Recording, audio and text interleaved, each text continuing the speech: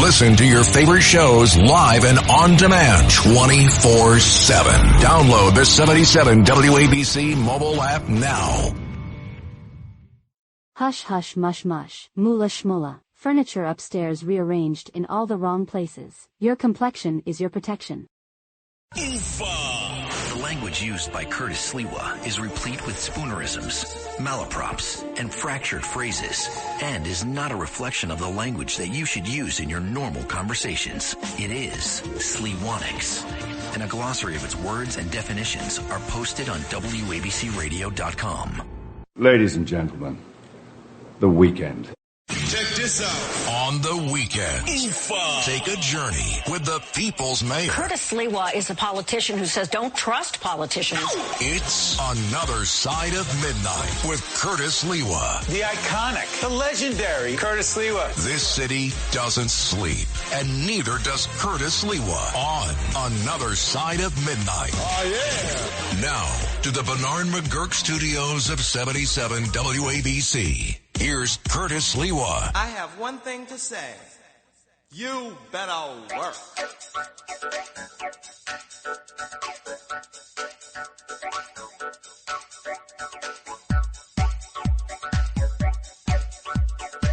Bring in the drag queens, bring in the transvestites. Hey.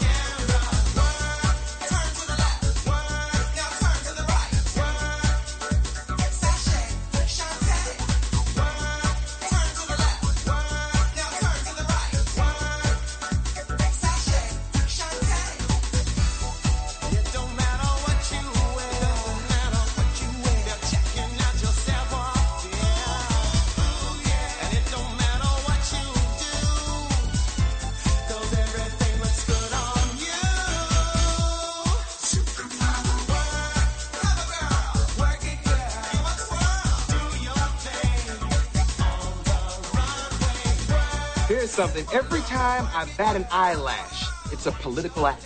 Yeah, it is. You know, because anytime anybody does what their dream is or do what's in their heart, that's the most political thing you could do. You know, I can't change the world, but I can change myself, and I can influence the world by what I do, you know. So it's the most political thing you could do is when you do your own thing, okay? It's true.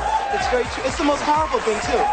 You know, because when you're in drag, when you become the image of your own imagination, it's the most powerful thing you could ever do, you know, because ain't no stopping, you know. You know, in my mind's eye, I've always been a superstar, you know, and nobody couldn't tell me no different, you know what I mean? Right. So if you believe it, then they'll believe it, they'll buy it, you know.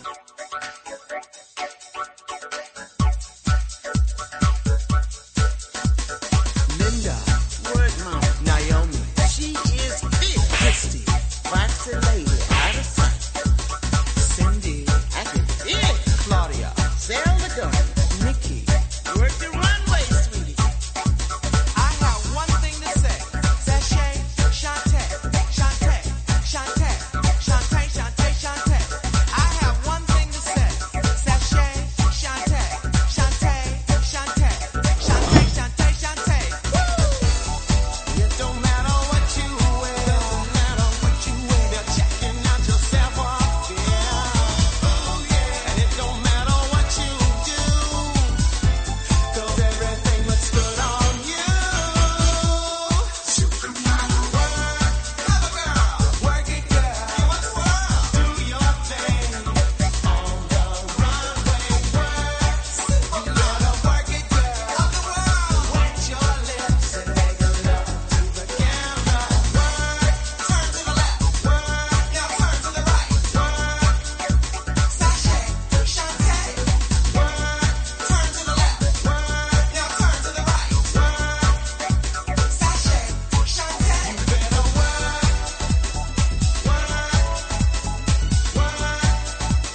supermodel. You better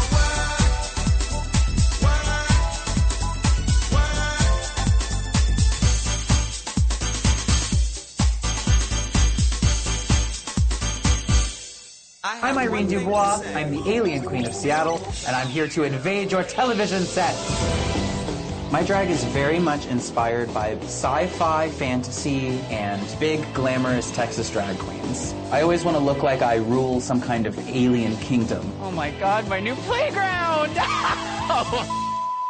I grew up in Texas and had to get the out of there, so I hightailed it to Seattle, and Bosco is actually my drag sister, and we sort of came up in the Seattle drag scene together. She went the demon route, I went the alien route. I am going to rip this place to shreds. I have been honing my drag skills for the past 10 years with the sole purpose of taking home this crown. I have one thing to say. You better work. Oh, yeah, 3 snaps up. You remember, ladies and gentlemen, it was the start of the Olympic Games in Paris in the rain, as we saw LeBron James lead the American delegation down the stinky Pepe Le Pew Canal, remember? In that little cruiser ship. Each of the delegations had their own little ship, waving the flag of their country. And then we were introduced to the Last Supper, in which you had this very, let's see what we call it, Sophic, huge male, transgender, transvestite, transformer, I don't know, drag queen, who seemed to be leading the proceedings.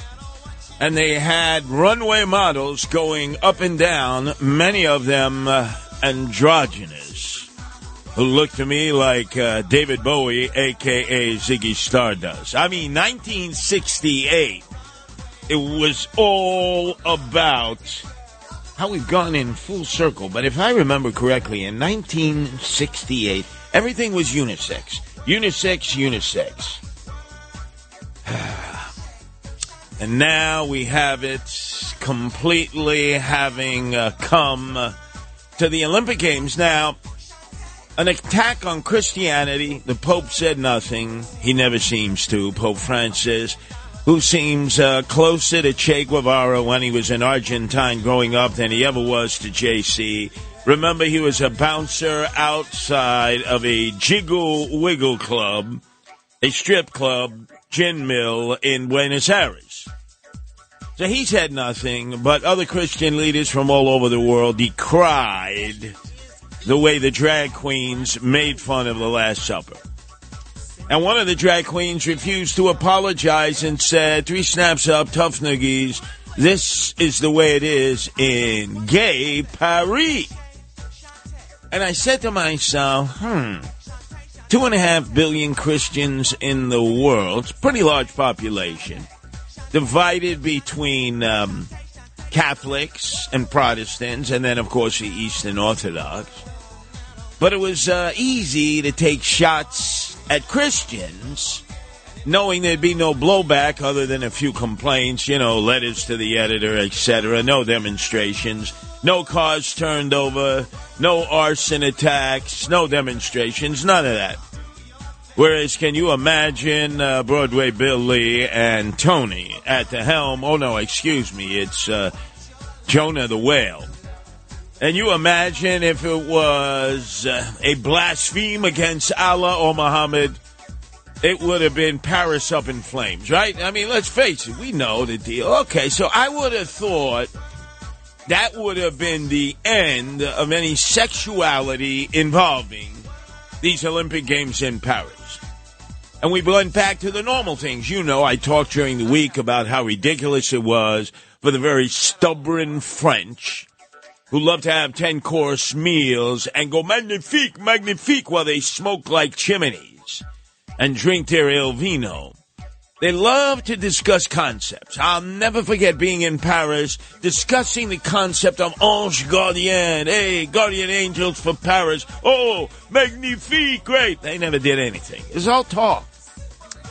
And so part of this week we discussed how the stubborn French forced the triathletes to jump into the stinky Pepe Le Pew Seine River that had 10 times the normal level of E. coli. So obviously infections could be contracted Especially since if you're a triathlete, you're running through the streets of Paris, you're bicycling through the streets of Paris. I mean, it's a great course, but then you got to dive into the Seine River. I think that's the first leg. You got to swim it. And I don't know if they had hazmat suits. I don't know if they had diving gear.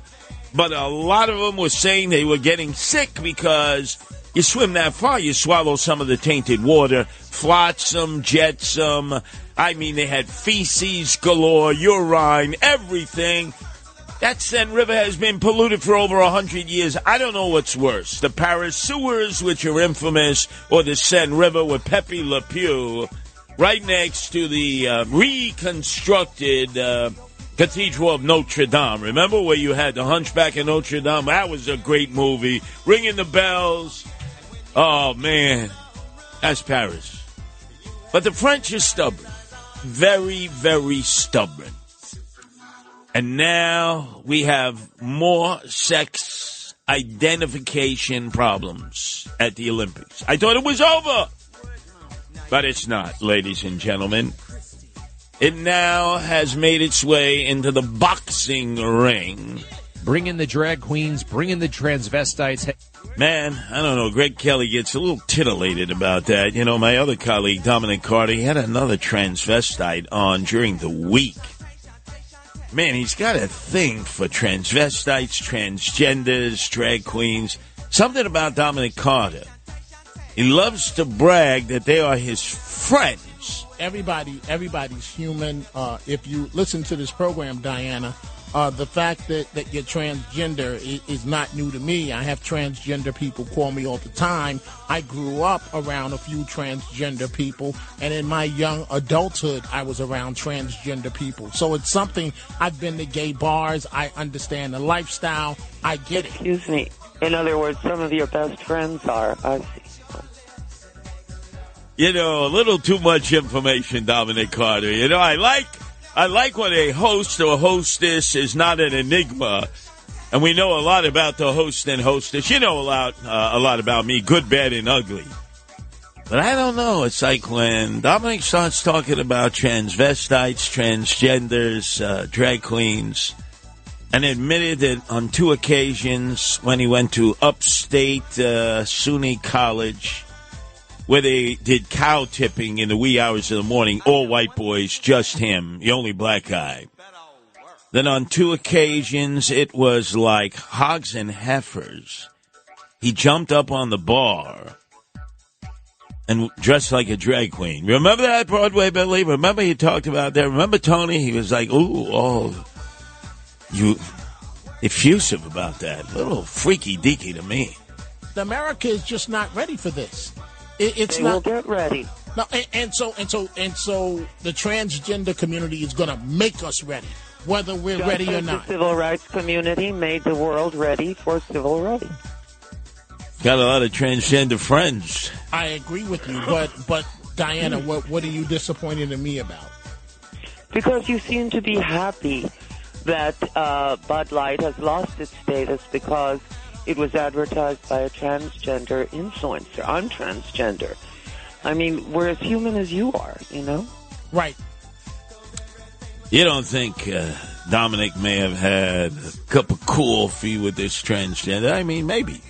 What about being gender fluid? What's wrong with that? I don't even know what gender fluid is, to be honest with you. What you just described, that's being gender fluid. Maybe. And you're telling me, Diana, that people are Diana, with all due respect, you're telling me with a straight face that people are supposed to accept this? Yes. Maybe Dominic is experimenting being gender fluid. Who knows? Seems a little close. You know, Greg Kelly gets titillated and Dominic Carter sort of explores that world, right? Bring in the drag queens, bring in the transvestites. Hey, look, they're back to back, belly to belly, right? Look, Monday through Fridays, it's Greg Kelly 1 to 3, followed by Dominic Carter 3 to 4. And then I do the Tunnel to Tower update, the last 5 minutes of Dominic's show. I could swear at times when I'm walking in, he's on his cell phone to that. Who is that transgender that he's always talking to on the air? They seem to have quite the relationship. But I got to tell you. What's wrong with that? I don't even know what gender fluid is, to be honest with you. What you just described, that's being gender fluid. And you're telling me, Diana, that people are Diana, with all due respect, you're telling me with a straight face that people are supposed to accept this? Yeah. Yeah, straight up, Dominic, yeah. You want to come on the gender fluid lane and open your eyes to your potentiality in which you can be androgynous, like David Bowie, like Ziggy Stardust, right? 1968 all over again. In fact, remember the Kinks, Lola? That was the number one song back in the early 70s. The summer, I forget which summer, what number one song. We have now gone full circle. Remember, it started off the Olympics, and I know you said, yeah, we talked about that last week. We did. But now it's elevated to intersex. I'm a gay man. I enjoy drag culture. I think it's very fun. It's entertaining. Well, to each his own, right? Right? I mean, live and let live. Very libertarian. To each his own. What in the hell has a drag queen ever done to make you have so much respect for them and admire them so much? Other than put on makeup and jump on the floor and writhe around and do sexual things on stage. I have absolutely no idea why you would want that to influence your child. Would you want a stripper or a porn star to influence your child? It makes no sense at all. All right. I agree with you on that. Maybe it's for adults only, like Greg Kelly said, right? Bring in the transgenders. Bring in the Bring in the drag queens. Bring in the transvestites. Hey, all right, I know some transvestites. What? Actually. What? They're actually okay. I have no. I mean, they're adults. They are adults. Look at what you find out about here on WABC. Greg Kelly, right? He's Mr. Straight, right? You know, it's bring like in the drag queens. Bring in the transvestites. Hey, Mr. Fundamentalist, right? He's a holy roller now. You know, he converted in his life. You know, he's really like an evangelical, although raised in a Roman Catholic family. I mean, he cites the Bible. Who is that woman who's always calling up with Bible quotes? And then Dominic Carter, who is not an enigma, man, he lets it all hang out. America is just not ready for this. They will get ready. No, and so the transgender community is going to make us ready, whether we're Just ready or as not. The civil rights community made the world ready for civil rights. Notice he said, make us ready. Like, come on, make me ready. I don't know, man. That's like 3 hours a day in which you can get transvestite, transgender talk, drag queen talk. Right here at WABC. Whoever thought? You are non-binary, correct? Yeah, but, you know, I don't mind what people call me. I actually ask people to call me my Korean pronouns. I say Korean. You know, most people want to be called they, them. I'm like, no, I just want to be Korean. Korean? That guy don't sound Korean. He don't sound like... 물론이고 저 지새끼 무리들과 그놈들이 서구를 불이 번쩍 나게 값싸게 버릴 행동서서는 벌써 이미 전에 조직됐어야 했을 것입니다. I don't think that guy ever had kimchi in his life, right? You're a real Korean, right? You go to Northern Boulevard, right? That's like Little Korea. You go on the block of the Empire State Building, 33rd Street, between 6th Avenue, right, and 5th Avenue, man. That's like Little Koreatown, man. You could smell the kimchi. It's got garlic there. I mean, you know that's Koreatown. I don't think that guest of the Mama Luke, Frank Morano, I don't think he was Korean. You are non-binary, correct? Yeah, but, you know, I don't mind what people call me. I actually ask people to call me my Korean pronouns. I say Korean. You know, most people want to be called they, them. I'm like, no, I just want to be Korean. You want to be Korean, but you're never going to be Korean. Oh, my God. Everybody wants to be somebody that they weren't birthed into this world as. But again, the reason that I'm prefacing all this, you must be saying, gee, Curtis, usually doesn't recycle old stuff. He's like always giving us new stuff. Well, it leads into the new stuff. I had the incredible opportunity to walk for the real catwalk. I was invited to celebrate myself and show up however I felt most comfortable. So I decided to walk unapologetically untucked. Lately, I've been really working on my self-love. I'm finally beginning to feel confident and comfortable in my body. I'm so tired of being made to feel shameful or like I should hide it or tuck it away. Because I was born in the right body. It's time that everyone else understood that. There's nothing wrong with being trans. It's my body and it's my choice how to exist within it. All right, I get it. You know, tuck it away, right? Like Dylan Mulvaney. I get it. You got a 3-piece set there, you got a hose, you got to tuck it away until they... I was walking around and everyone was staring and I was like, oh, okay, what's going on? And they were all staring directly at my crotch. And I went, oh, I forgot that my crotch doesn't look like other women's crotches sometimes because mine doesn't look like a little Barbie pocket. Peekaboo, I see you too, right? Okay, look.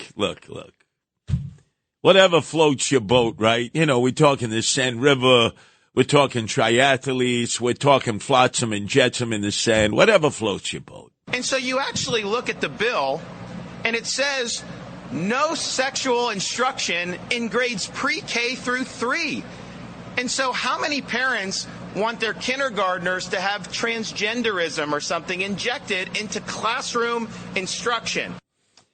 But I'm not talking about transvestites, transgenders, transformers, drag queens.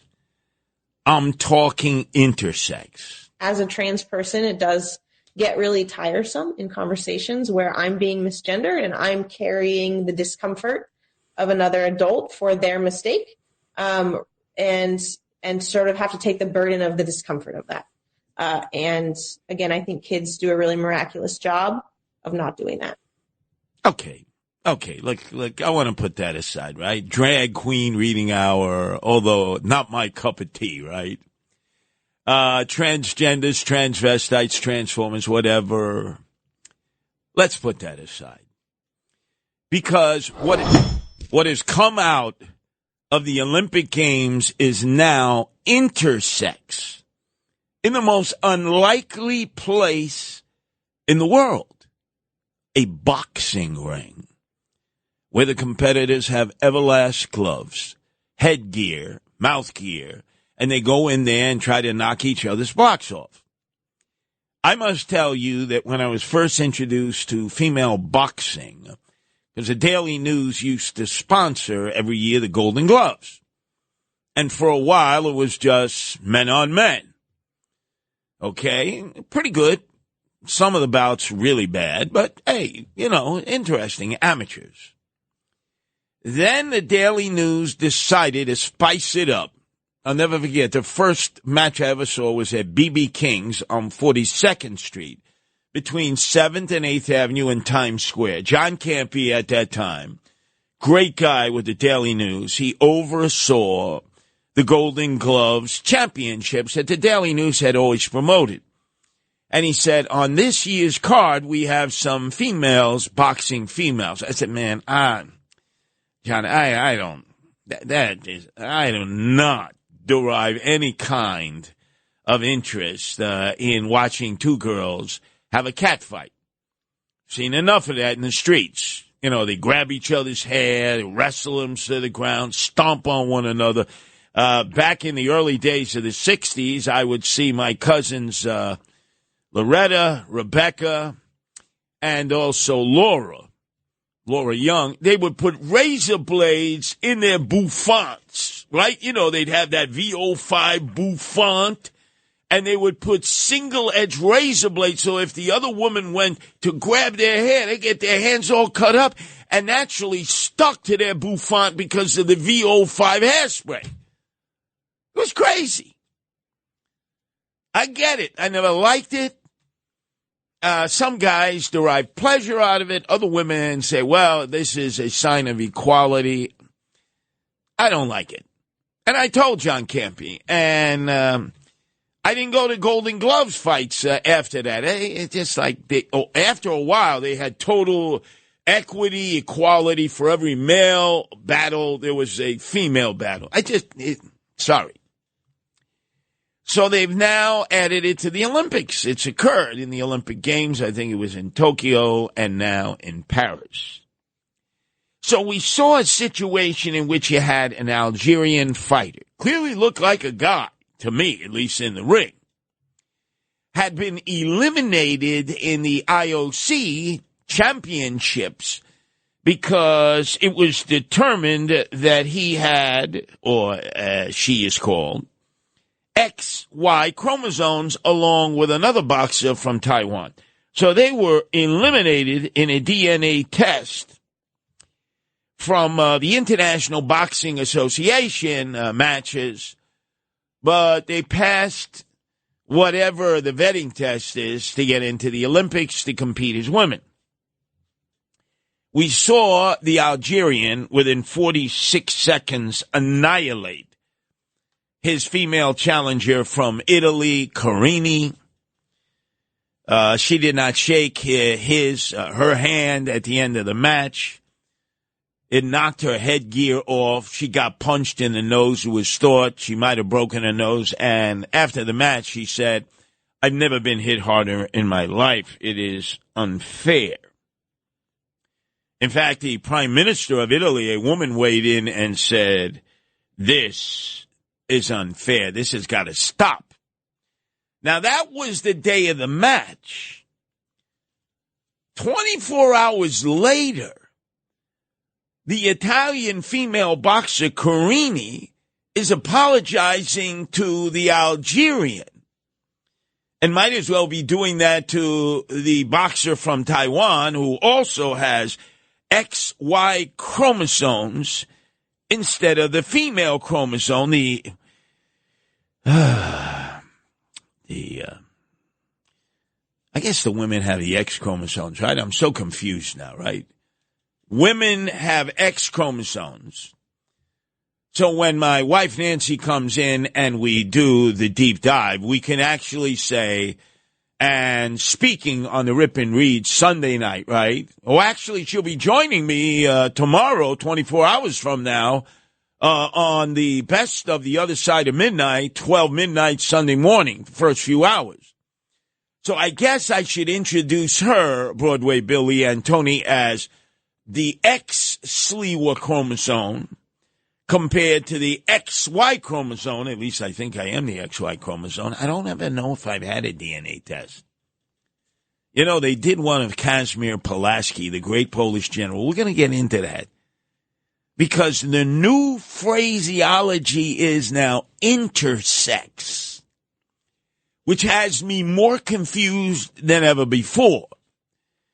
Because the Italian boxer who was crying in the ring, went down on her hands and knees, was crying, said it's unfair. She wouldn't shake the hand of the Algerian. Now all of a sudden, she's apologizing to the Algerian in a turn of events in 24 hours because she acknowledged, well, he, she, they have a right to participate because he, she, they is intersex. Can anybody explain that to me? How does it go from a situation where there is universal outrage one day, even Trump weighed in on it, Giggles Harris did not, who is pro-drag queen, reading hour, pro-drag queens. Notice in her revisionism, in her rebirth, her resurrection, Harris doesn't want to go near that, even though she recently starred with RuPaul on one of her drag queen hours. And Trump went off on it, and other world leaders went off on it. And it was, how can you put a man in the ring with a woman? And it was based on the woman, the Italian woman, complaining it was unfair. She's never been hit harder in her life. And then today, the Italian boxer is saying, I understand because the Algerian is intersex. Thursday, Italian women's boxer Angela Carini withdrew from her bout with Algeria's Imani Khalif after just 46 seconds, saying later she'd never been hit that hard before. The situation drew widespread outrage on social media and elsewhere, but the IOC says this is not a transgender issue, noting Khalif was born female. There are unconfirmed reports that Khalif deals with disorders of sex development and has XY chromosomes, as well as elevated levels of testosterone. She has faced bans in the past after failing gender eligibility tests. James Flippin for 77 WABC News. I am more confused after that newscast than I was before. Imani Khalif, they are now claiming, is intersex. I want to declare myself like Dominic Carter is an expert on transgenders, transvestites, drag queens. And who knows, Greg Kelly in an earlier era when he was footloose and Francie free. Bring in the drag queens, bring in the transvestites. Hey, he said, hey, you know, at one time he was very open to that kind of stuff. Now he's discovered God. But apparently Dominic Carter is godless. Everybody's human. If you listen to this program, Diana, the fact that you're transgender is not new to me. I have transgender people call me all the time. I grew up around a few transgender people, and in my young adulthood, I was around transgender people. So it's something. I've been to gay bars. I understand the lifestyle. I get it. Excuse me. In other words, some of your best friends are. I see. Can you count, suckers? Little too much information from Dominic, right? A little too much information. But do we have an expert here at WABC on intersex? Because I'm like really confused now, ladies and gentlemen. The victim, the Italian boxer Carini, her own prime minister, the woman, you know, the one who's like next to Benito Mussolini, is saying, oh, udisgraziata. And now all of a sudden the Italian boxer was crying like a little bambino in the ring. No, I understand. The Algerian, French, by the way, not an Italian colony in North Africa, French, de Gaulle, is intersex. And I should have shook his, her, they's hand. Now, the NCAA is basically taking efforts to destroy women's athletics. They're trying to undermine the integrity of the competition, and they're crowning somebody else the women's champion. And we think that's wrong. DeSantis, I don't even think you could handle this. This is intersex. So I never have guests. Because guests come in with their own agenda. There will be those, I'm opposed to intersex. And there are others who would say, I am in favor of intersex. I got to tell you, I don't even know what the hell intersex is. So I'm sure we have experts out there who may be androgynous and may be intersex too. Please explain to us how this Italian boxer can all of a sudden say, the Algerian won fair and square because she is intersex. What the hell is intersex? 1-800-848-9222. That's 1-800-848-WABC. I actually said both of you guys. It was general. Right beforehand, you said, sir. Sir? Okay. Mother, take it outside. If you want to call me sir again, I will show you a sir. I apologize. Mother. I thought you were a dude. Oh, my bad. It says it right on my seat. I didn't know that. Sorry, sir. Ma'am, I mean. Ma'am. Get the out of here! Get the Talk Radio 77 WABC.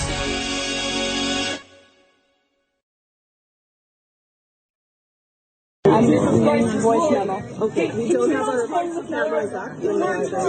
We are now calling the police. Stop. We have the police coming, so it is your choice to leave or deal with the police. Very abusive in there. This is evil. To have a pervert dressed up like that is wrong and evil. Parents, don't let your children be involved with this wickedness.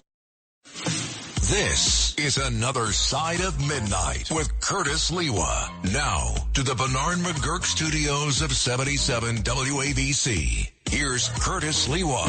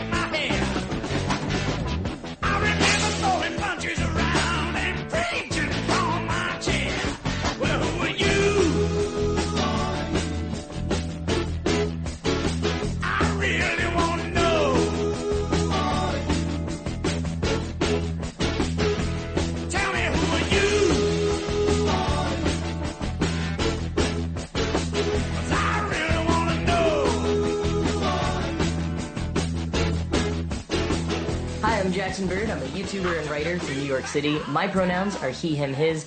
Hello, everyone. My name is Frances Tolino. My pronouns are she, her. I'm Adam, and my pronouns are he, him, his. And I'm Asia. My pronouns are they, them, and theirs. So The Who, one of my favorite all-time rock and roll groups, second only to The Doors and Jim Morrison. Let's see, they had this song, then they had the opera Tommy, Quadrophenia. They got a little freaky-deaky, you know, especially Peter Townsend, guitarist who always smashes guitars. Little pedophilia there, right? Oh, I was researching pedophilia. Sure you were, pal. Bunch of freaks, these rock and rollers. But I will tell you this. This Imani Khalif, who maybe has become the most famous female boxer of all time. More famous than Muhammad Ali's daughter, remember? Because now we've been told he, she, they is intersex, and that's okay. Intersex. What is intersex? I mean, I'm struggling here, ladies and gentlemen. I really am. There's apologies flying all over. The Italian boxer, Carini, the female, who was like, I've never been hit harder in my life. This is disgraziata, double disgraziata. Now, I want to apologize to Imani Hanif, is that it? Whatever. An Algerian, what? Apologize to the French, de Gaulle? No, never. Yeah, well, who is Imani Hanif? I mean, that's what I want to know. And that Taiwanese boxer apparently is also intersex. And I am so confused. So I did a little research. There's androgen insensitivity syndrome support groups, androgynous insensitivity syndrome support groups.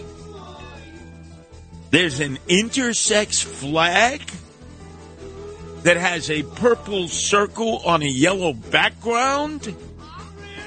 There's intersex human rights groups.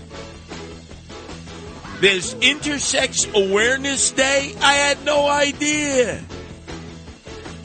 What the hell is intersex?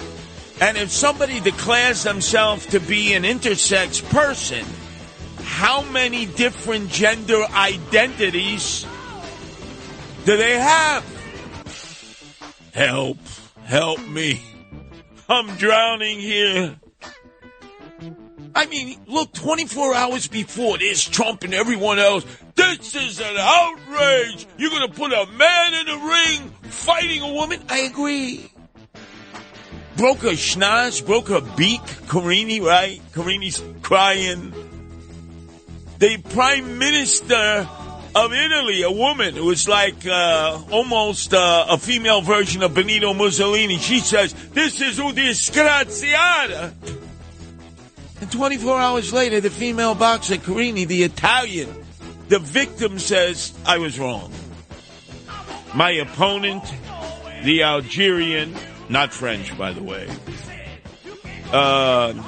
Hani Khalifa, I forget the name here. I'm getting all confused here. I really am confused. Is intersex, so that's okay that they got in the ring and nearly killed me. Oh, I so desperately need to know what intersex is. Another term. By the way, I can't wait to see the first WABC host come out and say, bring in the intersexers. Dominic Carter's saying, yeah, I've gone to gay bars and I've dealt with intersexers, right? I mean, who knows? Everybody's human. If you listen to this program, Diana, the fact that you're transgender is not new to me. I have transgender people call me all the time. I grew up around a few transgender people, and in my young adulthood, I was around transgender people. So it's something, I've been to gay bars, I understand the lifestyle, I get it. Excuse me. In other words, some of your best friends are. Little too much to know about Dominic Carter. But notice in that long soliloquy of his, he never mentioned intersex, right? Not once! Excuse me, ma'am. No porn at the bar. Oh, it's okay. I'm transgender. Oh, I had no idea. Do whatever you want all the time. Man, my head is spinning, man. I got vertigo here. Oh, wait! We may have a caller who knows what intersex is. Apparently, we have to go up to Yonkers. Remember what was that? That musical or play? Lost in Yonkers, right? As I have been lost in Yonkers from time to time. But we have discovered Anna in Yonkers, who's going to tell us what intersex is. Thank you, Anna, for coming to my rescue. Hello, Anna? Yes, Curtis. This is Anna. You going to help me here, Anna? I'm going to help you. Go ahead, Anna. I understand it is that she has a vagina, but she's got an overabundance of progesterone, the testosterone. And that's what gives her the manly shape, but her private is a vagina, so that's the difference. Wait a second, Anna. So I saw this Algerian boxer for the very first time in the ring. Looked manly, certainly seemed to fight like a man. And you're telling me, although it looks like a man, stalked her opponent like a man, she in fact does not have a hose, but rather has a vagina. That is correct. That's what I understand. Now, how do you understand that? You know, did you learn that? How do I understand that? Because I was talking to my son today, and I said, you know, I don't understand this thing about what's going on and what's the difference. He said, well, here's the difference. This is what it is. And I said, oh, okay. Now I could relate to that because that's the difference. If you have an abundance of testosterone, you're going to look like a man. But like you said, if she doesn't have a hose and she has a vagina, so it's a she, and that's how I understand it. Anna, does that make sense to you now? Anna, a little confusing, wouldn't you say, Anna? No, it's not confusing. You think that the Italian boxer Carini, who was crying one day, her prime minister, the female version of Benito Mussolini, was saying, double disgraziata. You think she should be shaking the hand of that Algerian now and apologizing because the Algerian is intersex? Well, I don't know what she should do, but like I say, if in my opinion, if you have a vagina, you're a woman, and if you have a hose and whatever else, you're a man, and that's how I look at it. Yeah, Would you say? I would tend to agree with you. Well, that's it. That's how you know the difference. I can't just say that's it. I saw this guy knock her in the schnoz, break her nose. It's like he's... But I just told you, if you're pumped up on testosterone, that's how you could start to look. Well, I remember that famous boxing match. We miss him so, Bernard McGurk. When both he and Sid were participants in Imus in the Morning, and they had the boxing match.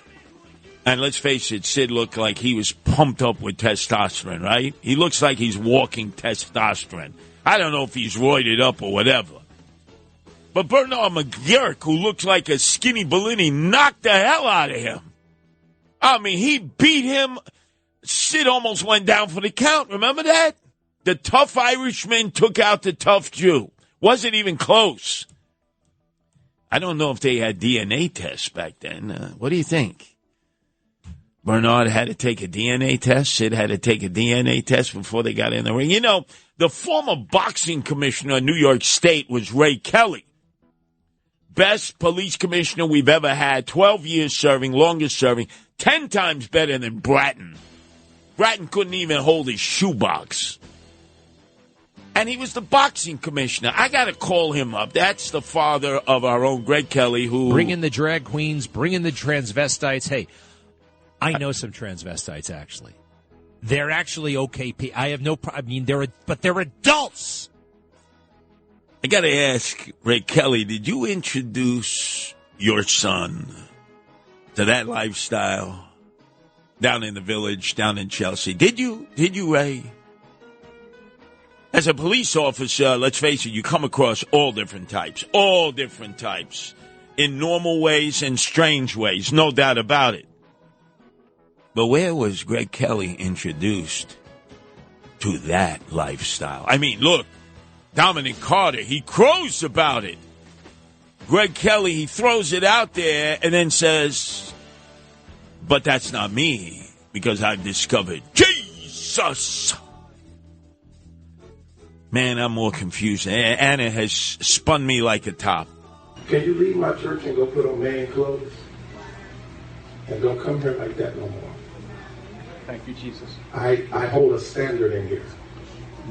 Whatever you do on the outside is your business. And I will not let drag queens come in here. And now I'm going to come in here, you're going to dress like a man. Now, whatever you do on the outside, that's your business. But when you come in this house, if you're a man, dress like a man. If you're a woman, you dress like a woman.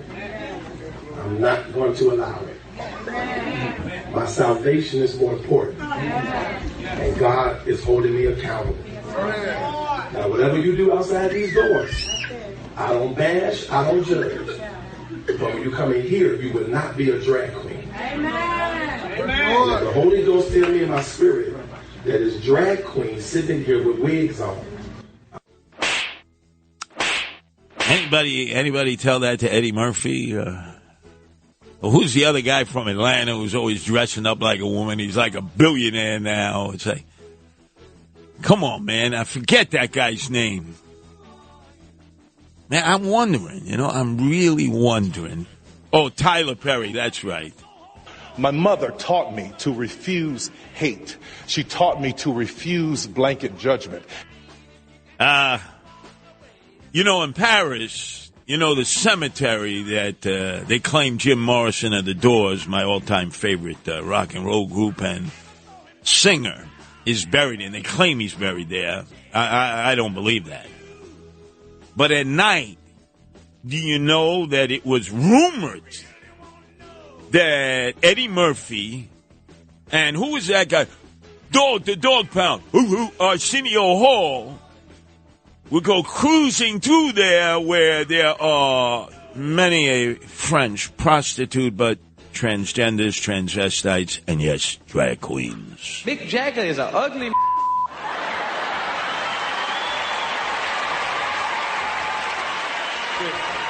with big lips. Mick Jagger's lips so big, black people be going, you got some big lips.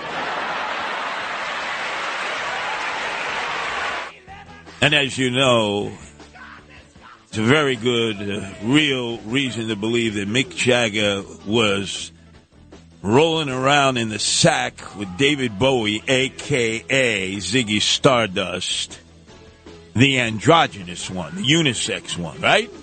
Back in 1968, right, when this all came to the surface. Man, am I confused. Man, am I confused.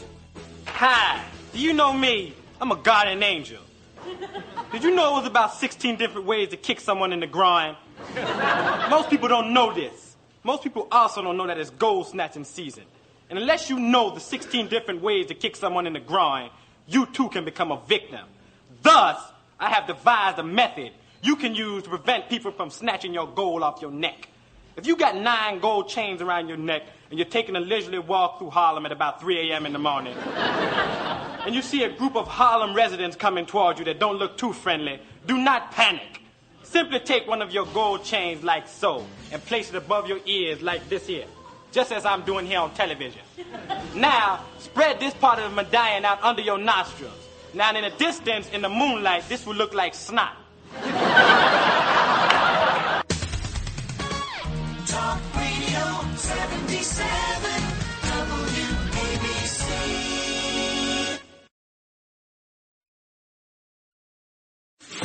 This is Another Side of Midnight with Curtis Lewa. Now to the Bernard McGurk studios of 77 WABC. Here's Curtis Lewa.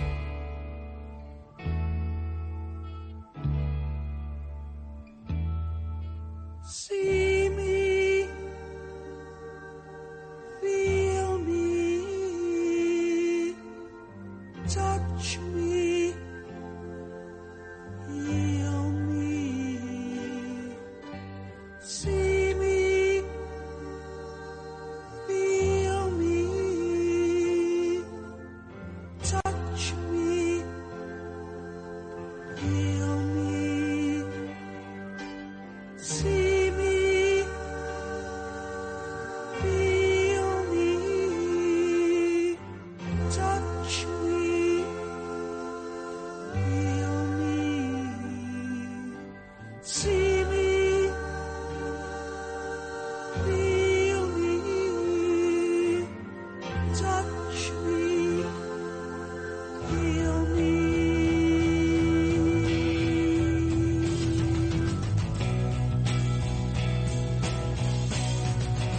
listening to you, I get the music, gazing at you, I get the heat, following you. Oh, we're not letting this one go. Tommy, the opera by The Who. Check this out. On the weekend, take a journey with the People's Mayor. Curtis Lewa is a politician who says don't trust politicians. It's Another Side of Midnight with Curtis Lewa. The iconic, the legendary Curtis Lewa. This city doesn't sleep, and neither does Curtis Lewa on Another Side of Midnight. Oh, yeah. Now, to the Bernard McGurk studios of 77 WABC. Here's Curtis Lewa. Whoa, whoa. Whoa, whoa. Breaking news, WABC. Yo no sé ni cómo ni cuándo fue, pero solo sé que yo recordé cómo te lo hacía y aquella vez. Si yo no puedo seguir solo, pero sé que te boté de mi vida, te boté y te boté, te di banda y te solté.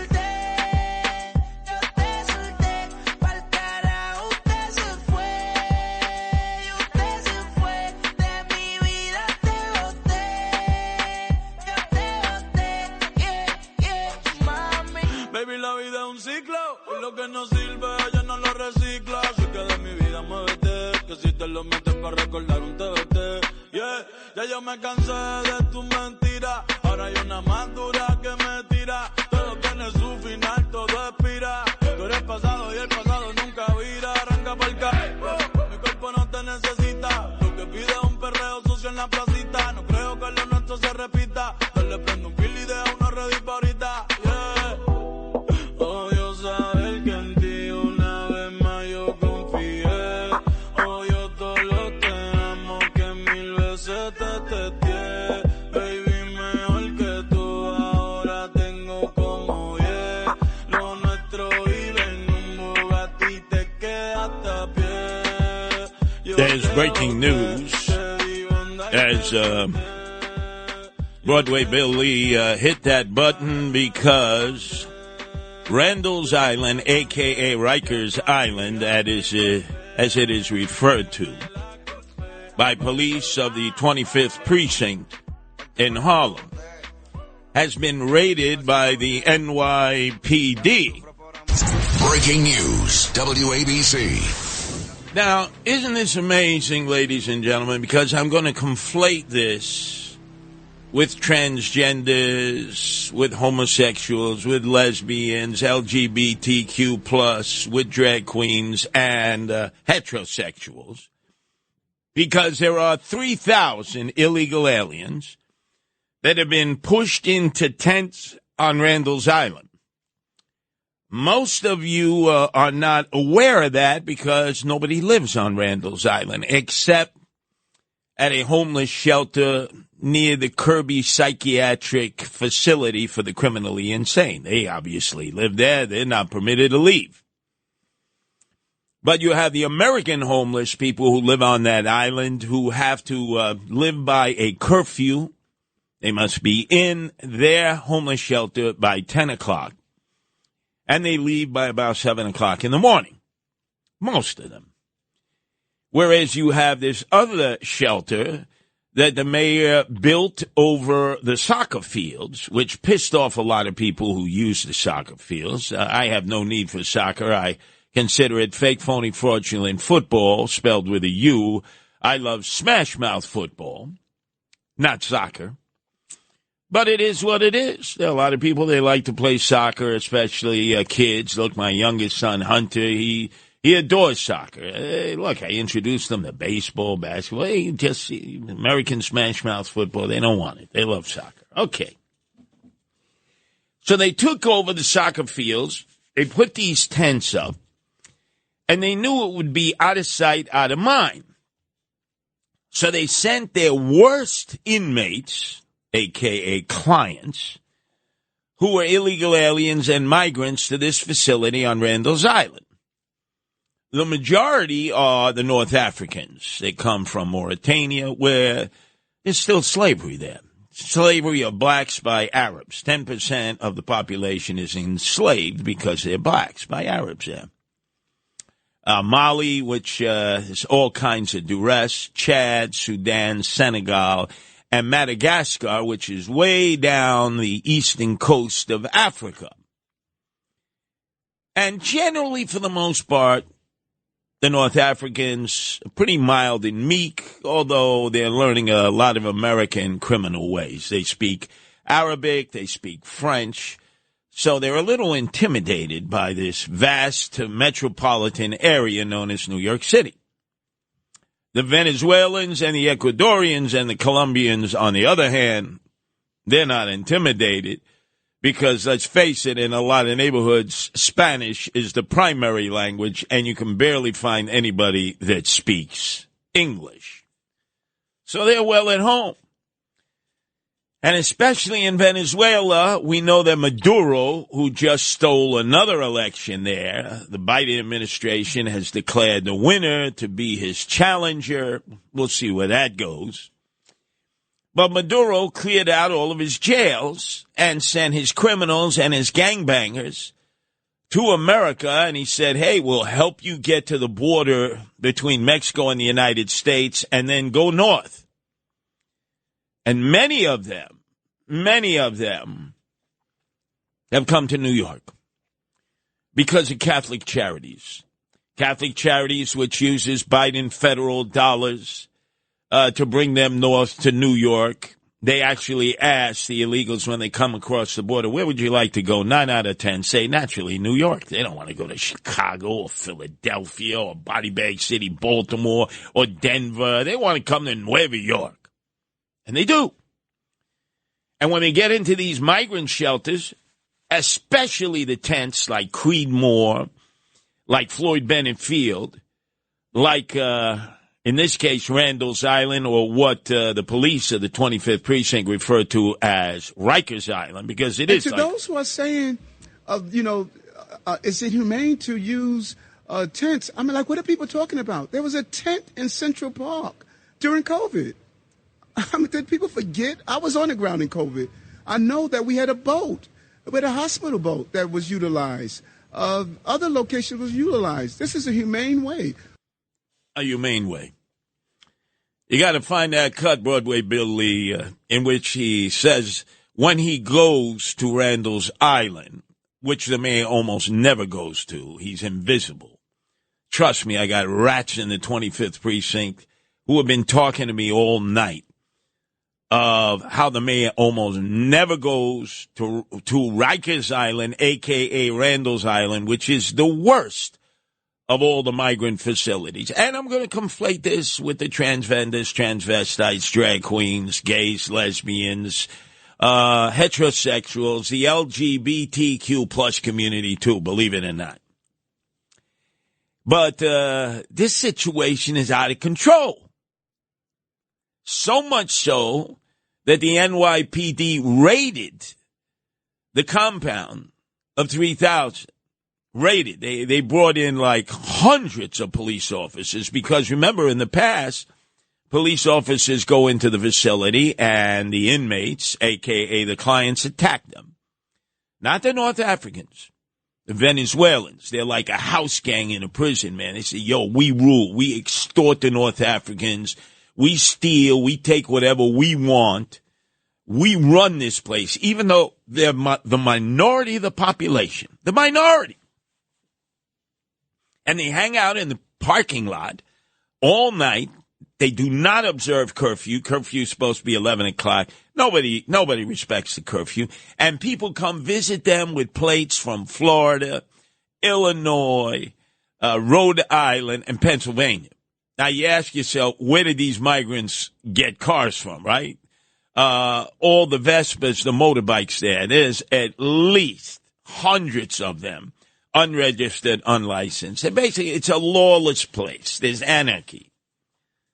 And the mayor claims that, oh, no, man, everything is great. You know, he goes in the Herc there. They give him a standing ovation. Of course they do, because they basically run the facility. He doesn't. The NYPD doesn't. NYPD patrols on the outside. This is one facility where they go in and out on a regular basis. They don't have to get a 911 call to walk in. In the other migrant shelters, NYPD can't even go in to use the bathroom. That's how disgraceful this is. So if it's like the Roosevelt Hotel where they get processed right next to Grand Central Station, in order for them to go in to the Roosevelt Hotel facility, there has to be a 911 call. They cannot go in on their own, even if they're busting a gut and they got to use the bathroom. Can you believe this? Cops can't even go in there to use a bathroom. We pay for all that crap. Billions of dollars. By 2025, the bill for us will be $12 billion. So they raided Randall's Island, a.k.a. Rikers Island, for weapons, for contraband, drugs, and everything else, because it's like a souk. It's like Alibaba and the 40 Thieves there. They do it openly, boldly, brazenly, on a regular basis, both inside the tent and outside in the parking lot to the break of dawn. And they sell illegal products outside. They run Randall's Island, the migrant center. And the cops, they have to try to create some control. In this facility, they have a separate wing for transgenders. And yes, Tony and Broadway Bill Lee, they have transgender guards who are assigned to them, not police, private security. There are drag queens there. There are homosexuals and lesbians there. And in that section, they have private security who identify themselves as homosexual and lesbian. It's bizarre. It's like no other shelter that exists. Total anarchy. You go into the bathrooms, the inmates, a.k.a. the clients, are having sex in the bathrooms. Nobody does anything about it. Nope. So if it's gay sex, if it's heterosexual sex, if it's lesbian sex, if it's transgender, whatever it is, it goes on in the bathrooms. There's no control. Eric Adams is an absolute disgrace. He sold us on this idea. He told us he had it in check. Don't worry about it. He welcomed them here. He brought 3,000 of them in. There's even more now. They claim 3,000. I have it on good authority from the 25th precinct. They're listening to us right now. That there's well more than 3,000 inmates on Randall's Island, because they refer to it as Rikers Island. They refer to the clients as inmates because especially the Venezuelans and those from Ecuador have formed house gangs, and they intimidate the North Africans. They shake them down. They extort them, and they run it like a house gang. So earlier in the day, the NYPD had to raid Randall's Island. You got that, ladies and gentlemen? Raid it with hundreds of police officers with backup because they knew that the inmates, a.k.a. the clients, would resist. You go into the tents, and they have weapons stuffed underneath the mattresses. Private security is not permitted to check the mattresses, is not permitted to check for weapons. They have what they call hoppers, Tony, because there's a fence around there. They climb the fence. They throw the weapons right over the fence. They pick them up, and they walk right into the tent. I've described this before on the radio ad nauseum. Nobody cares, and you know why nobody cares? It's out of sight, out of mind. It's right below the Triborough Bridge, a.k.a. what my husband-in-law renamed David Patterson, the RFK Bridge. Guess what? Nobody calls it the RFK Bridge. We spent hundreds of thousands of dollars renaming it. All a waste. Everybody knows it's the Triborough Bridge. So if you go on to Randall's Island, if you've ever been there, you have the fire FDNY training facility where they they'll actually set a fire, a facsimile building, and teach the plebes, the recruits, how to fight fires. You have the sewerage pits where they recycle the sewage back into drinking water in some instances. A lot of you are unaware of that, or at least they clean up and they air out the water. The sewage and everything that goes into that, the sewage tanks there. You have Kirby Psychiatric for the criminally insane. That's the big white building there. In fact, it used to be in the opening credits of Dr. Ben Casey. They used that picture. It was never a hospital as far as I know. It was always a psychiatric facility, and it's for the criminally insane. It's got the razor wire, man. You don't leave that facility. There are some really dangerous hombres in that facility. You have the state police. They have a barracks there. You have a detox center. You have a men's shelter. Many of the guys who are there are American veterans who served in peace and wartime. They must be in by 10 o'clock at night or they lose their bed. There's no curfew enforced. No curfew enforced. At Randall's Island, a.k.a. what the police of the 25th precinct refer to as Rikers Island. And now they decide to crack down. Why? Because 2 women the other night got shot in the parking lot by some guy who came in, Tony, with a Vespa, a motorbike that had plates from New Mexico on it.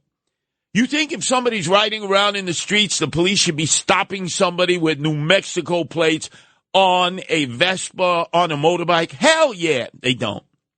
They don't. It's a lawless society. Absolutely out of control. Out of control, ladies and gentlemen. And if Broadway Billy ever finds it, Jesus Christ. I play that cut 50,000 times, and you can't find it. What, do you work for Eric Adams? My God. We got to have a separate list of all these Adams cuts because everything he says always comes back to haunt him because he makes up stuff. He lies about facilities. He talks about what a shame it is that you got 3,000 people lollygagging every day on Randall's Island, a.k.a. Rikers Island, with nothing to do and nowhere to go. You don't have to be a behavioral scientist to state that we're creating a terrible environment. You place 1,000 people in one setting and tell them they can't work. All they can do is sit around all day. Tempers flare. That ain't it. It's 3,000 there, and he talks about going into the Herc, and when I go to the Herc there, which are the tents, they give me a standing ovation. Of course they give me a standing ovation, because they've never done any enforcement. And because you do no enforcement, and you have separate wings in which you separate everybody, but they all break the rules, whether they're straight or gay or transgender, or transvestite, or drag queens, you set up total anarchy. And then you have to come in with an army of cops in order to search the premises in the tent because they've been stacking weapons and contraband there for weeks. And I've been saying it here on WABC. It goes in one ear and out another because nobody cares. It's Randall's Island. It's out of sight, out of mind. Well, ladies and gentlemen, this city is in chaos because of this migrant situation. Eric Adams said months ago, this migrant situation will destroy us. It will. And it's because of Joe Biden, Giggles Harris, the czarina at the border, Kathy Hochul, who is, of all places, out in Aspen mining for dollars, her and her grifter husband. Right, the governor. She never does her job. She's always fundraising. For what? And then, of course, Eric Adams, swagger man with no plan, who's out in the Hamptons this whole weekend while this police raid is taking place.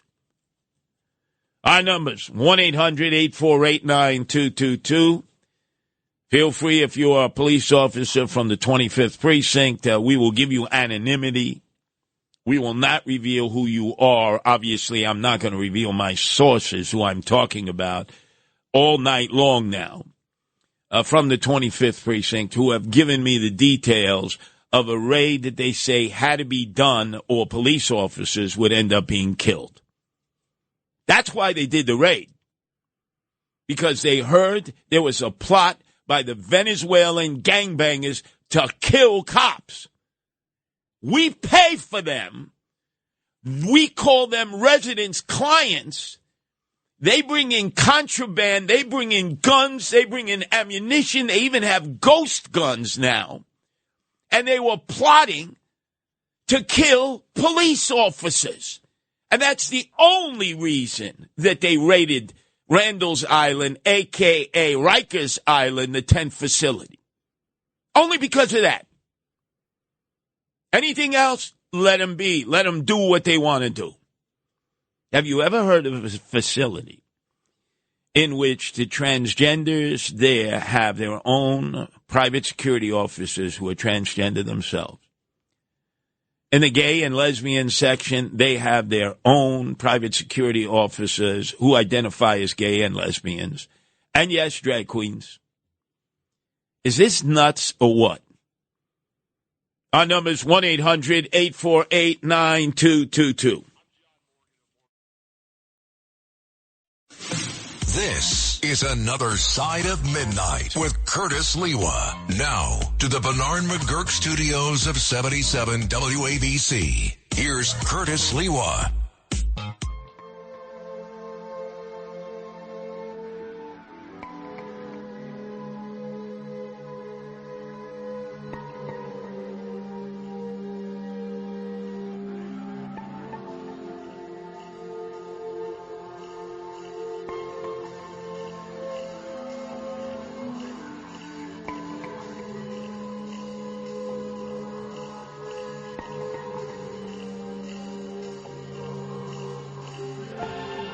Boogie waits for just another day. Drags his bones to see the Yankees play. Bones by Oh, David Bowie, Ziggy Stardust, androgynous, unisex. Remember back in 1968, that was the rage. Rage! And then soon after, Lola came out by the Kinks. You look like a woman, but you're a guy, all those words. once a time. Unisex clothing. 1968, I remember David Bowie was like president of a group, the Society for the Prevention of Cruelty to Long-Haired Men. And there was a wave then. And then all of a sudden it disappeared, came back. But oftentimes people have said, well, that's intersex. And that is what is happening at the Olympics in a turnaround, a pivot and shift, the likes of which I've never seen before. The Algerian boxer vilified for punching the nose and almost killing, according to Carini, the Italian female boxer, so much so that her Mussolini-like prime minister, a woman, said a double disgraziata, and then within 24 hours, Carini is down on wounded knee apologizing to the Algerian fighter, saying, oh, well, she's intersex. So let's try to get a definition of intersex first. Let's go to Peter in Florida. Your turn to be heard here at WABC, Peter. Curtis, I heard that this Algerian had both sets of genitalia on him, and I remember there was a singer, a black singer from the 60s and 70s, who also was supposed to have both sets of genitalia, you know? All right, do you remember who that black singer was? Yeah, Donna Summer. I didn't want to say the name, but Donna Summer.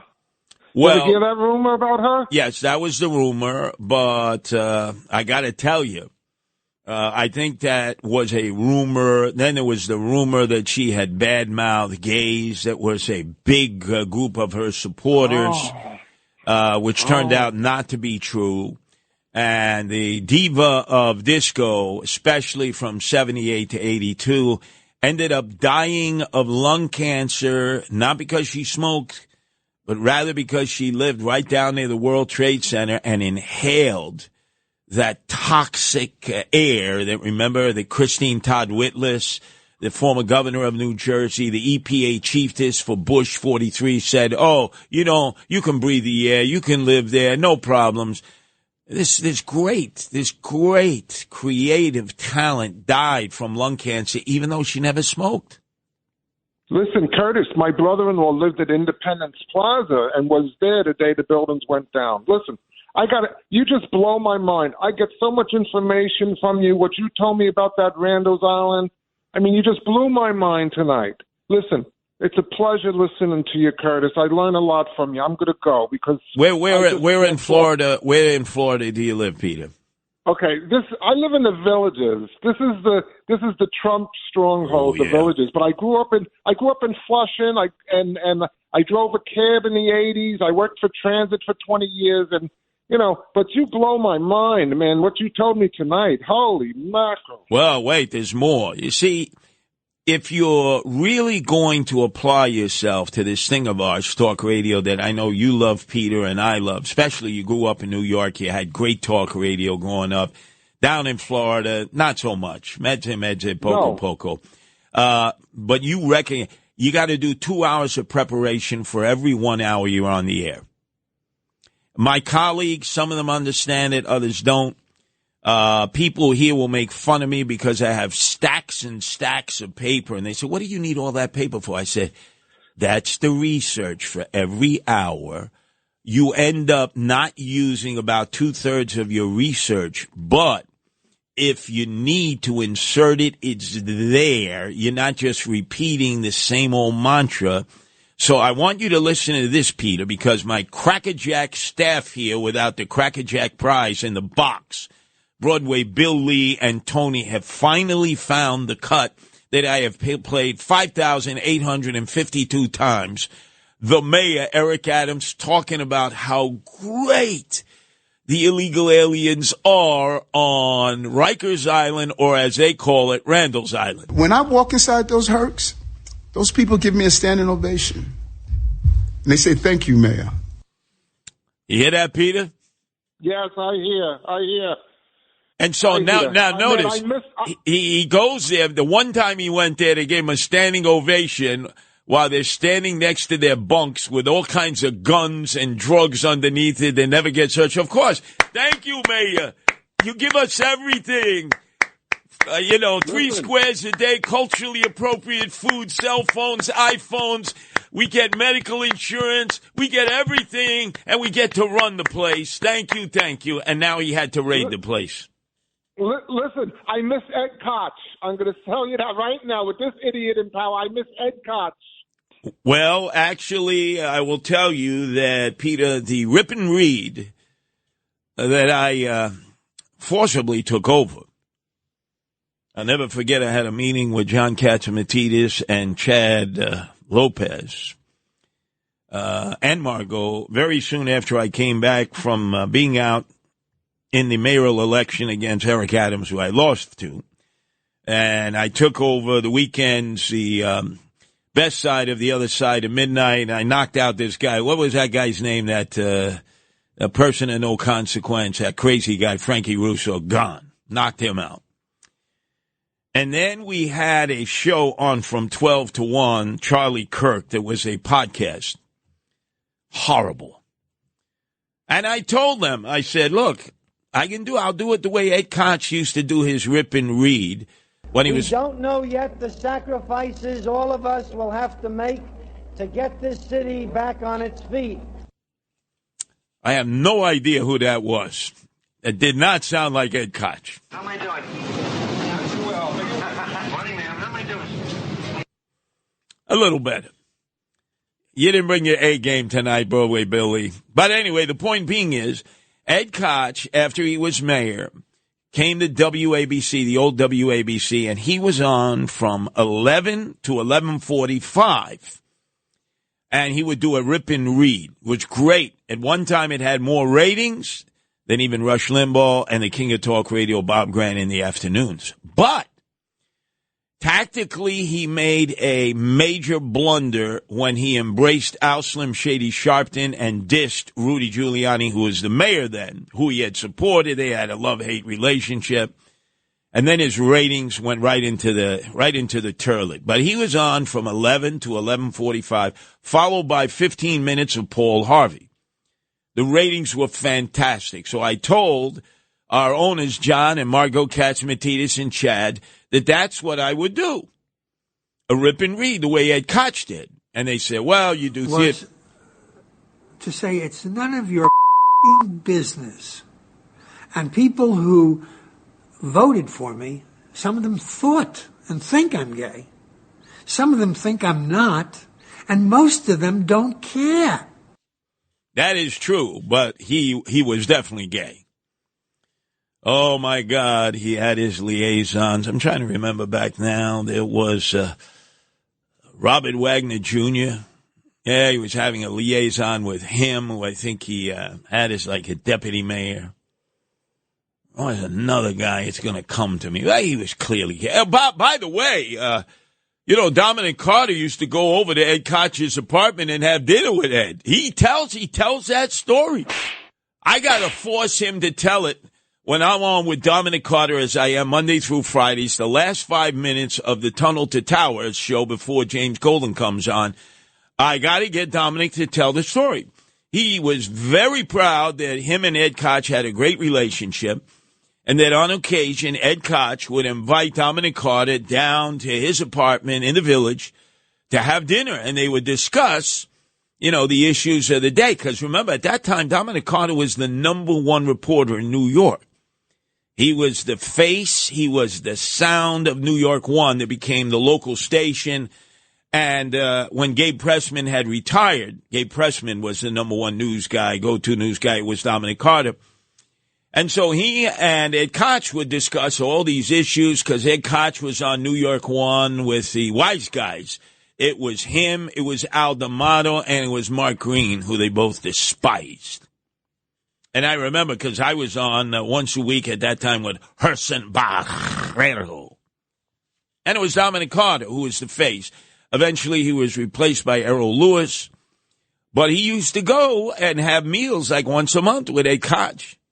I wonder if Ed Koch enforced the rule of BYOB, bring your own bottle. Because that was Ed Koch. You go to those Chinese restaurants in Chinatown, it was always BYOB, bring your own bottle. I had to audition to do the Rip and Read.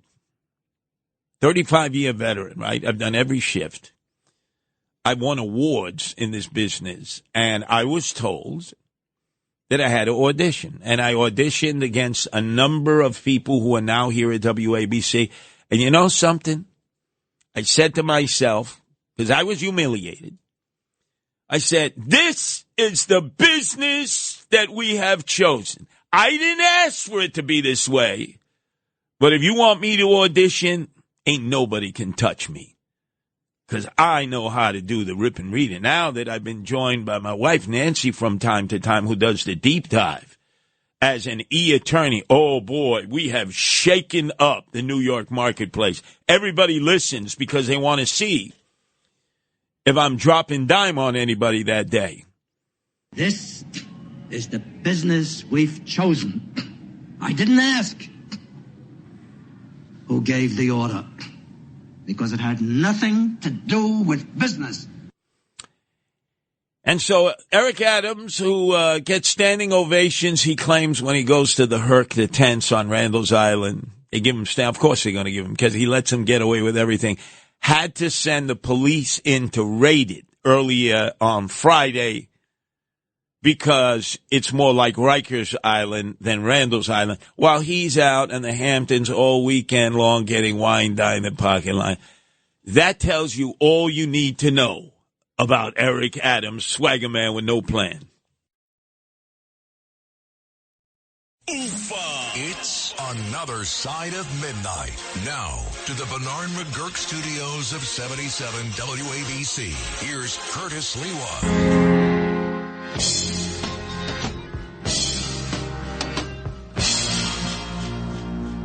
David Bowie, yeah.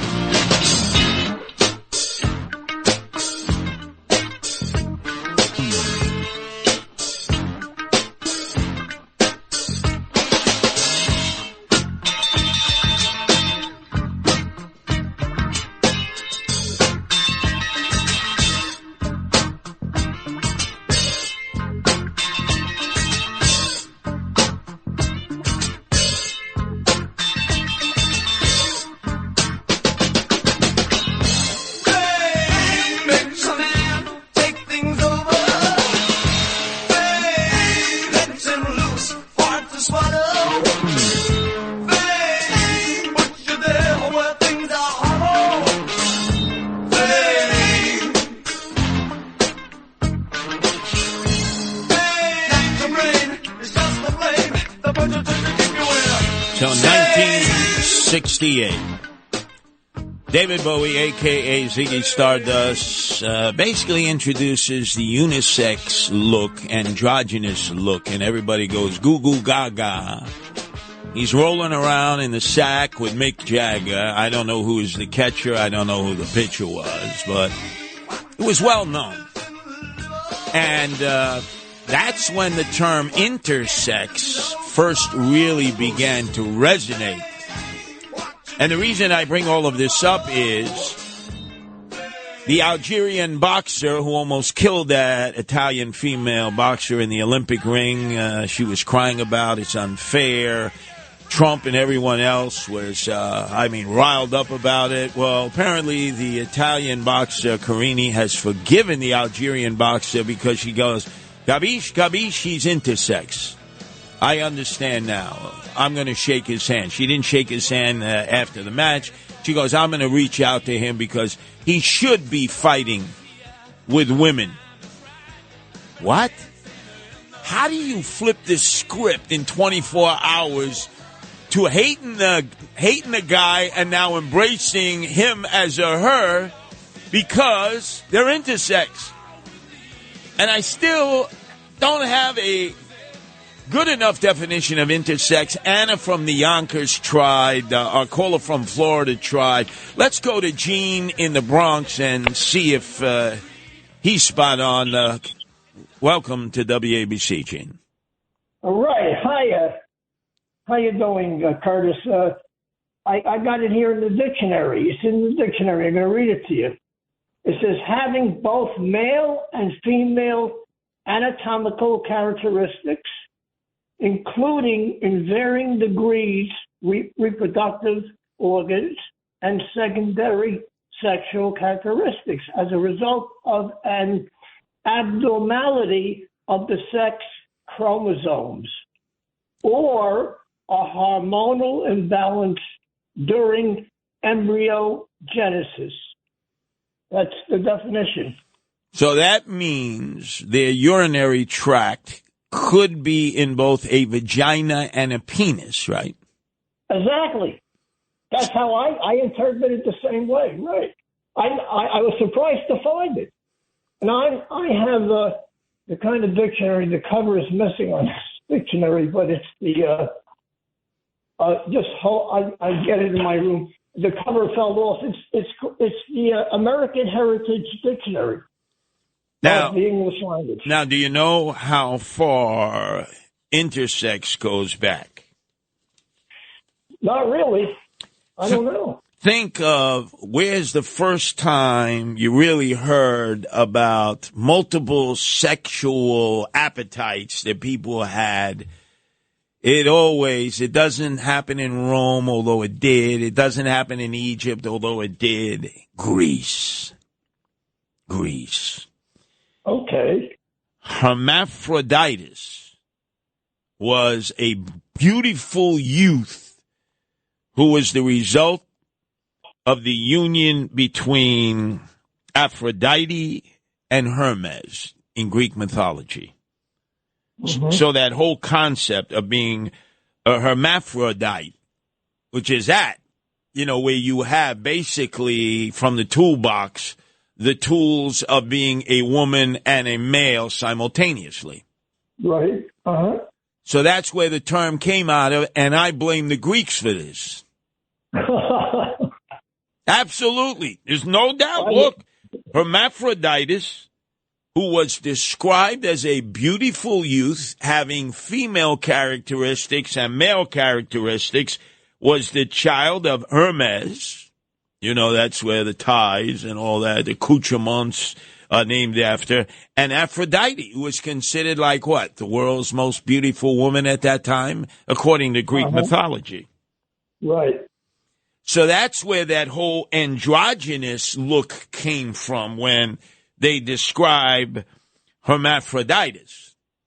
I see. So think of how many centuries back that goes, and then all of a sudden, the Dark Ages came and all of that disappeared, and then it came back. Remember Berlin before Hitler? All of that stuff went. I mean, that was an androgynous city. There was intersex. There was drag queens. There was who was that? Joel Grey, right? Did that Broadway musical and the movie Cabaret, which is all about that. Right. See, so it goes in like an ebb and a flow. So now we're reintroduced to this concept of intersection in, of all places, a boxing ring with female boxers. Who would have ever thought that? Right. And you had to go to a dictionary in order to get the definition of intersex. I never thought I would find it. I was like shocked that I saw it. I called it. I'm so glad I got you on the phone. I said, I'll probably won't. I'll be waiting for hours. He'll never come by. I can't. You're brilliant. You are brilliant. Well, it's not that I'm brilliant. Is that, you know, when I'm inquisitive, when I see something that's like, how did they change their minds in 24 hours to accepting her as the winner and vilifying her the day before? Well, it goes back even in the Middle East. If memory serves me correctly, I took the notes. In the 7th century, there was a guy named Ali, no relationship to Muhammad Ali, who settled an inheritance case between 5 brothers, in which one brother had both a male and female urinary opening. That's the 7th century. So this whole concept of intersex has been around a long, long time. And it's my job to bring all of this information to all of you. And the way you do that is 2 hours of research for every 1 hour you're on the air, and you cannot cheat the audience. You're going to learn a lot if you listen to Curtis. This is Another Side of Midnight with Curtis Lewa. Now to the Bernard McGurk studios of 77 WABC. Here's Curtis Lewa.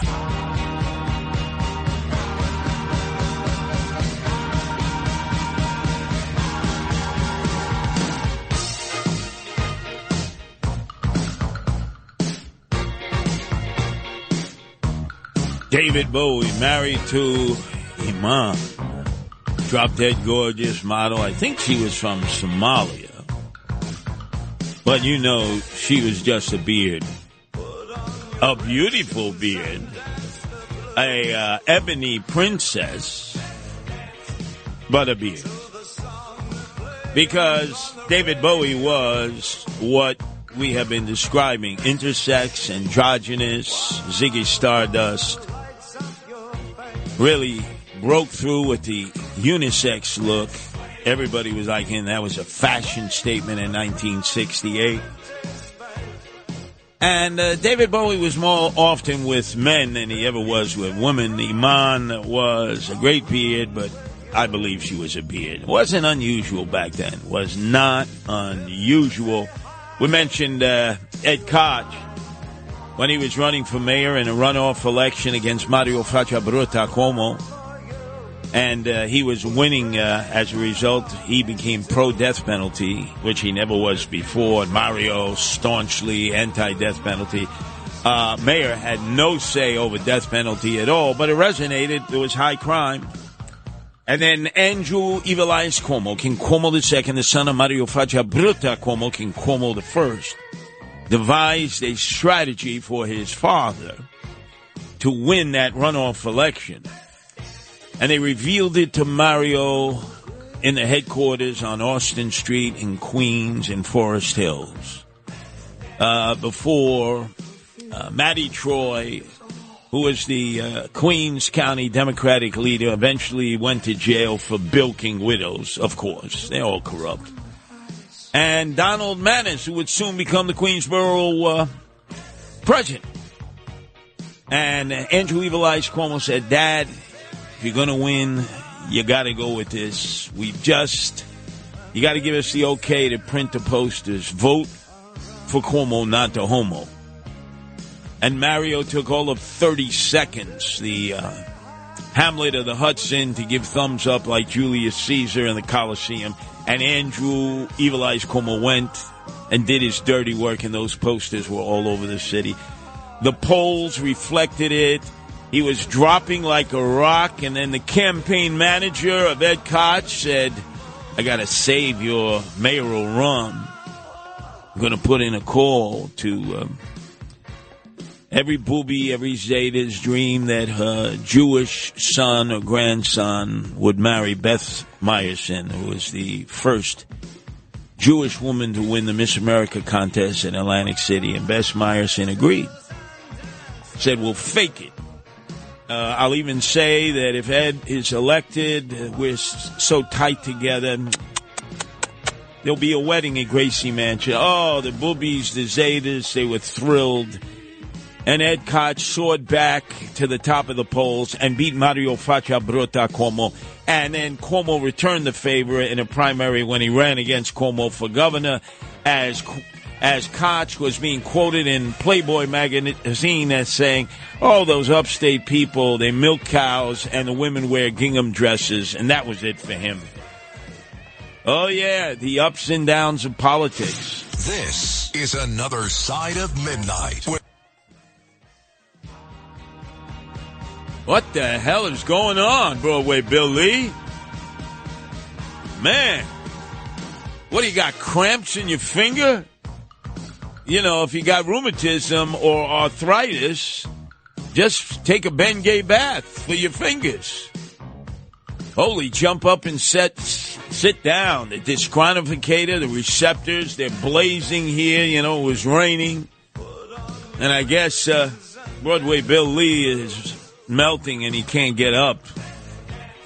But anyway, ladies and gentlemen, we're going to switch. We're going to come back to this in 24 hours when Nancy joins us for the first few hours of the better side of the other side of midnight. We got to talk about Trump and Harris and this thing about her being an Indian who just discovered her blackness. Oh, yeah, we're getting right into it right here on your place to be, WABC. Oh, man, you got me spinning. I got vertigo here. Let's go quickly to Jim, upstate New York. Your turn to be heard here, Jim. Hey, Curtis, real quick about the transvestites. I used to drive tractor trailer up to Cisco, and I had a run in the city at like 2 in the morning. I used to come in through the Lincoln Tunnel, cross 42nd to make a left on 2nd, I think it was, and there was always trannies all dressed up in evening gowns. One morning I come in there, and I used to call my girls. I come in there and make the left. 2 big black trannies are fist fighting like men in evening gowns. And a cab pulled up. One of the trannies trying to get in the cab. The other one's punching down on him like the size of Larry Holmes. Pulls his wig off, and all the trannies are screaming. Funniest fight I ever seen, Curtis. Yeah. You know what? I got to answer with this boxing thing. Okay, you're a hermaphrodite. Okay, you got your own category. You don't fight women. You got 100% women, 100% men, and then you got the in-betweens. That's a different category. You know what I mean? You can't have a guy who's got a square jaw like Rock Hudson, big arms, punching a woman in the face. You know what I mean? I concur with you, but apparently the Italian Jim has apologized and said, now I understand he, she, they, the Algerian boxer is intersex, so it's okay that he fights women. Our world has lost its mind. This guy hit her the hardest she's ever been hit in her life. She's crying one day and apologizing to him the next day. That is crazy.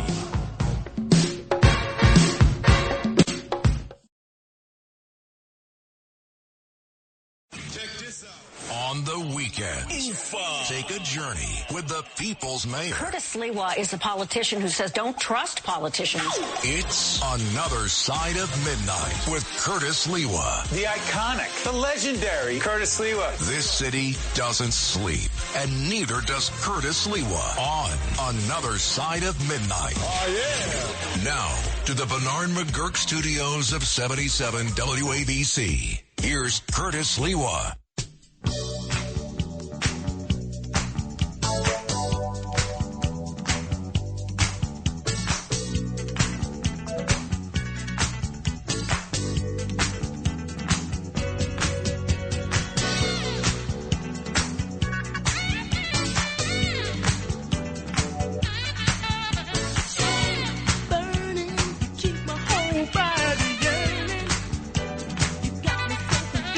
Shame.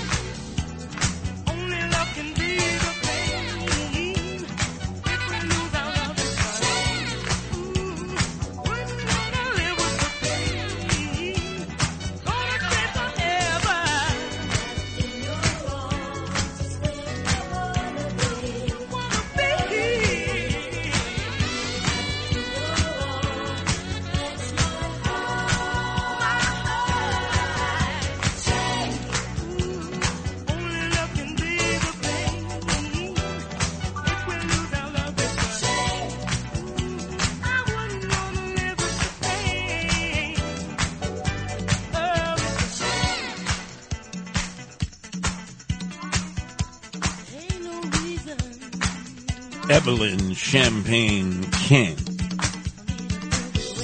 I think that would have been a much more appropriate choice for Giggles Harris, the vice president, at her rally in Atlanta the other night. Instead of Megan Three Stallion, really, Giggles Harris, that's like XXX rated. But what the hell does Giggles Harris care? But this might be her theme song going forward now in the sprint towards November 5th against Donald Trump. Shame by Evelyn Champagne King. That's all she's been saying about Donald Trump. Shame, shame, shame, shame, shame.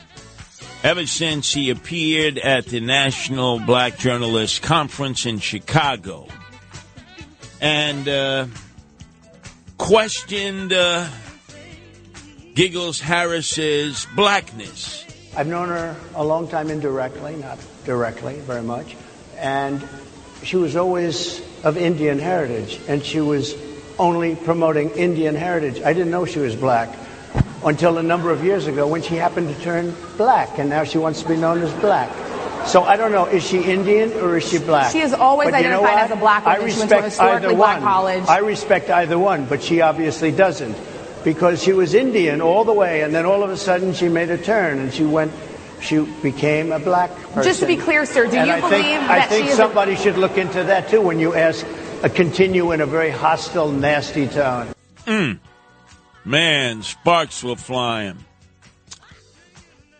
Donald Trump took it, and he gave it, but the object of his ire was not necessarily a reporter, African-American reporter of no significance. Nobody knows it. But it was his adversary, Vice President Harris. Questioned her blackness, said she identified more with being an East Indian, which was her mother. And interesting, the very next day on Truth Social, posted a picture of Kamala Harris in a sari with her other East Indian relatives on her mother's side of the family, and doubled down on it. And I think a lot of it is because there are some black males in the community, not women, but some black males of prominence who have been saying this about Kamala Harris for a long time, like the TV judge, Joe Brown, who made his bones in California. He grew up in South Central, rose to prominence in Democratic circles, and has been known to be a friend of Al Slim Shady Sharpton, a supporter of the National Action Network, and sat in judgment of the assassin of Martin Luther King Jr. when he said, parole denied, that's it, you're staying in jail for the rest of your life, and then was removed from the case because it was considered prejudicial in Memphis, Tennessee. That's how Judge Joe Brown made his bones. But this is what he has been saying about Kamala Harris for quite some time throughout California. I actually met her father in Jamaica. I was the guest, sat at the Governor General's table, and he was a professor. Okay. And he represents as a Hindu Brahmin. He admittedly has some Irish in him. The person that Kamala Harris is saying is her black great-grandmother is, in fact, according to Daddy, in an article he wrote, which has now been cleaned up on the online edition of that magazine, was a Hindu house servant, not a black woman. So her mother is listed on her birth certificate as Caucasian, even though she's dark. But see, she's a Hindu Brahmin Tamil caste. And that was Judge Joe Brown. There have been articles written in the L.A. Times about this, the San Francisco Examiner, the Fresno Bee, the Sacramento newspaper, the San Diego Times-Union, about Kamala Harris's background from the time she became the prosecutor, the DA of San Francisco County, and then got elected Attorney General of California, whose offices were in Sacramento, and then became the U.S. Senator, the junior U.S. Senator to Dianne Feinstein, the senior U.S. Senator. And you know the rest of the story. Ran in the primary to become president in 2020, just got shot down in the primaries, and then became Joe Biden's running mate, and won in 2020 versus Trump and Pence. But Donald Trump has played this birthright citizenship routine before, and he has been supported by others. But I was interesting to see what Dominic Carter had to say, and Dominic Carter was supportive of Trump questioning Vice President Harris's background, as was Bo Snerdley.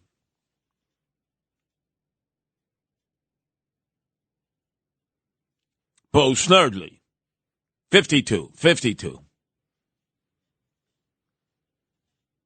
Anyway, Bo said that President Trump hit it out of the park at the Black Journalists Convention in Chicago by questioning Vice President Harris's ethnic background. I think Trump dropped the ball a little bit last night. I don't think he's very well prepared for these things. I think he flies by the seat of his pants a little too much. He needs to have some people prep him for these things a little better, and because he does step on his tongue quite a bit. He's thinking he's not. His mouth. Well, so the reviewers are coming in. We've heard from Susan, and now we hear from you that don't think he knocked it out of the park. Look. Of course, I think those of us looking say, what I would say to these people. But I'm telling you what happened. One of the things I think that happened yesterday is that for all the hoopla, Donald Trump pushed back on the hatred and exposed openly this hatred that that Republicans face from the mainstream press. And if that's all he did, it's a success as far as I'm concerned. But I hear you. I hear what you're saying, Monty. And look, don't think I'm not thinking the same thing. He should say this. He should say that. I think it's natural for us to think that. But I think Donald Trump knocked it out of the park yesterday. So, Bo Snerdley, who will be on from 7 to 10, thinks that Donald Trump knocked it out of the park at the Black Journalists Convention in Chicago by bringing up Kamala Harris's background and insisting that she was East Indian until all of a sudden she decided it was cool, hip, happening to be black. Dominic Carter supported him in that. I think it was dumb. Nobody cares. Why are you doing this? This reminds me of the things I didn't like about Trump over the years. This whole birthright citizenship routine that he carries on from time to time, which makes no sense. And I'll make my case to all of you. But first, let's open up our phone lines on that. Who do you side with? Bo Snerdley on this, Dominic Carter, who thinks that Donald Trump knocked it out of the park by challenging Vice President Harris's ethnic and racial background as being more East Indian than black, and only of late is she determined that she is black and not East Indian. Our number is 1-800-848-9222. That's 1-800-848-WABC. Or do you agree, as I believe those other two callers that Bo Snerdley was referring to, that was a waste of time and that actually takes away from Donald Trump and Vance's candidacy and turns Vice President Harris into a victim? She's loving every second of this. But it's not the first time that Trump has done this with birthright citizenship. This whole concept, are you born in America? Citizens at birth. Born in the soil of America to American parents. He's made this argument. I remember he made it about Ted Cruz. When he was running against Ted Cruz, he said, hey, he's not an American citizen. He can't qualify to run for president. He was born in Canada. He was overruled on that because Ted Cruz was born to an American mother and a Cuban father in Canada. But he took on Ted Cruz, remember, in 2016 on that issue. and even took on Ted Cruz's father in that Indiana primary when Ted Cruz had the support of Pence, the former governor of Indiana, and Donald Trump in that Indiana Hoosier primary had the support of maybe one of the greatest basketball college coaches of all time, Mr. Anger Management himself with the red sweater from Indiana University, eventually went to Waco, Texas, to be the coach there. And obviously, Trump won that primary, but I'll never forget in the early morning, Trump was called, I think it was by our own Bryant Kilmeade, for Fox and Friends, and he said on the show, he goes, hey, Ted Cruz's father was helping Lee Harvey Oswald assassinate JFK. I didn't say it, but I got to tell you, I'm reading it in the National Enquirer. People have a need to know, as you go to the polls today in Indiana. I'm not saying it, but the National Enquirer says that Ted Cruz's father assisted Lee Harvey Oswald in the assassination of JFK. And you see in politics, that should have been the divide that Ted Cruz never crossed again, right? He besmirched his dad. Didn't matter. They're hugging each other, swapping spit. You hate one another one day, you're loving one another the next day. It's like J.D. Vance, right? Look, James Dean Vance, I never trust anybody with three names, referred to Trump as Hitler back when he had written his hillbilly elegy to put him on the map. And now there's nobody who's a bigger Trumper than J.D. Vance. So you know how politics is. That's why I never take anything that they say, Democrats or Republicans, seriously. Because enemies today, they're in bed with one another. The next day, then they're at odds again. Then they're loving each other. I don't believe any of that horse crap. But then Trump took on Nikki Haley, remember in the recent primary, and said that she was not legally eligible to run for the presidency because her parents were not yet citizens when Nikki Haley was birthed in South Carolina. Apparently the parents had left India. They were Sikhs. They went to Canada first, and then they came to South Carolina. I believe they were both doctors, and they had an assignment there. And so Trump challenged that. And that was disproven, just like his challenge of Ted Cruz. Nikki Haley was birthed in America, birthed in South Carolina. You're birthed in America, you're an American citizen. That's what we're going through now with the anchor babies. All of these migrants, all of these illegal aliens, if they have a child while they're here on the soil of America, guess what? Those kids are American. Anchor babies. Our number is 1-800-848-9222. That's 1-800-848-WABC. And this is the problem that Trump has in taking on, and I hope he knocks it off, with Vice President Harris, the fact that she was East Indian before she was black, according to him. You can be both. America is a land of tremendous diversity in which people can trace their lineage back to many, many different racial and ethnic groups. But it seems that Trump is obsessed with this. He's got a problem.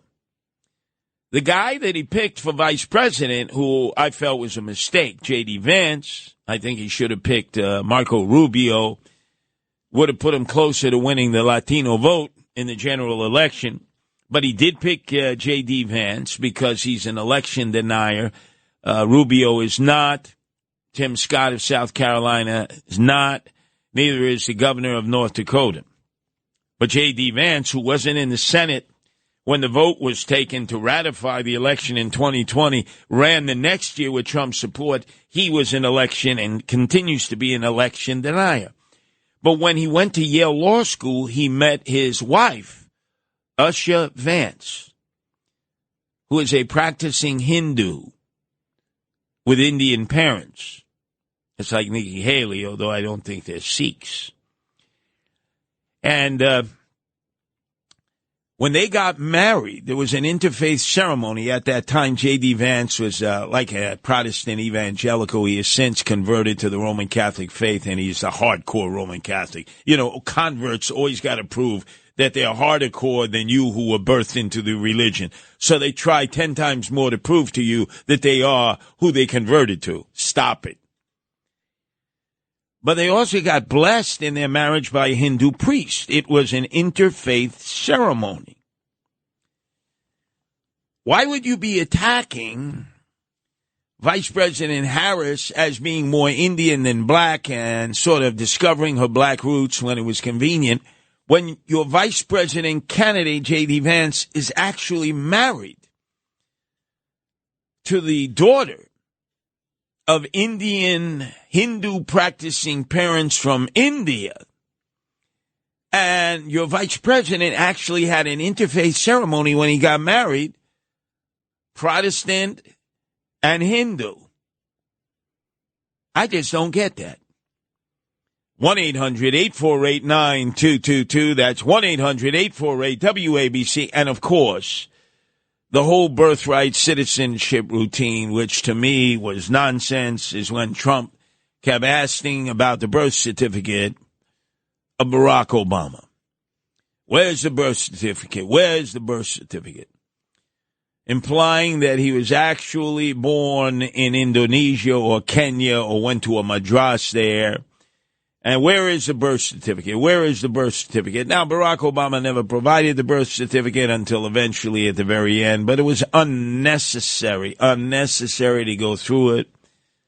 People had grown up with Barack Obama on Hawaii, where he was born. He wanted to be a haole, like a white boy who hangs out on the beaches of Oahu smoking Maui Wowie and Hindu Kush. He even wrote about that in his memoirs. He was more white than black.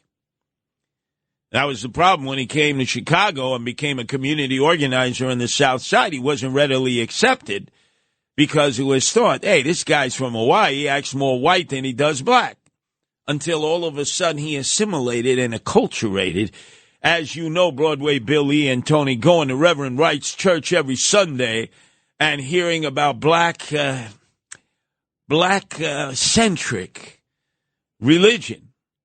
Hearing about ice people and sun people, what was crafted by Dr. Leonard Jeffries, who was the head of black studies at CUNY many, many years before, who, by the way, was the uncle of Hakeem Jeffries, the congressman from Brooklyn, soon to be the Speaker of the House when the Democrats are in charge, which eventually they will be at some point.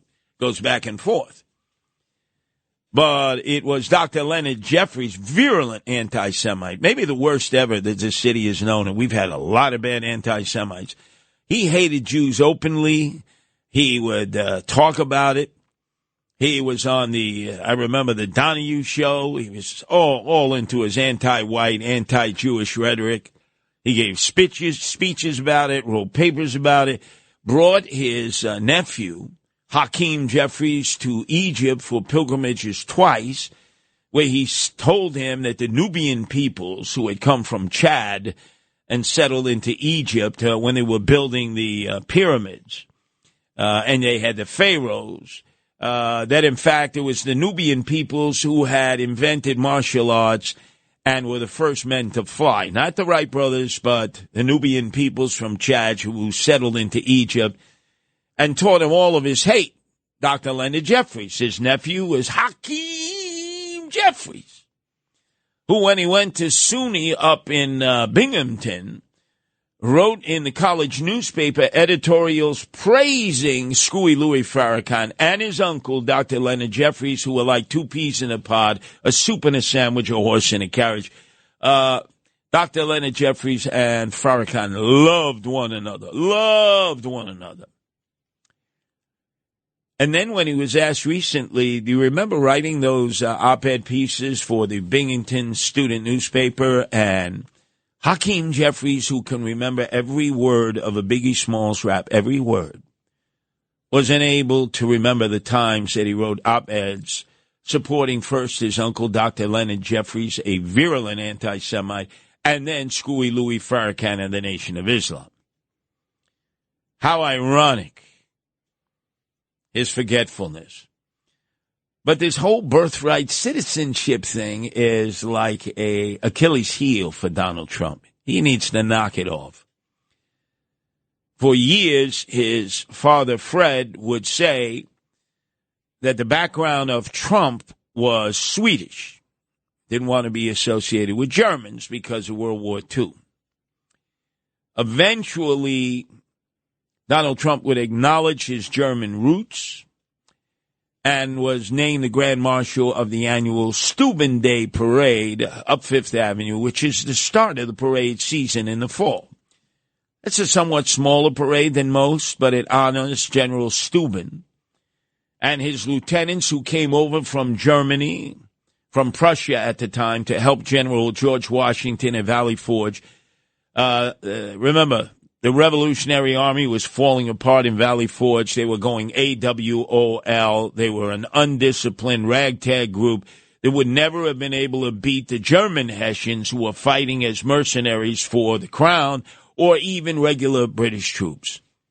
It was General Steuben who came over, who was gay, openly gay. His lieutenants openly gay, accepted as gay in the Prussian army over in Germany and by the American Revolutionary Army because George Washington used them to straighten up and discipline the ragtag group of American Revolutionary Army members who were lodged at Valley Forge, which was an inhospitable place to spend your winter.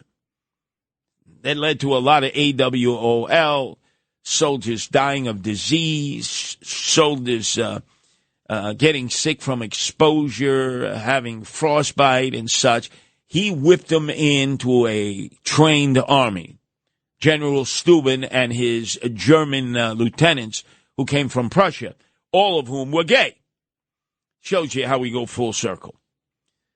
And how Donald Trump, originally his family rejecting their German roots because of the stigma that was attached to it after World War II, the Nazis with Hitler, suggesting they were from Sweden, even Trump sometimes saying that, until he decided, let me just recognize we came from a village called Trumpf in Germany. I'm not going to deny it any longer, and accepted the status as Grand Marshal of the annual Steuben Day Parade, and used to go up into the box at Yankee Stadium when the managing partner and principal owner George Steinbrenner Sr. was there, who was also German. And two of them would be sitting in the box watching Yankee games. Sometimes when I was in the nosebleed section over in right field, I'd look over and I could actually see the both of them sitting in the owner's box. Our number is 1-800-848-9222.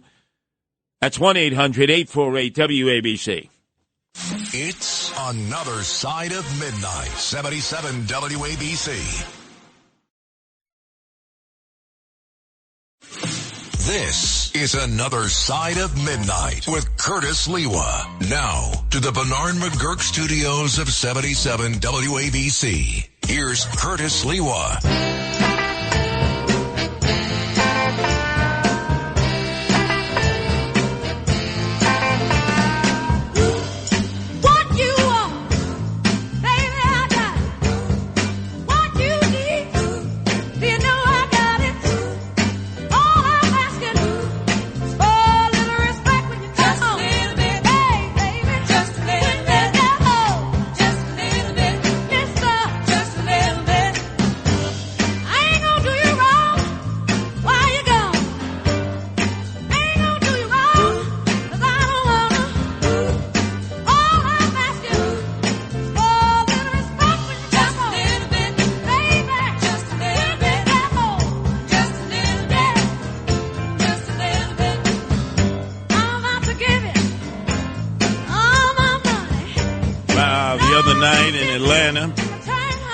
Vice President Giggles Harris had as her entertainer Megan Thee Stallion. That was who disgraziata. That's like XXX Entertainment. Should have just played this Aretha Franklin classic R-E-S-P-E-C-T, respect. In fact, Aretha Franklin was voted the greatest singer of all time by Rolling Stone magazine. That's old school. But oh no, Giggles Harris had to go with Megan Thee Stallion. Please. Please. Oh my God. All right, let me hear it.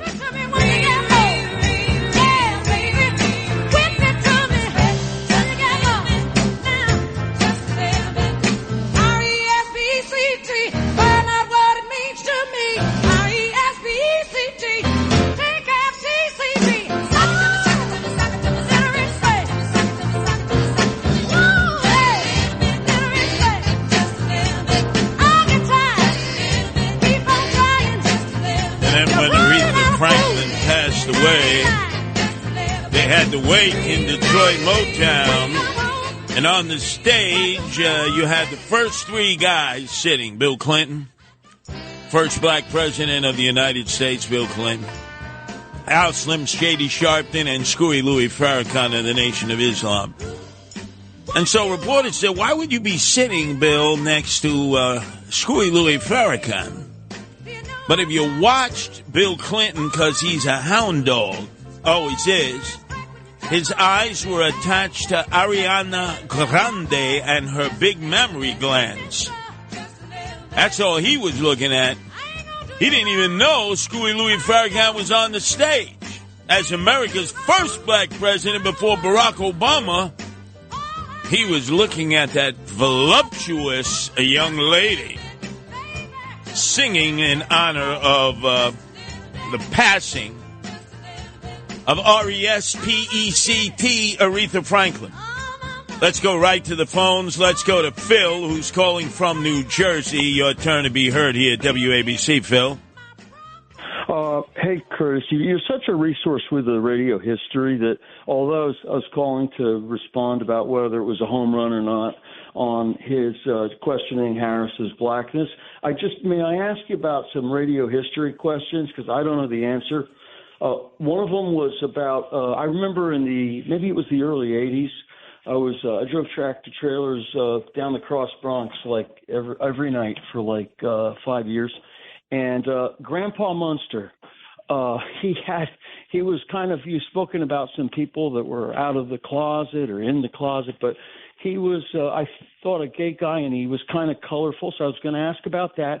He might have been on WBAI, but it might have been another station.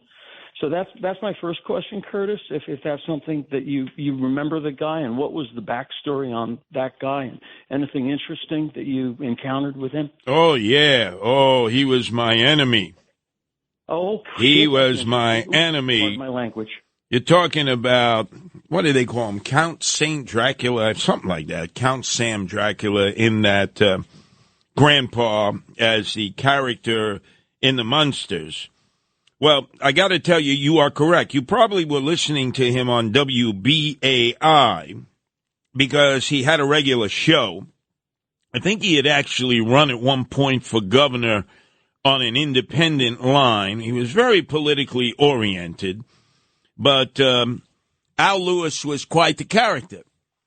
He was totally hooked up with my enemies, the Gambinos, John Gotti Sr., John Gotti Jr., he worshipped them.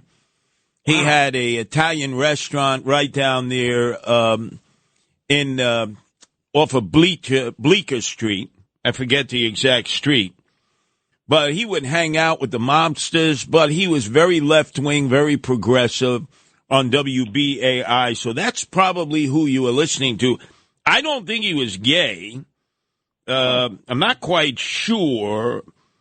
I know he had a whole bunch of relatives, but don't really know with specificity if he was married or not. That much I can't comment on. I do know that we were both chosen to be at the American Grandmother Contest that was held in Rasputin's, the Russian club in Sheepshead Bay. We were part of the panel of judges, and he told the owners of Rasputin, the Russians, that he wanted me off that panel. And so they had their Russian mobsters come up to me during one of the breaks and said, "You're going to have to leave now." And I said, what Russian army is going to make me leave? And it got very contentious, very contentious. So those were my experiences with Grandpa Munster, a.k.a. Al Lewis, Phil. You know what? I don't think anyone else could have given us a read on that guy because it's just too way back. The other question, if I may, this one is touchy, number one, because maybe people won't want to talk about what happened. And two, they just won't even know. But this had to do with gambling, rambling with gambling. The night of the election, when I think Romney lost, something strange was going on with gambling. I think he sounded upset. I think it had to do with these increasingly crazy accusations that were being made against Obama in order to avert the outcome by perhaps some radio personalities, and gambling almost like seemed to address that directly. And then the other thing is he disappeared not long after that, which was really strange. I don't know if you can speak to that or want to.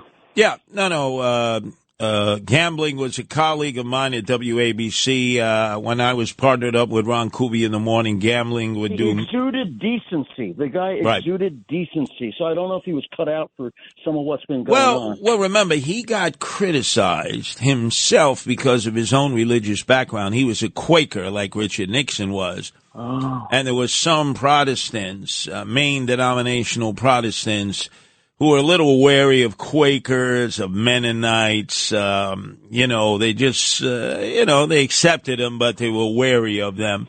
The way they are of the Church of the Latter-day Saints, Mormons.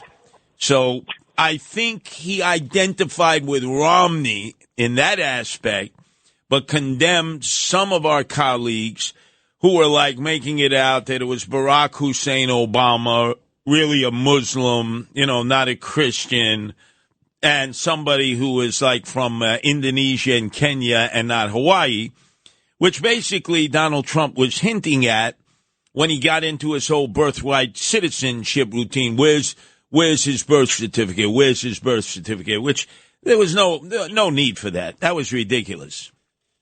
So he disappeared then after that. Did he somehow lose his cachet in the industry around here by going against the way the wind was blowing? No, he actually went back to WOR, went back to mornings where his grandfather had made his reputation, his father had made his reputation. In fact, it's a very interesting story. Don Imus had been hired by WABC, Imus in the morning crew, to replace me and Ron Kuby. And so they fired Ron Kuby, and they put me in a box. They put me at night, and they syndicated me, and they told me, this was Citadel who owned us at the time, this guy Suleiman, who was a snake, you ain't going nowhere. We got a contract with you. We're going to keep you in the box. And I said, no. I want an opportunity to do mornings somewhere else. WOR was interested. A guy named Buckley. It was still a family-owned operation, but by 12 noon, this guy Buckley, who lived in Connecticut, was like a fish in bourbon. He was like half in the bag. He had rum rouge, Jake Leg. So he talked a good game like he was going to battle Suleiman to bring me over to do mornings. But then Suleiman hit him with a cease and desist order, which made it difficult for me. Buckley bailed out, and so I never went over to WOR. So I remember going downstairs at the old WABC, which was on the 17th floor of Penn Station, and it was a pizza parlor called Don Pepe's, and I had told John Gambling, I want you to meet me down at Don Pepe's.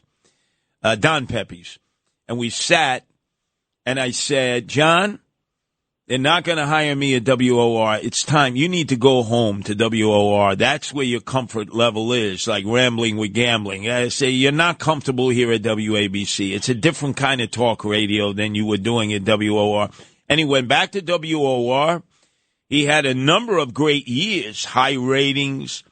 And then he decided he wanted to retire, and he moved down to Florida, where he lives now, plays golf every day, occasionally is a guest of Frank Morano, who does The Other Side of Midnight, but a great radio guy, It's just he decided, let's face it, his whole life was radio. He wanted to leave the business and retire to Florida.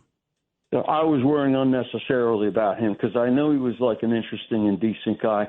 So you mentioned Aretha Franklin, and I don't know who you said made the other person like the singer of the year, but that's a travesty. But you took my recommendation for the incident with Martin Sheen. If my stock is up, let me just say a movie called Amazing Grace. She sang for 2 days at some Baptist church in L.A., and she was a famous rock star already, but she went and sang her roots, her gospel, for 2 nights. They passed it together into a movie, which promptly they screwed it up because the voice was out of sync with the images. Then there was litigation. This is like 74. Whenever it got filmed, it got released just a couple of years ago, Amazing Grace, but she is otherworldly in it, otherworldly. It is incredible that if you like her singing, Amazing Grace is a real treat for like an hour and a half. It's incredible. And who is the actress, the singer? No, it's Aretha Franklin being filmed in that church singing gospel songs. There was 2 nights, and they put the different songs together into one movie. I got to tell you this. I got to tell you this though, Phil, about Martin Sheen. A lot of people don't know this. That he and his wife actually lived in Staten Island for a while. They had a home. And the neighbors were complaining because Martin and his wife would walk around inside the house completely nude and didn't pull the shades down. So they were complaining that their kids naturally would be passing by and they would see Martin Sheen, famous actor, and his wife. And who was the son? Estevez there, and the crackhead son, the other Sheen. But they'd look inside, and they'd see Martin Sheen and his wife walking around buck naked as if they were, what do they call them, nativists? Or what do they call them? Nudist colony. And so then there was pressure on them to move out of Staten Island. I wonder if any people knew that story. I don't even think Frank Morano, the Mameluke, Mr. Staten Island, knows that story. Our number is 1-800-848-9222. That's 1-800-848-WABC. This is Another Side of Midnight with Curtis Lewa. Now to the Bernard McGurk studios of 77 WABC. Here's Curtis Lewa.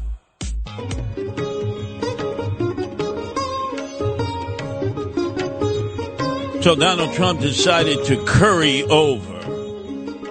You like that, Tony and Broadway Billy? Curry over Vice President Harris at that black journalist convention in Chicago, in which he said, I only knew Kamala Harris as being East Indian. You know, curry with the sari. He put it on Truth Social, his post the next day, a family picture of her mother and her mother's family, all in saris, the females. And yes, Vice President Harris in a sari. But I got to tell you, man, I gotta tell you, this just doesn't make any sense to me. Why this birthright citizenship routine, and whether you're Indian or black? I mean, look, how many times do you ask somebody, what is your ethnic background? Oh, I'm part Scotch, I'm part British, I'm part German, I'm part Irish, blah, blah, blah. Like, it's a nation in which it's like we're mutts. We're mutts. I'm part Italian, I'm part Polish, right? But I'm American. That's what I am. American by birth. That's what I'm proudest of, not being of Italian heritage or Polish heritage. Hey, Trump ought to knock it off. It just takes away from his message. It helps Harris and whoever her vice presidential candidate is. We'll be talking about that later because increasingly it's looking more and more like it's going to be Shapiro, the governor of Pennsylvania. But knock it off. Let's go with Vinny, who's calling from Brooklyn. Your turn to be heard here at WABC, Vinny. Hey, Hey, Curtis. Thanks for taking my call. I want to just say that I'm going to be like Aretha Franklin. I'm going to sock it to you now. Trump has no chance. Harris is already president. Before I say what I want to say, it's already over. So Trump was in an environment that was cold to him. The minute he walked in, it was like not one clap. It was just a cold audience towards him. So to me, him bringing up Harris being Indian and not black and all, there was kind of humor in it. Everybody gets so heavy and serious about comments like that. But he was in an intense environment, and he is desperate. He doesn't got a chance in hell. It's already over. It's already over. Well, I don't understand, Vinny, why you say it's already over. Oh my God! Why do you say that? She was president for the last 3.5 years. Biden has rolled out the red carpet for her. All her cackling, all her laughing. If you look at her, she knows, probably from her Indian heritage and background, she knows it's destined for her. She has that Indian intuition. That's why she's smiling all the time. She knows. She's in a very knowing experience right now, and that experience is going to bring her to the presidency. Well, it already has.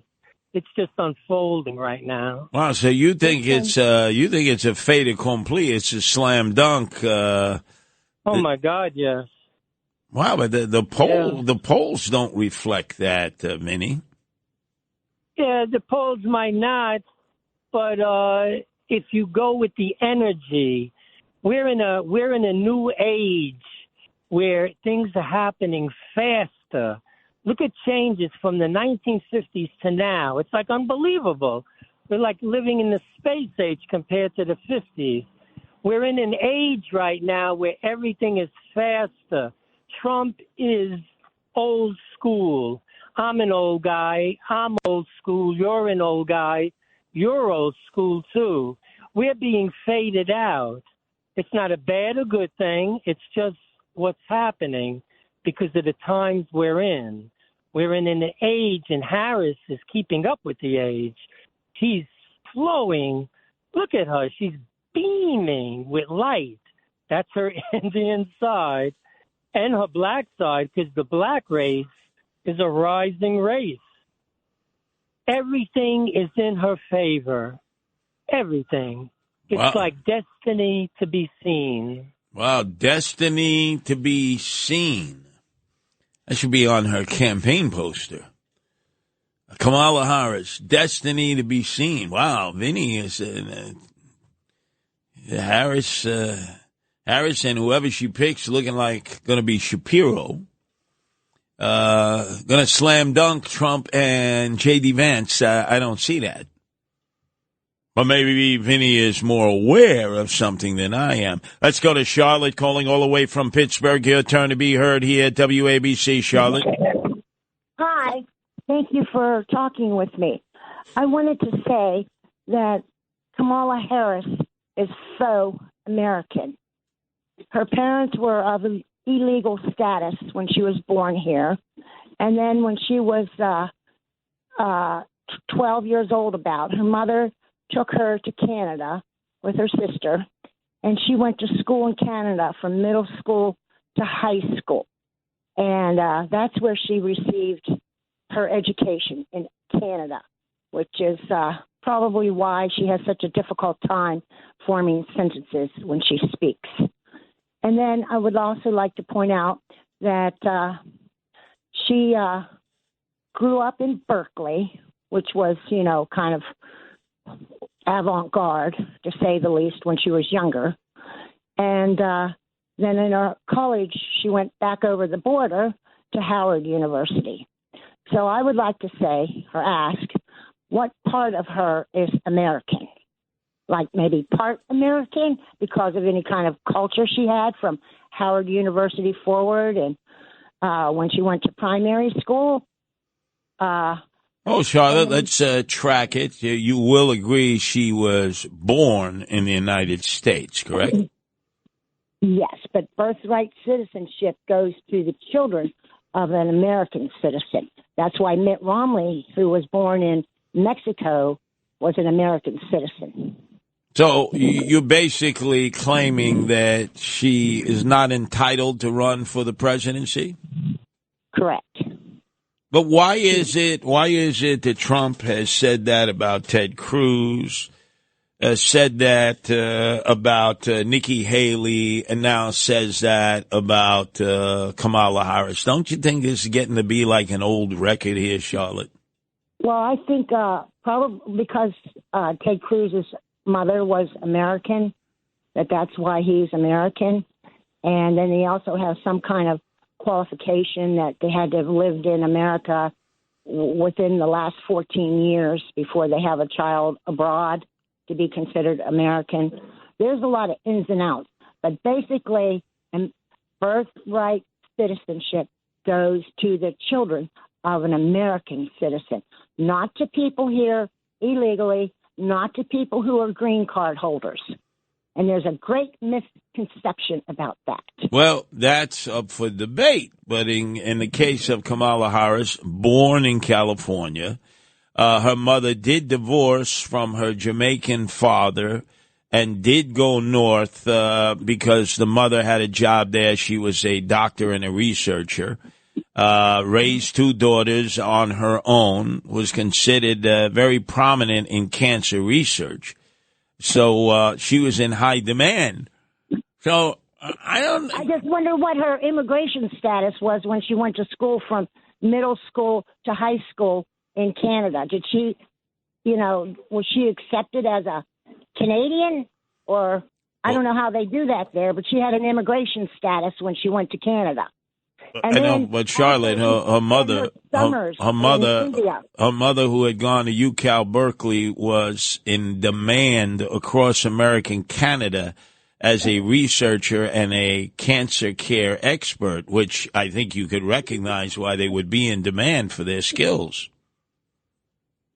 Well, her mother died of cancer. Yeah, colon cancer, but she was an expert on breast cancer, which, as you know, is a very skilled field. So obviously her mother was a very skilled researcher.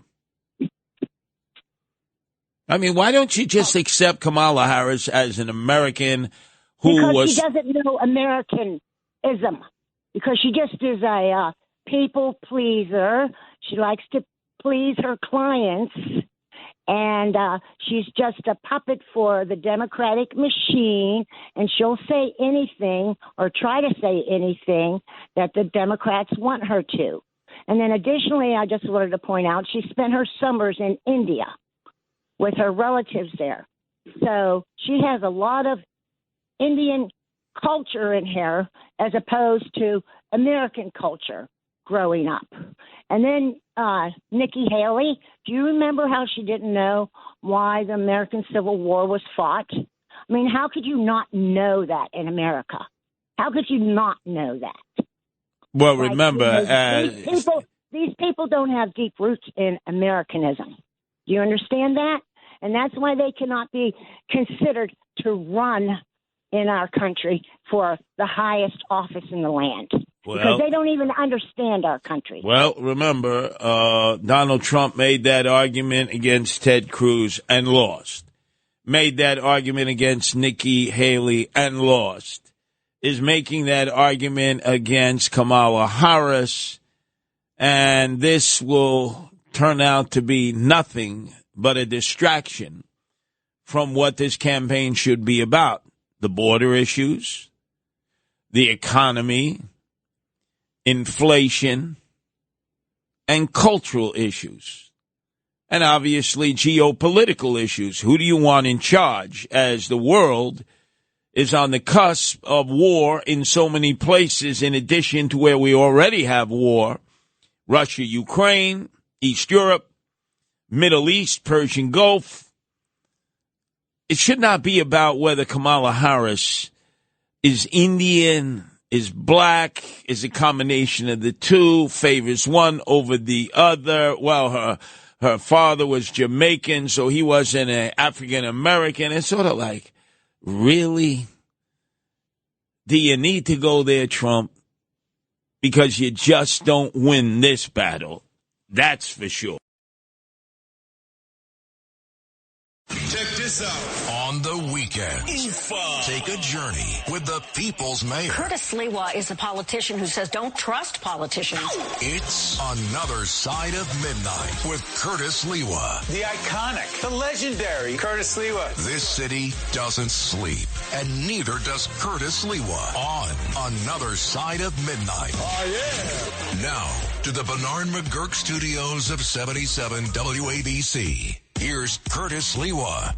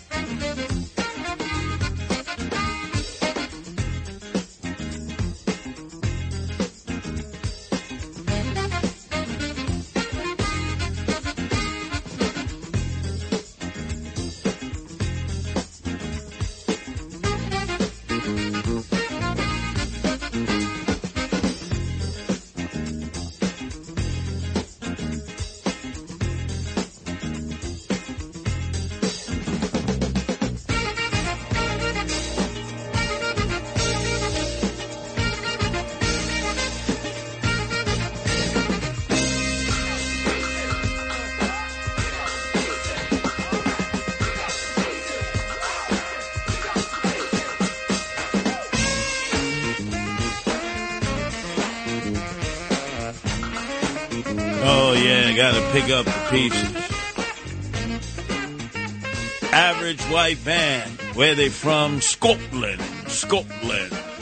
Never knew that when I first saw them on Don Cornelius's Soul Train. And then I realized, oh, my God. Are they from Glasgow or are they from Edinburgh? They're white boys from Scotland. And let's face it, when you go to Butler County, Pennsylvania, it's mostly white boys there, right? Cow country. You look at the Secret Service, it's mostly white guys and white gals. I mean, I don't know what the percentages are, but times I've seen them, it's mostly McWhitey-whiteys. And let's just say this disaster of not being able to explain anything that led to the almost assassination of President Donald Trump is inexcusable and creates a conspiratorial theory and tone which grows by the day. The latest news, Broadway Bill Lee and Tony, is that the acting director of the Secret Service, that guy who looks like he's from Central Casting Row, has admitted earlier on Friday that there was never counter-sniper teams assigned to Donald Trump since he announced he was running for president this time around. The only time he had a counter-sniper team was at Butler County. What?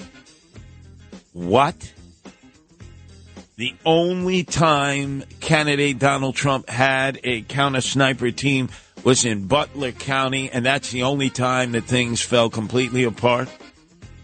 How many shots were fired? Who fired the shots? Where's the autopsy? I have so many questions of the boy sniper, right? Hey, how come we haven't seen an autopsy yet? How come we haven't seen a ballistics report yet? Is there going to be a wake? Is there going to be a funeral? Or will both parents, who are cooperating with the authorities and have lawyered up, will suddenly come out and say, well, we decided against a wake and a funeral. Our religious beliefs suggest that, well, let me let the world know that his ashes are now in an urn over our fireplace. What? Are you kidding? Watch. This is being whitewashed, ladies and gentlemen. You call it a whiteout. You know how when you got a piece of paper and you have stuff written on that paper and you don't want anyone to see it, what do? You white it out. How many times did I get a report card to bring home and I said, man, if only I could turn that 7 into a 9. But I got to be careful. I got to use whiteout first, and then I got to use that ink pen. And I can't be shaking. I got to have a steady hand. How many times did you try that, the old whiteout routine, right? Well, this is an example of a complete whiteout from beginning to end. So another piece is fit into the puzzle. And we're supposed to believe it's incompetence, it's ineptness, it's malfeasance. Or maybe on that day, in that cow field in Butler County, President Donald Trump was being set up for a whack. Huh? Oh, you can't say that. Where's your evidence? Increasingly every day, these agencies who are giving us so little information provide more information about what I'm talking about than what some of you are talking about. Incompetence, ineptness, malfeasance. You really want to believe that? Can you believe in all the past times since President Donald Trump announced he was running for president again in this cycle, 2024, the only time he was assigned a counter-sniper team from the Secret Service was in that Butler County cow patch, and everything went wrong from beginning to end. Interesting. And we've been asked how many shots were fired at the shooter. They tell us only 1, but others say 2. Others say there were 3 shooters, maybe more. Ooh, the plot thickens. But let's go back to 2017. There was a New Yorker who had come into the halls of Congress at a very young age and then became a U.S. Senator, having beaten Alphonse Boy D'Amato for his U.S. Senate seat. And Chuck Schumer, like any New Yorker, would go into that deep state that exists, that secondary government throughout Washington and Virginia and Maryland, and think that somehow, he was going to be able to stick his schnoz in there and make a difference. Well, at 2017, he had advice for a fellow New Yorker, Donald Trump. You take on the intelligence community, they have 6 ways from Sunday at getting back at you. So even for a practical, supposedly hard-nosed businessman, he's being really dumb to do this. Really dumb?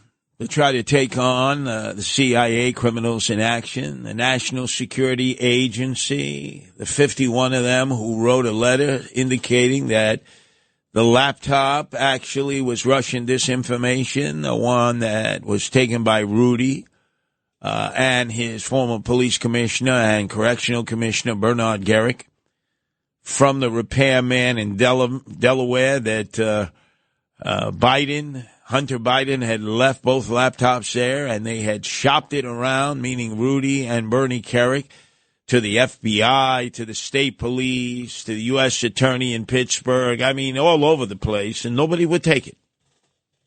Nobody would take it. So in the previous election, 51 signed a letter saying that it was Russian disinformation, led by Clapper. Clap on. Clap off. He might as well have been a chia pet.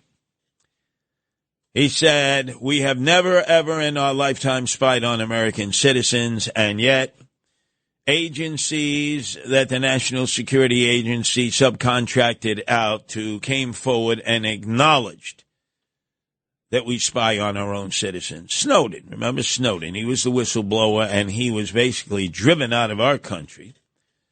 And he now resides in Moscow, friend of Vladimir Putin. Now, was he really doing it for Putin? I don't believe so.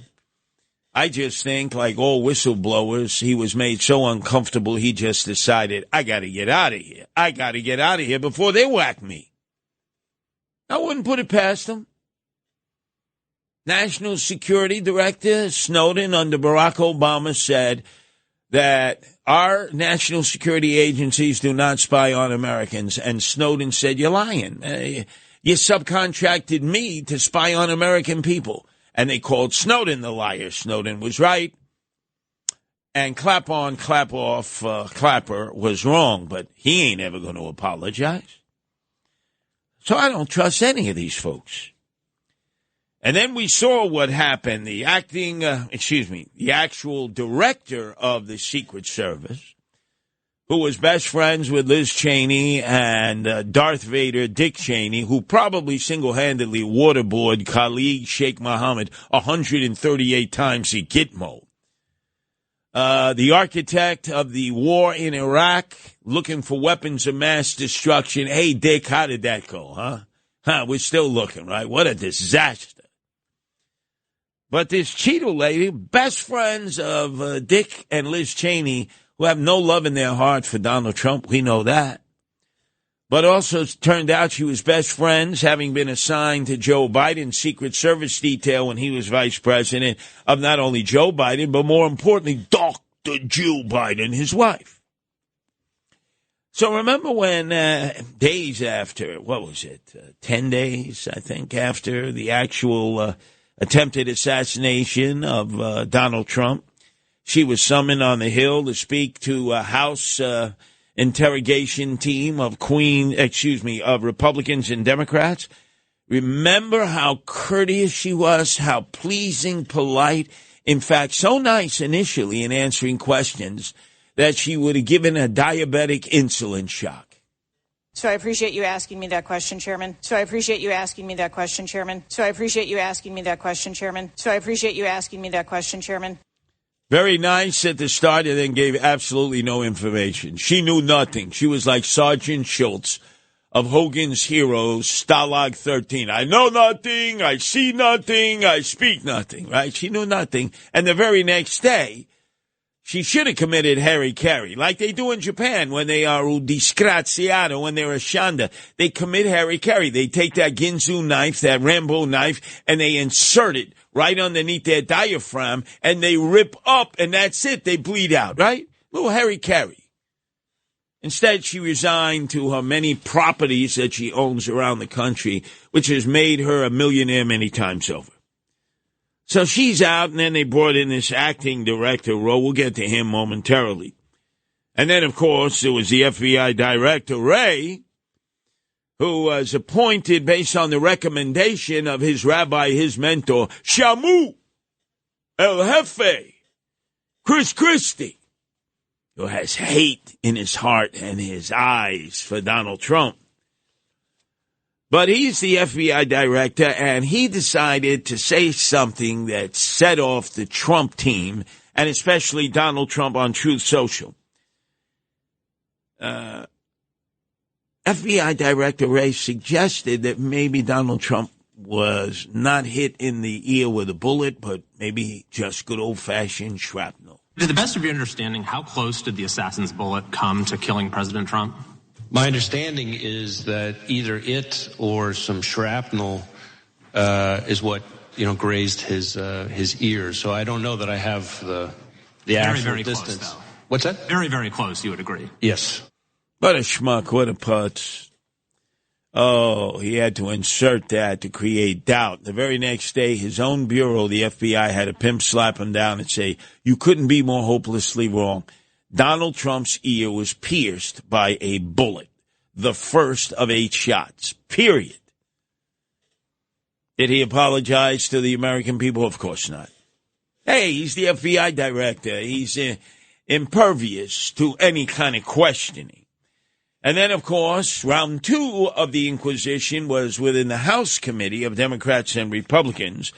And up in the docket was Ronald Roe, the acting director of the Secret Service, after Cheeto disappeared stage left. Since my appointment as the acting director 1 week ago, I identified gaps in our security on July 13th and have implemented corrective actions. One of my first actions as acting director was traveling to the Butler Farm Show site to better understand how our protection failed. I went to the roof of the AGR building where the assailant fired shots, and I laid in a prone position to evaluate his line of sight. What I saw made me ashamed. As a career law enforcement officer and a 25-year veteran with the Secret Service, I cannot defend why that roof was not better secured. Wow, he started out well, and then it was all downhill. But there have been battles galore here at WABC between my colleagues. That's right, including myself. I would say the way it aligns so far is Greg Kelly and I pretty much share the same views about this being an attempt to whack Donald Trump that the Secret Service was responsible for. Bo Snerdley is adversarial to that. He'll be on 7 to 10. I'm sure he'll be talking about that momentarily, as has Dominic Carter. Notice the two brothers totally ignored the conspiratorial part of it. They're into, incompetence, ineptness, malfeasance, bull feathers. And then, of course, there's Sid Rosenberg, the peacock, who, remember, at first shut me down when he was broadcasting from Milwaukee, and I brought up that the Secret Service wanted Trump dead. He actually hung up on me. And now, increasingly, he's coming more and more over in my direction as every day, like an act of Chinese water torture, more and more information is provided to us, but we have to go out and get it. It's like pulling teeth. But here's Bo Snerdley totally denying that there was more than one shooter and calling people like myself and Greg Kelly kooks, kookalamungas. So how are we going to get the answers to find out what really happened with it? There's 2 shooters, 3 shooters. I don't trust anything they say. Okay. Can we stop with the 2-shooter and 3-shooter business, please? Please, let's not go down Kook Road. We know there was one shooter. Kook Road? We know there's one shooter? Really, Bo? Really? Boy, you need to be calling up Bo Snerdley this morning, 7 to 10, and giving him hell. You know, Bo, there's only one shooter, huh? So how are we going to get the answers to find out what really happened with it? There's 2 shooters, 3 shooters. I don't trust anything they say. Okay. Can we stop with the 2-shooter and 3-shooter business, please? Please, let's not go down Kook Road. We know there was one shooter. Kook Road? We know there was one shooter. How do you know that, Bo? You trust the government? You trust the Secret Service, the FBI, the CIA, criminals in action? You trust the National Security Agency? And then all of a sudden, I think Bo recognized, I'm treading on thin ice here. I got to work with Greg Kelly. I got to work with Curtis. And these guys are all over this, claiming that the Secret Service set up the president, Donald Trump, to get whacked. Hey there. The only people that have lost trust in the DOJ and the FBI are the far-right conspiracy theorists, as we can hear the nuts calling in. But I did want to make a quick point. Oh, let's not call them nuts. These are wait. No. Just like I wouldn't let somebody call you a nut or call you names because you're a lefty. Don't do that. Don't call these people names, all right? These people have every right to their opinion just like you do, and we don't need this name-calling of these people. Oh, so now there shouldn't be name-calling. He called us kooks before. So how are we going to get the answers to find out what really happened with it? There's 2 shooters, 3 shooters. I don't trust anything they say. Okay. Can we stop with the 2-shooter and 3-shooter business, please? Please, let's not go down Kook Road. We know there was one shooter. Really? You know there's one shooter. 1 minute, I'm a kook. The next minute, don't call Sliwa nuts. But then there's Bill O'Reilly. He has anointed himself as America's greatest historian. He knows everything. And he immediately labeled me as being high on LSD because of my opinions. He took the position like Sid did initially. It was inept, it was incompetent, it was malfeasance. Here's a guy who's made millions of dollars writing books about history and conspiracies, but no chance that it was any more than exactly what the inept, incompetent, incapable, malfeasant law enforcement agency said, and especially the Secret Service. I have one question for you before we begin. Sure. All right. Does Sliwa consume LSD before sitting down with you in the morning? How do you like that? And I've yet to get an apology, although Sid Rosenberg laughing at me there, actually moving more and more in my direction every day, texting me saying, oh, there's another reason I got to move closer to your point of view, and embrace the point of view of his very dear friend, lifelong friend, going way back to Imus in the Morning on the Fan, the accoutrement expert, the fashionista extraordinaire from New Bedford, Massachusetts, Fall River, Joseph Abboud, Boston Red Sox fan and best friend of Sid Rosenberg. Curtis, it's Joseph Abboud. I think you're more right than Sid's giving you credit for. I have one question. It's gnawing at me. How could a kid come to this event carrying a ladder and go to the only place that was unsecured? How does he know to bring a ladder? How does he know exactly where to go? The only place that was unsecured. Anyway, I'm with you, Curtis. I think there's much more to this. It's not conspiracy theory. Its questions need to be answered. But I'll be listening. You're the best. I love your show. I love you with Sid. You do a great job. Thanks, Curtis. Hope to see you soon.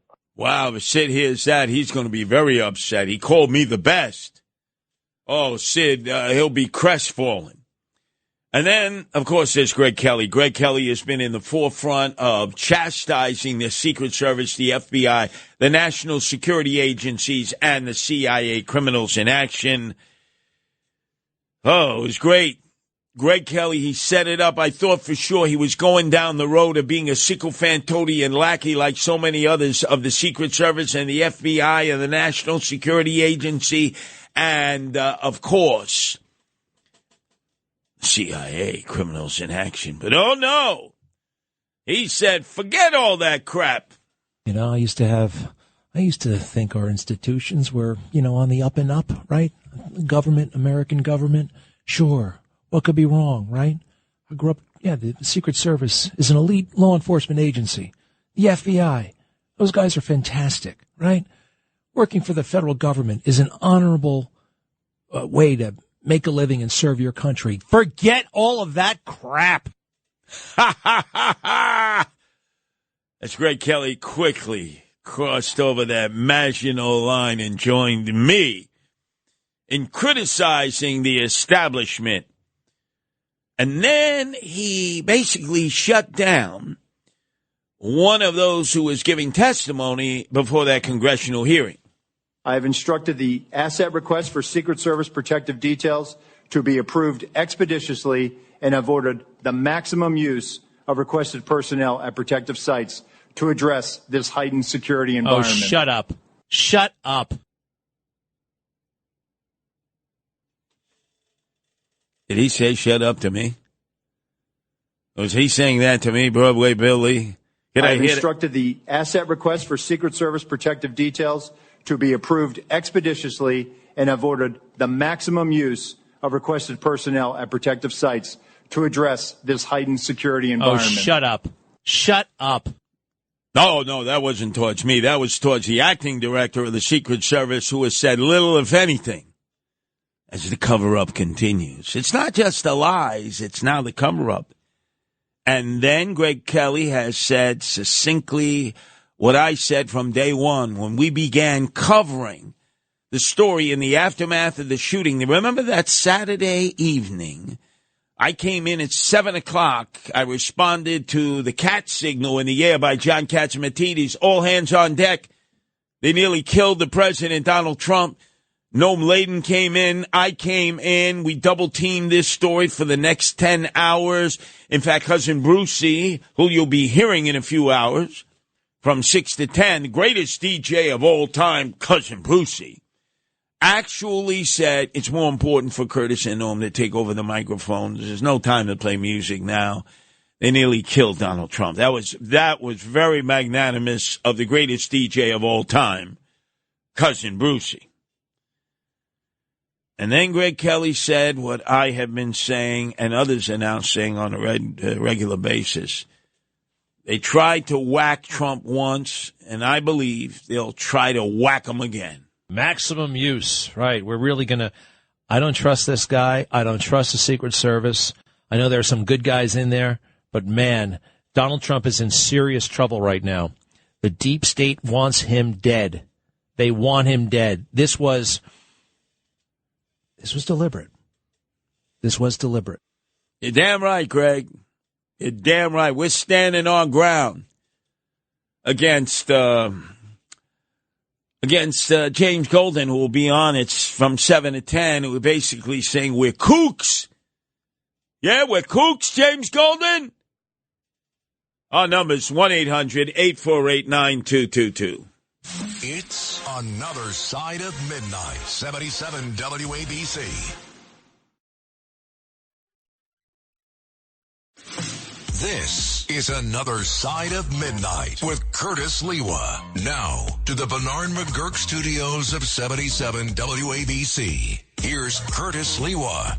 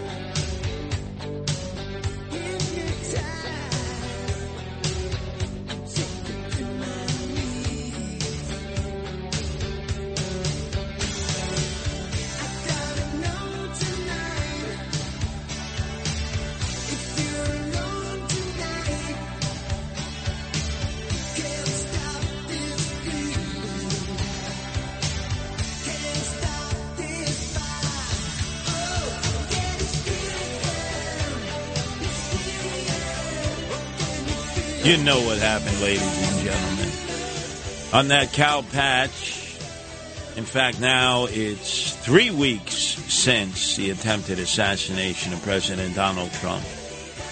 There was an all-out effort by Secret Service to make sure that the person they were guarding was not going to leave that cow patch that day, except on a gurney, either dead on arrival to a nearby hospital or in the ICU on life support. There's increasingly every day more and more information that makes that very clear to me. And I know some of you, not all of you. And yet there are those out there who are saying, why would you be a conspiratorialist? Why don't you just accept the fact that this agency was inept, incompetent? In fact, they were guilty of malfeasance. But they would never have set up President Donald Trump. Why not? You trust them. You trust the Secret Service. You trust the FBI. You trust the National Security Agency, who told us they don't spy on Americans. And then we heard from the whistleblowers that they spy on us all the time. And then, of course, the CIA, criminals in action. You trust them? I don't. And nobody would ever accuse me of being a Trumper. But it's so obvious.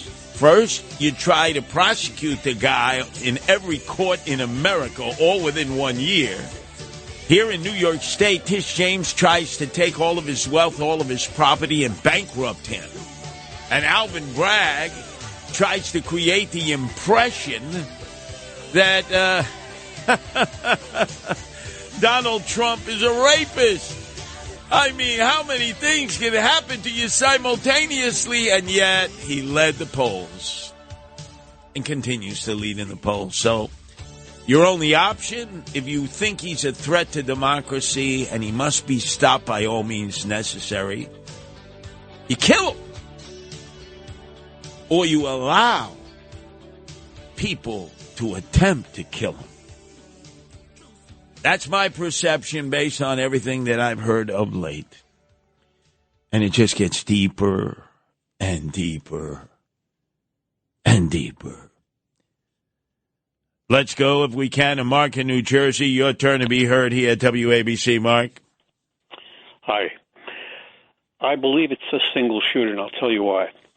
I'm an audio engineer, and I got a good copy of the video that you saw of the president, or rather of Trump, going up, covering his ear, coming down again, Secret Service taking him out. In that track, you could hear the gunshots clearly. Now, every one of the 6 shots was exactly the same level, same timbre. Also, the person that was killed was in the line of fire between Trump and the rooftop. The other 2 were behind him. So the trajectory had to be from an emanation point at the rooftop. Okay? The other thing that bothers me, if this had been a conspiracy, they would have gotten a competent shooter, not a kid that couldn't even get into the rifle club because he wasn't good enough to merit that. I don't know what to say. Well, I mean, if this was a conspiracy, think about this. Every one of those secret agents would have to be in on it. I don't think that would have been the case. Maybe 1 or 2. No, why would you have to have all of them in on it? Remember, there was a director of the operation there. Somebody was put in charge of that operation. I don't know if it was a woman agent or a male agent. We've yet to hear from the person who was actually on the ground in charge of the operation. Don't you think that's sort of odd that we've only heard? In charge is one thing, but the others would have found this or observed this or done something and said something. Also, the perimeter outside the area that the Secret Service was guarding was the police, the local police. And they were certainly not in on it. And they were informed about it. You know, a couple of people actually were complaining to the cops, hey, there's somebody on the roof, go check him out. I don't know what the deal is. But I'm thinking if this was really a conspiracy, they wouldn't have had an amateur kid, 20-year-old, that didn't know how to shoot. All right, but Mark, somebody that could have killed Mark, if Trump had not turned his head, he would have been shot right in the head with that first shot. This is something else that I'm wondering about. His ear was not even nicked. Have you seen a close-up shot of his ear? You see red on his ear. You also see some red on his face. Now, that's impossible. If the bullet was going front to back, the blood would not have spattered on his face, but it would have stained his collar. His collar was spotless. It doesn't compute. He wasn't hit at all. Look at a very close-up shot of his ear. Just as he's holding up his arm, there was a very clear picture, very sharp picture of his ear, and there's not a nick on it. There isn't. So what are you suggesting that where all that blood came from? Okay, I'll tell you where. Remember when he had his head down on the ground and there was a photograph between the legs of a Secret Service agent and you see the blood dripping forward? Yes. That's from the gravity of the blood that was applied to his ear, dripping toward his face. That was not from a gunshot. That, if there was a conspiracy, he was slapped or sprayed or something with fake blood. And that's where the dripping on his face happened. It could not have happened from a gunshot because it was going back, not forward. And his collar was untouched, which would have been the case if his head were down. The blood wouldn't have gone to the collar; it would have gone down to the ground as his head is facing the ground. See what I'm saying? So a lot of things don't compute here. I don't think there was a conspiracy by the Secret Service. Maybe 1 or 2 people were trying to do something. I don't know. But again, the cops also were supposed to be guarding that rooftop, not the Secret Service at that point. That was outside of that perimeter. And also the direction of the bullets had to come from that roof. And the sound of the bullets, except for the very last one, which is a lower frequency, was a lower timbre, that was the shot that killed the shooter. That was from the sniper. Well, now I want you, Mark, I want you to listen, if you can, to FBI Director Wray, who on one day said that he appeared to have been shot by shrapnel. But then on the next day, the Bureau corrected him and said, no, he was shot with a bullet. To the best of your understanding, how close did the assassin's bullet come to killing President Trump? My understanding is that either it or some shrapnel is what grazed his ears. So I don't know that I have the actual very distance. Close, What's that? Very, very close. You would agree? Yes. Here's what I have to say about that. There was no shrapnel because there was nothing to create the shrapnel. Had a bullet hit one of the teleprompters and smashed it to bits and sent a piece of glass into his ear, that's one thing. But neither of the two teleprompters was hit. Neither one. They were fine. So where did that shrapnel come from? There wasn't shrapnel. Makes no sense. That teleprompter would have been smashed to 1,000 bits by that bullet. See, now... A full AR-15 bullet. It now, could create any kind of shrapnel. Now, Mark, you stir the pot even more. So Mark claims single shooter, and then President Trump was not even hit with a bullet or shrapnel or anything else, that the blood emanated from just him ducking and then being jumped on by the other Secret Service agents once they heard the shots, although they didn't necessarily know where they were coming from.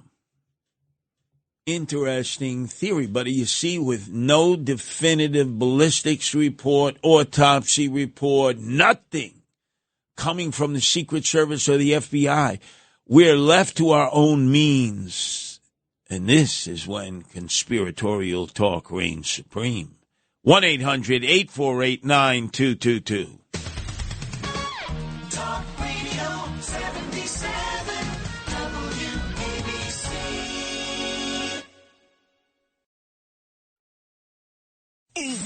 It's another side of midnight. Now to the Bernard McGurk studios of 77 WABC. Here's Curtis Lewa.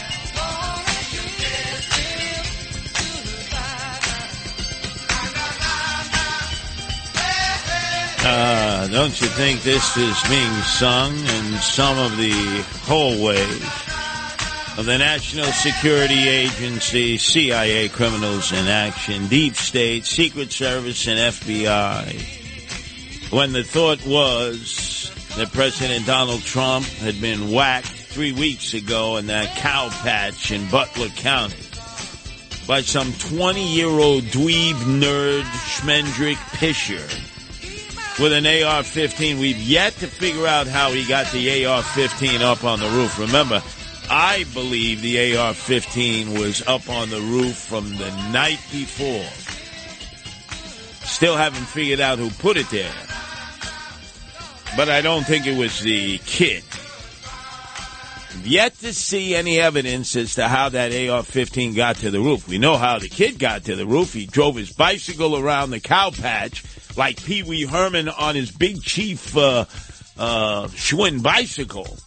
Parked it near the tree, walked over to the air conditioning unit, stepped up on it, pulled himself up to the roof, and then began a bear crawl to the location where he capped shots, 8 of them at President Donald Trump. That much we know. Everything else, we don't know nothing, because the only ones who know, the Secret Service, are sitting on that information. And oh boy, wait till you hear what I've come up with in the next hour. Things you haven't even heard yet. But let's go to Greg in Michigan. Your turn to be heard here on WABC, Greg. Yes, Greg. God bless you, Curtis. Thanks. Excellent. Yes, Greg. Well, good morrow, Curtis. You're on.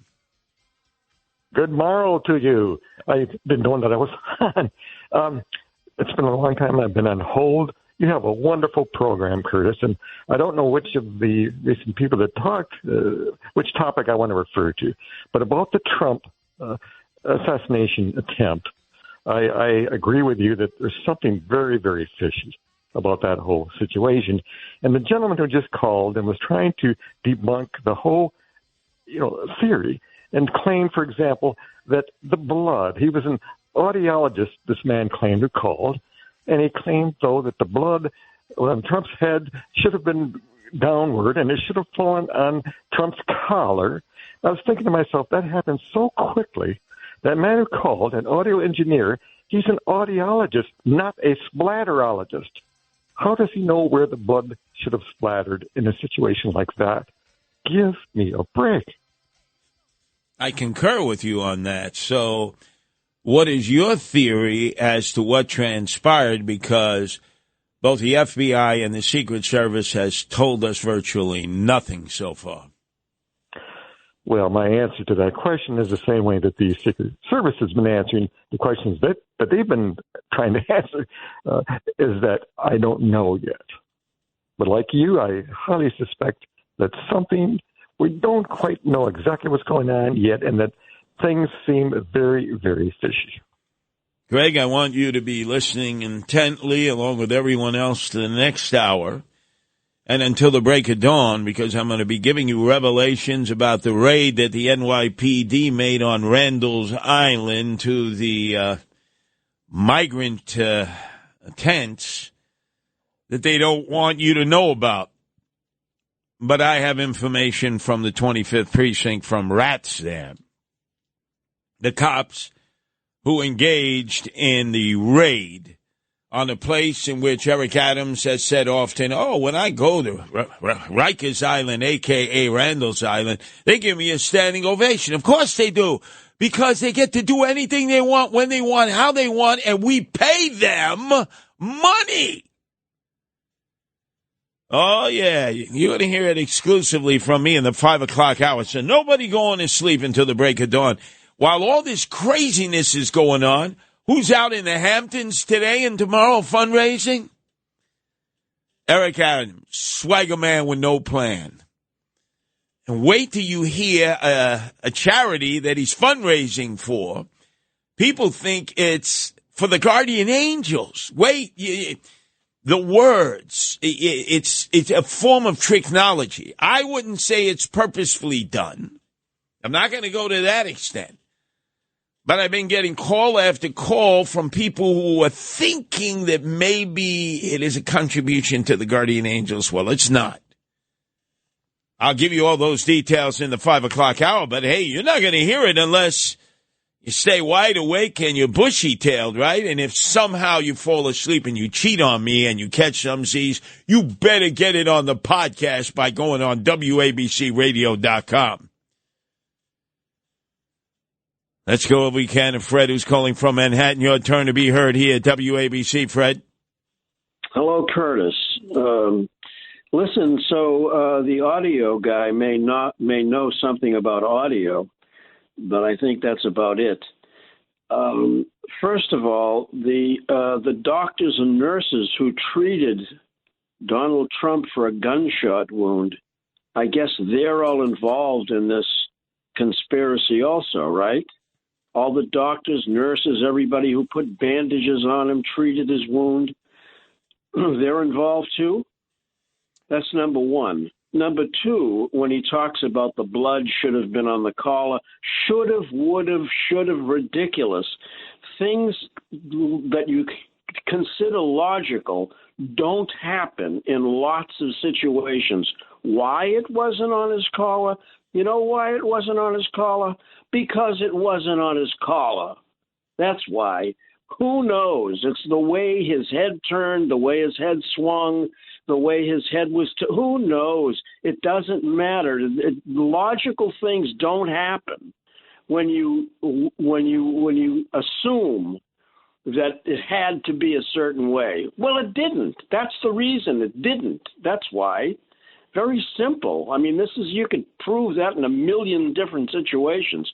But the main one, I think, is, I guess, all the doctors, all the nurses, everybody in the hospital, who saw Donald Trump, who treated Donald Trump, they were all involved in some conspiracy. They treated a gunshot wound. That's what they did. That's what that bandage was covering.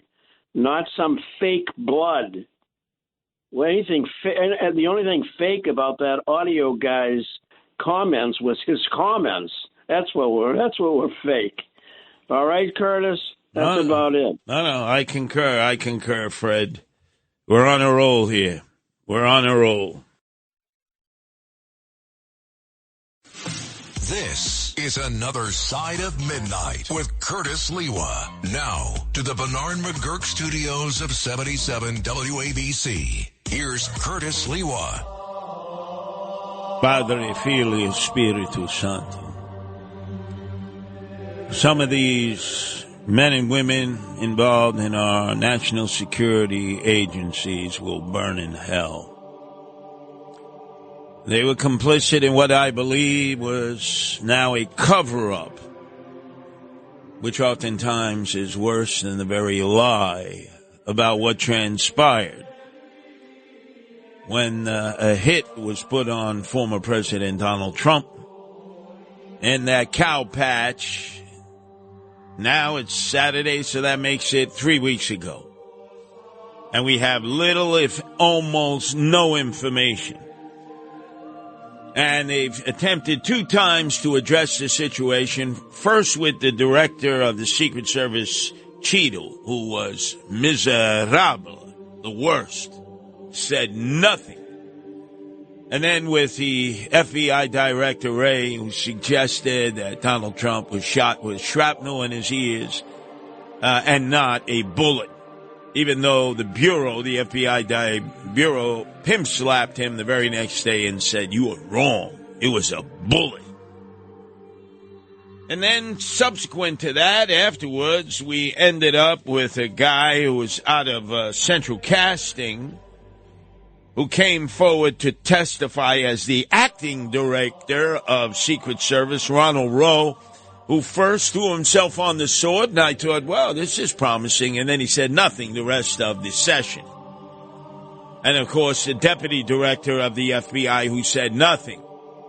So now we're 3 weeks into the exact date of the shooting of Donald Trump, and we know nothing about nothing because, once again, these secret agencies of our government have decided that we don't need to know, the people don't need to know. And because they've sat on information, it has led to more people believing that it was ineptness, it was incompetence, it was malfeasance of the highest order that plagued both the Secret Service, FBI, State Police of Pennsylvania, Butler County Sheriff's Department, and Butler City Police Department. Do we really believe that? Up next, in the next hour, I'm going to make my case of relevant new details that have emerged that increasingly make it seem like this was purposeful. This was done specifically, warts and all, ineptitudes being both visually and audio-wise available for all to come to their own conclusions. But every day, in the words of Sid Rosenberg, whereas I condemned you on day one, Curtis, for being conspiratorial, every day you're sounding more and more like that's exactly what happened to Donald Trump.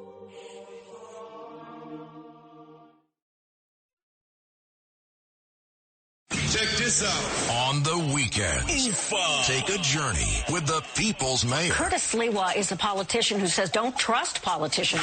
It's Another Side of Midnight with Curtis Lewa. The iconic, the legendary Curtis Lewa. This city doesn't sleep, and neither does Curtis Lewa on Another Side of Midnight. Oh, yeah. Now, to the Bernard McGurk studios of 77 WABC. Here's Curtis Lewa.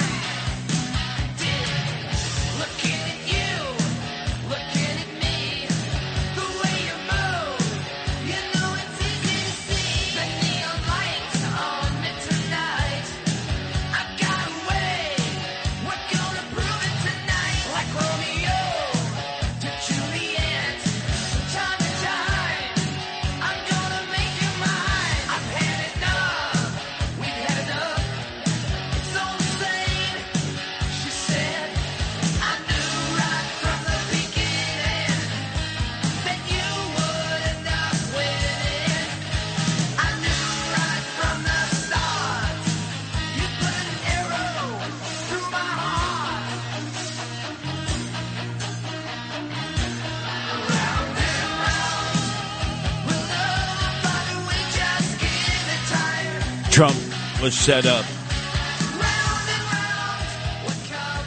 They were going to whack him in that cow pasture 3 weeks ago, Saturday.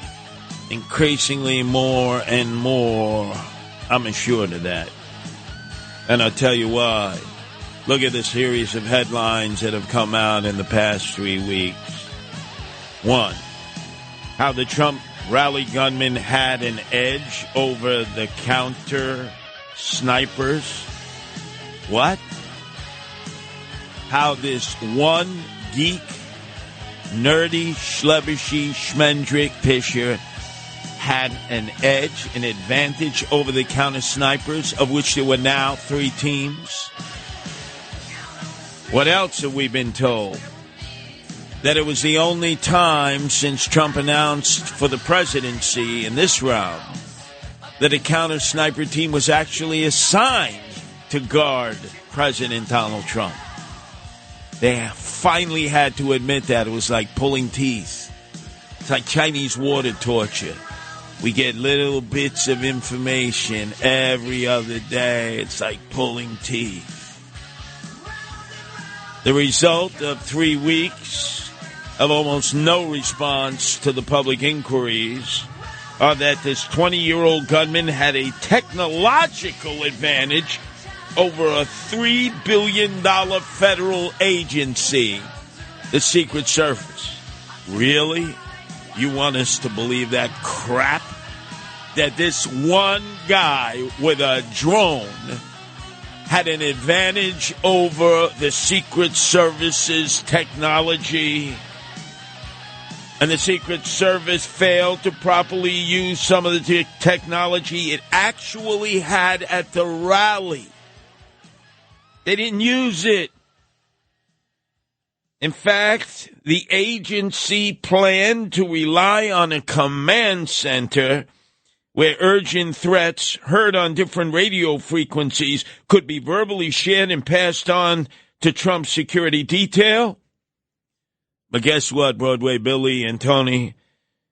The command center system failed to work. Whoa. Failed to work. And then finally the coup de grace, the icing on the cake. The Secret Service failed to record the radio communications amongst the federal and local law enforcement personnel assigned to the rally that day. Well.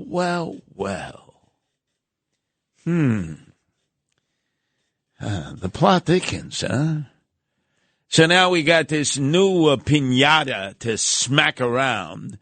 The acting director of the Secret Service, who looks like he's right out of Central Casting. That's right. He's got that sort of jarhead look and that haircut. I'm not Cheeto. I'm Roe. And I'm going to answer all questions, he told the United States Senate hearing. And then the senator gave him hell. My question is, why don't you relieve everybody of duty who made bad judgment? So, yeah, you're right. I am zeroing in on somebody. I'm trying to find somebody who's... You're telling me that the person who made the decision not to include this in the perimeter has not been relieved of duty. What about the person who's in charge of the interoperability of radio frequencies between local law enforcement and Secret Service? Has that person been relieved of duty? No, Senator, because interoperability is a challenge, is a greater challenge than just one person. On that day, we had a counterpart system. It failed. As the person who made the decision to send Donald Trump onto stage knowing that you had a security situation, has that person been relieved of duty? No, sir, they haven't. As the person who decided not to pull the former president off of stage when you knew that, in your words, the locals were working a serious security situation, has that person been relieved of duty? No, sir. Again, I refer you back to my original answer that we are investigating this through a mission assurance. And as opposed to zeroing in on one, what more do you need to investigate to know exactly what the what more do you need to investigate to know that there were critical enough failures that some individuals ought to be held accountable? I mean, what more do you need to know? What I need to know is exactly what happened, and I need my investigators to do their job. And I cannot. A lot of people didn't do their jobs. I cannot put my thumb on the scale. Otherwise, what do you mean put your thumb on the scale? You're asking me, Senator, to completely make a rush to judgment about somebody failing. I acknowledge this was a failure of the Secret Service. Is it not prima facie that somebody has failed? A former president was shot. Sir, this could have been our Texas school book depository. I have lost sleep over that for the last 17 days, then just like you have. Somebody to and I will hold tell them you, accountable. Senator, I will tell you, Senator, that I will not rush to judgment, that people will be held accountable, and I will do so with integrity and not rush to judgment and put people unfairly persecuted. Unfairly persecuted? Unfairly, we've got people who are we dead. have to be able to have a proper investigation into this, Senator. You said earlier that you've got to make sure that your protocols are followed, and unless there's a protocol violation, people wouldn't be disciplined. I would just say to you, I don't really care that much about your protocols. I think if your protocols don't provide for the fact that when a former president is shot, when an American is killed, when other rally-goers, innocent people who just showed up on the day, when they are shot at and critically wounded, if that isn't a protocol violation prima facie, you should revise your protocols. Senator, I think this is where you and I agree. This was a failure, and we will get to the bottom of it. Well, I hope you're going to do something about it. Yeah, like we're going to trust this guy to get to the bottom of it. His protocols. What is this, like the protocols of the elders of Zion, who blame Jews for every problem in the world? Written up years ago, circulated amongst the French, Russian disinformation from the Tsar. Oh, yeah. That was real disinformation, Russian disinformation from the Tsar about Jews, and then spread throughout France, as Frank Morano would say, France. Until there was that time in which there was the trial at that time of the century. J'accuse. I remember, see, I'm going to let people fill in the rest. J'accuse. What am I talking about here, huh? You trust the Secret Service? We got to follow our protocols. Yeah, the protocols are to cover it up.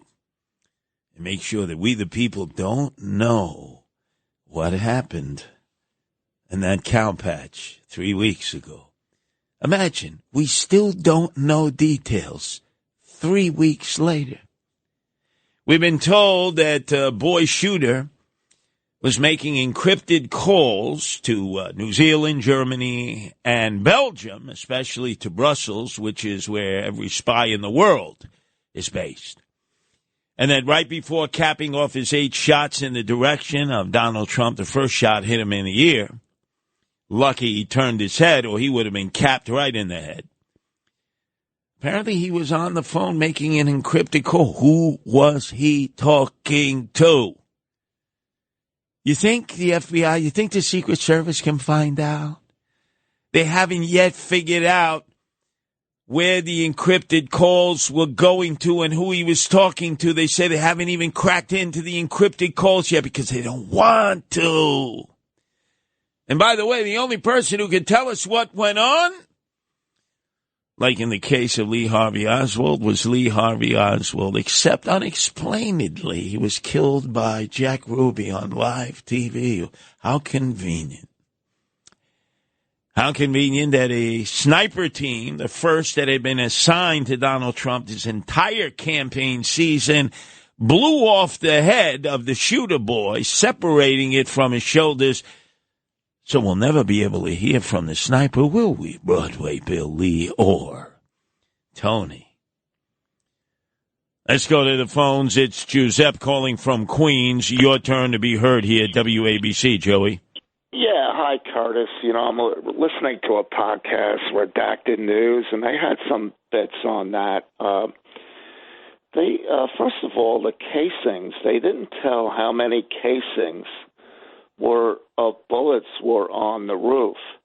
Now, they also had a guy that did audio or sound forensics, and it sounds like the first 3 bullets have a much deeper sound, indicating the guy estimates from about 500 feet, or 500 yards, rather, and the next 6 on the sound forensics have like a rapid close-up sound to them, indicating, that they were from the rooftop probably.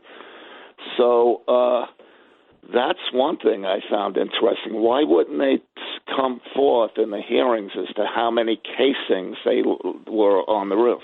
Well, that, and more importantly, where's the ballistics report? Where's the autopsy report? It's 3 weeks later, and we haven't seen hide nor hair of them. Now, another interesting thing raised was there's a guy with a PhD that claims that he has the ID on the phones, and he claims that there was a smartphone from somebody from the FBI on the water tower, and he traced his movements back to a car, a black van or whatever that was registered to the Department of Agriculture. That was with the IP of a cell phone, according to this guy, that he claims he can track, IPs. And also they said that the shooter, the kid, they have his previous movements through his IP address, and he was in a neighborhood of where the FBI secondary offices are at one point. Yeah, that's all, to me, very conceivable. But again, because the Bureau itself, Secret Service Bureau, is not forthcoming, or the FBI, we're left to deal with these independent investigators, who I'm sure are trying very hard, much harder than the Secret Service or the FBI, but some of which, Joe, is conflicting with other independent individuals who are researching it. So that it is incredibly important that the feds get their act together, because, you see, they don't want to implicate themselves, Joe. They don't want to implicate themselves. I think they realize that not only did this completely break down, but there may be somebody or some people within the Secret Service Bureau assigned to the cow patch that day that did everything to make sure that everything broke down so that this gunman would have his opportunity to take out Trump. Well, another thing that's interesting is they said that was the first time some of these major news agencies were actually at a Trump rally, such as the BBC. And you wouldn't say the guys on the ground would have known anything, but were, when you think with Roger Stone, what was CNN doing at 6 a.m. when he was raided at his home by the FBI? No, that's excellent. In fact, though, we benefited by the BBC actually having a team there. Remember, they were the first ones to find that redheaded guy who was beyond what they called the perimeter. He was behind the fence. He was near the building. He told the story. Maybe we can find that, Broadway Bill Lee and Tony. The redheaded kid, he had a Trump hat on. He said, we were partying all day waiting for Trump to get there. So they had been there all day, and they decided it's hot. So let's go back by the trees where it's cool. And they say, well, we can't see Trump from the trees, but we can certainly hear him. So we don't have to be out there because it was hot. It was sweltering. And he's the one who pointed out, he was the first one to the BBC who said, hey, we alerted the police in the area. We told them there's a gunman on the roof. There's a gunman doing a bear crawl. And they did nothing. They did nothing. In fact, let me see if we can play that right now, Joe, because that is the cut that I played on the very first night when I and Noam took over for Cousin Brucey at about 7 o'clock at night. Cousin Brucey was kind enough to realize that it's not a night to be playing music. And we were the ones to first break this story by the BBC in America on the most powerful radio station in the world and from coast to coast in America. And it resonated. Someone who was here, you weren't inside the event, nope, but you were just outside. Tell us what you saw. So we had a party here all day. You can see behind us at the Brinkles Farm and Greenhouse here. We had a party. And we all decided, hey, when we hear Trump up there, we're going to walk up through the field, stand by the trees up there under the shade, and watch and listen to the rally, right? We couldn't see him, but we could hear him. So we walked up, and probably 5 to 7 minutes of Trump speaking. I'm estimating here. I have no idea, But we noticed a guy crawling, bear crawling up the roof of the building beside us, 50 feet away from us. So we're standing there, and, we're pointing at the guy crawling up the roof. And he had a gun, right? He had a rifle. We could clearly see him with a rifle. Absolutely. We're pointing at him. The police are down there running around on the ground. We're like, hey, man, there's a guy on the roof with a rifle. And the police were like, huh, what? Like they didn't know what was going on. We're like, hey, right here on the roof. We can see him from right here. We see him. He's crawling. And next thing you know, I'm thinking to myself, why is Trump still speaking? Why have they not pulled him up the stage? I'm standing there pointing at him for, 2 or 3 minutes. Secret Service is looking at us from the top of the barn. I'm pointing at that roof, just standing there like this. And next thing you know, 5 shots ring out. So you're certain that the shots came from that guy on the roof? 100%. 100%. And he was up there for a couple of minutes. He was up there. You saw him up there for a couple of minutes. Absolutely. At least 3 to 4 minutes. And you were telling the police and the Secret Service? We were telling the police. We were pointing at them for the Secret Service, who were looking at us from the top of the barn. They were looking at us the whole time when we were standing by that tree. Could they see binoculars? Could they see him? Probably not, because the roof, the way the slope went, he was behind where they could see. But why is there not Secret Service on all of these roofs here? This is not a big place.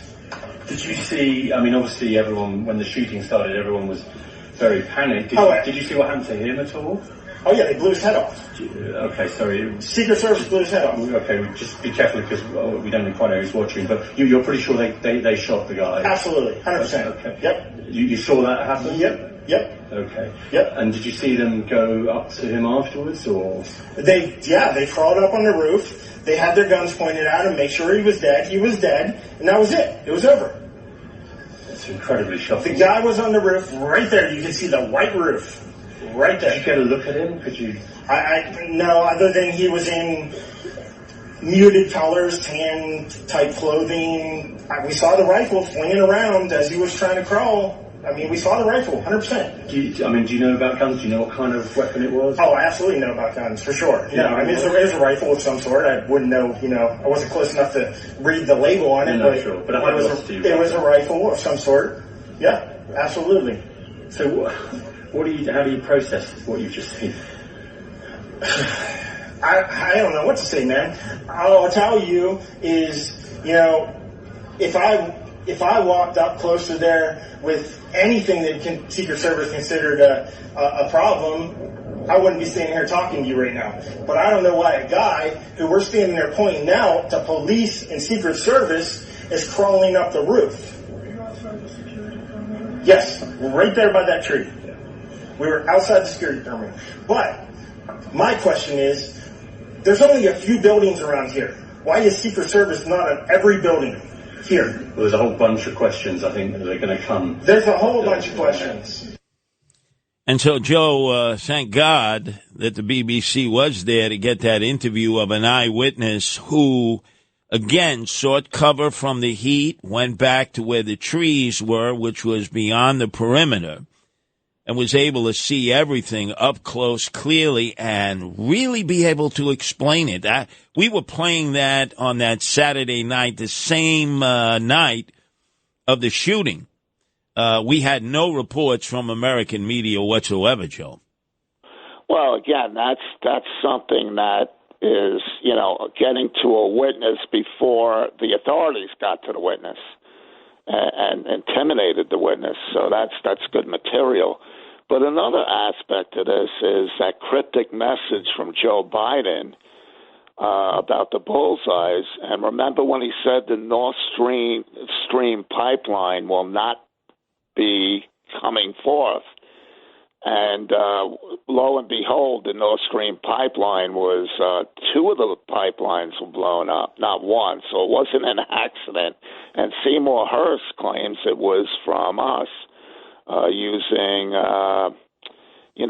I guess divers from Norway to sabotage that pipeline. So, I think why Trump is not welcome back is because he's, as is Kennedy, they're speaking against the Ukraine war, and they're not going along with that, which is a big deal for the military-industrial complex. No, you're absolutely right on that. But I will tell you this, that, remember, with them constantly saying, all of his critics, Joe, that Donald Trump is a threat to democracy, it almost gives them justification to take it into their own hands to make sure he never becomes president.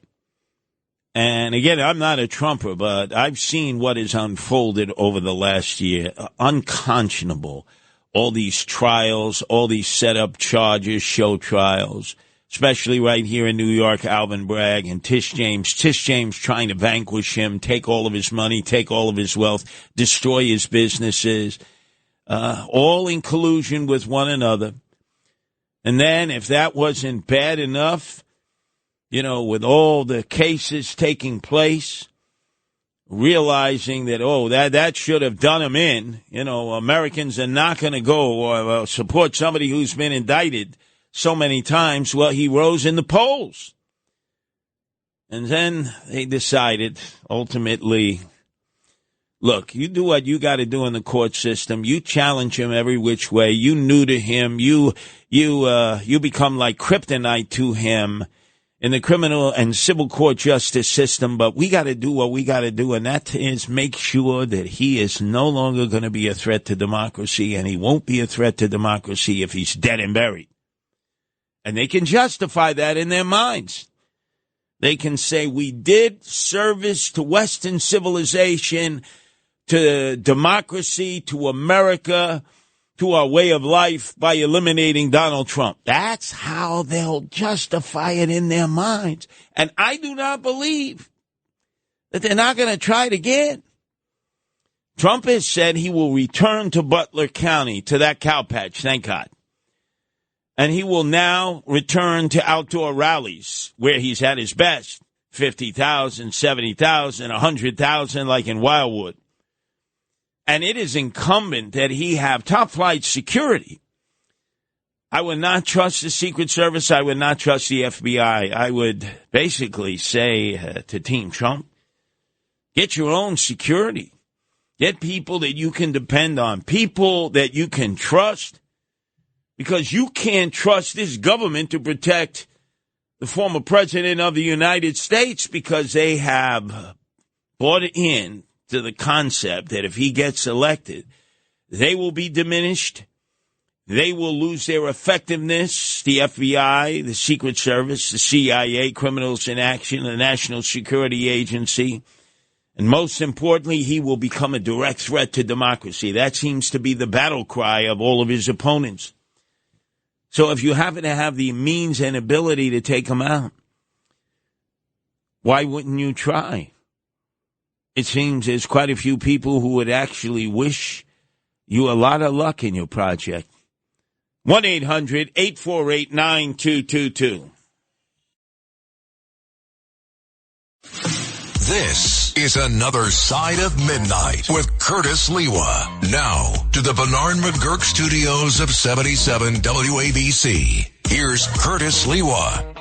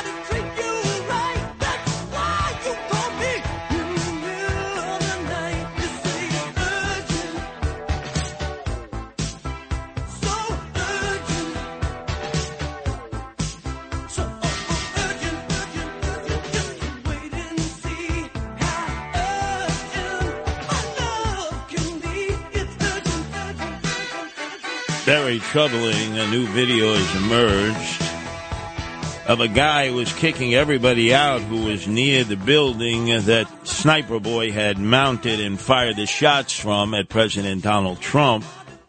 The guy was raging. He was screaming, "No trespassing, no trespassing." Why did he want everyone to clear out, huh? "You're trespassing. Get out. Get out," he was screaming. How convenient to get all of those eyewitnesses out of there, out of sight, out of mind, huh? Who is that guy? Inquiring minds want to know. We don't trust the FBI to find him, nor the Secret Service. We don't. Anyway, let's go to the phones. It's Roger in Massachusetts. Your turn to be heard here at WABC, Roger. Okay, a few things I'd like to bring up. First of all, one of the ones I was going to bring up that I heard just a little while ago on Rita's show was the thing that you finally brought up. Finally, and I thought about this about a week and a half. How come, if the sniper team was so caught off guard, how come it only took 15 seconds to kill the shooter? In other words, they had to already been set up, and they wanted to wait to get the 8 shots off, and then do the Jack Ruby on him. So I'm glad you mentioned that. Number one. Number two, if the Secret Service is so inept, if that's the case, then Kamala Harris better not go out until we finally get the final report and until we know that everything is corrected. if she goes out on a campaign trail that shows some phony baloney there, that they're not so inept. Number three is still it baffles me, how come, if you're going to take out a kingpin in a mob, wouldn't you first gather up some of the underlings and put them under such extreme pressure that they roll? For instance, how come the local police, the people who were shown the video, the police officers that were shown the video should have been brought down to Washington, D.C. first and find out the chain of communication and where exactly it broke down. Who said what to? What, the local police? You didn't tell anybody? Someone showed you a video of someone on the roof? And what, you didn't tell anybody? Or who did you tell? And just go and threaten them all with severe penalties so that they'll either have to tell the truth or suffer very severe consequences at the hands of our government. All right? And then the next thing I want to bring up is that this is eerily similar to the failings of the Capitol Police at January 6th. And again, on the Rita Cosby show a couple years ago, I listened to John Solomon interview where he summarized the Capitol Police final report that showed that those who would be responsible to respond to incidents were assigned to other duties that day. The crowd control gear was locked up in a bus, and no one had the key to the bus. Elevators were left open within the Capitol and such, and to the point where, I mean, I thought back then that was allowed to happen. The Democrats were, when they heard, you know, they knew something in advance, at least a few days in advance. Ocasio-Cortez claims a week in advance, but they salivated over the opportunity to allow something like that to happen, to finally have something to use against Donald Trump, because everything else was like Teflon. Nothing stuck. So I hate to get into conspiracy theories, but the things that you've been enumerating, especially this hour, make perfect sense. And I'm glad you addressed it. It took only 15 seconds for a sniper to do the Jack Ruby on this kid. In other words, as if he was already in position. I mean, in other words, right? He had to have been in position to do something like that. And who knows what about the guy in the water tower? I never saw any of the films or videos. I don't go watching that stuff. But, you know, it just sounds so much like it was allowed to happen. And, I hate to get into conspiracy theories, but, everything you said this past hour sounds... Well, Roger, the other thing is apparently there was a guy in a gray jacket who came up on the roof of where the sniper had shot his 8 bullets in the direction of Donald Trump, where there was no Secret Service personnel or any police officer posted. And apparently said, I want you to send the following things to me. And he was speaking at that point to Secret Service officers from the counter sniper team who went up to check on the sniper who they had blown his head off of his shoulders. Who's the guy in the gray jacket? How come he hasn't been identified? How come the person who was in charge of the Secret Service that day on the ground in Butler County has not been interrogated publicly? He or she would know.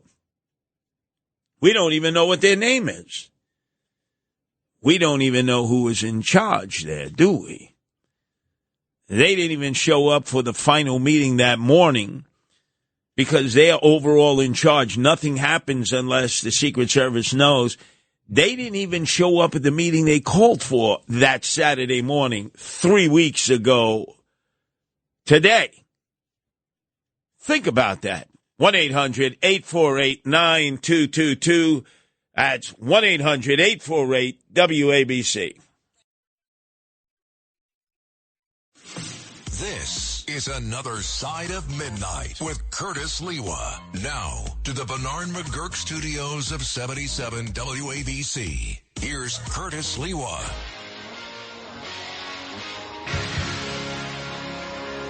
I never meant to be so bad to you. One thing I said that I would never do. A and that would wipe the smile right from our face. Do you remember when we used to dance? And incidents arose from circumstance. One thing led to another, we were young, and we would scream together songs unsung. It was the heat of the moment, telling me what my heart meant. The heat of the moment showed in your eyes. And now you find yourself in 82. The disco hotspots hold no charm for you. You can't concern yourself with bigger things. You catch a pull and ride the dragon's wings. 'Cause it's the heat of the moment. The heat of the moment. The heat of the moment showed in your eyes.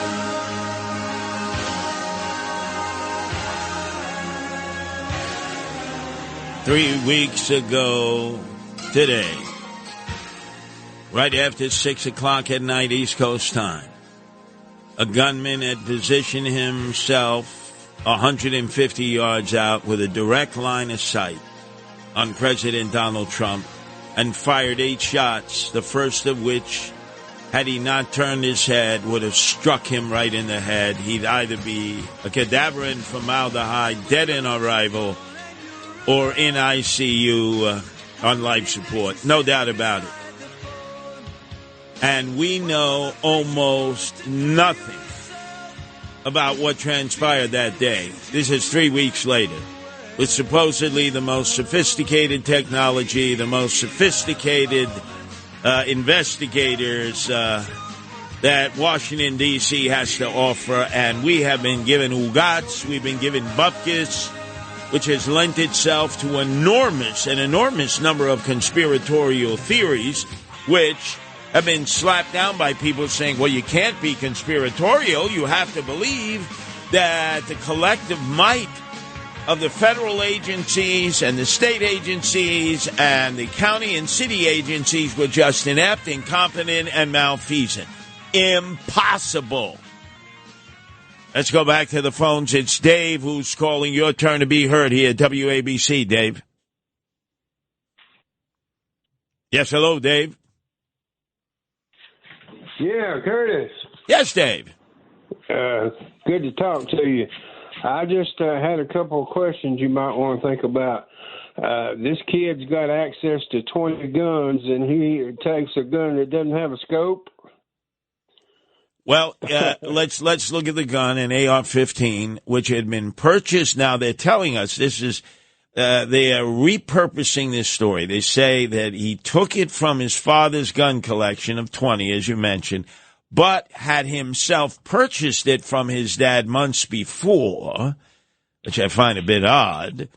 And then they claim that morning he was supposed to go to work at the Senior Citizen Rehab Center. He went there and he said, guys, I'm not going to work today. How about I work tomorrow? And they said, yeah, that's okay.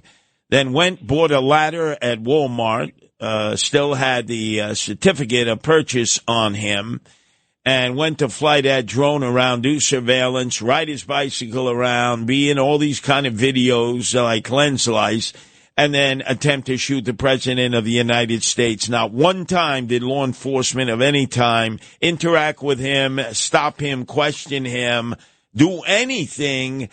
And now they're claiming that the parents who have lawyered up are cooperating with the authorities, but they're not saying anything to the media or the general public, which to me, Dave, is extraordinarily suspicious. Extraordinarily.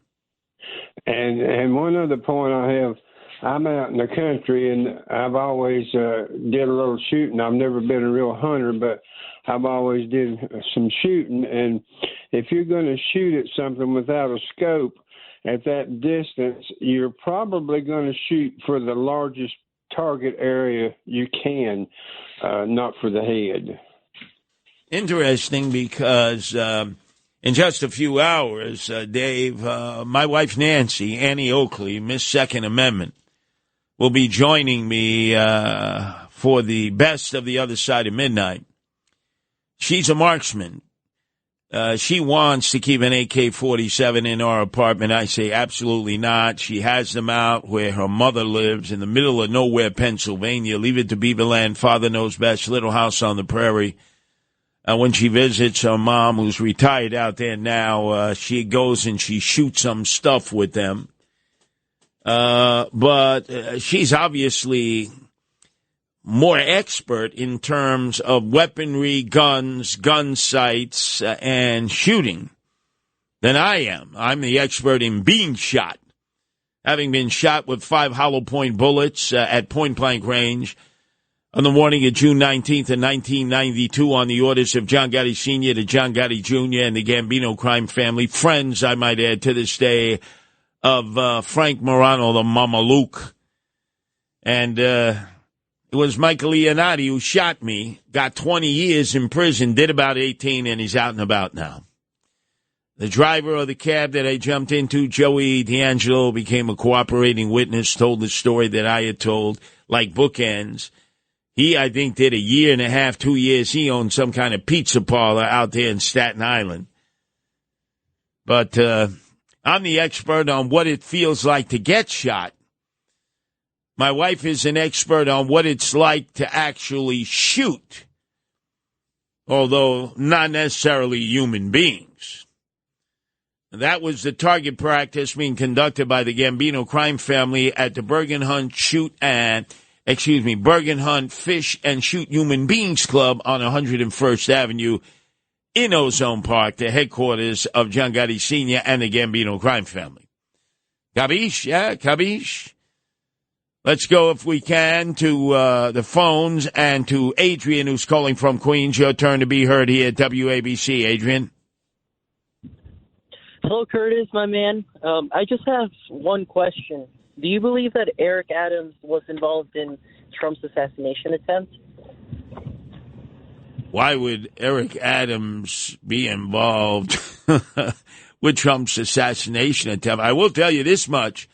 I need you to look for this cut, Tony, and also for you, Broadway Bill Lee. He jumped the queue like he always does.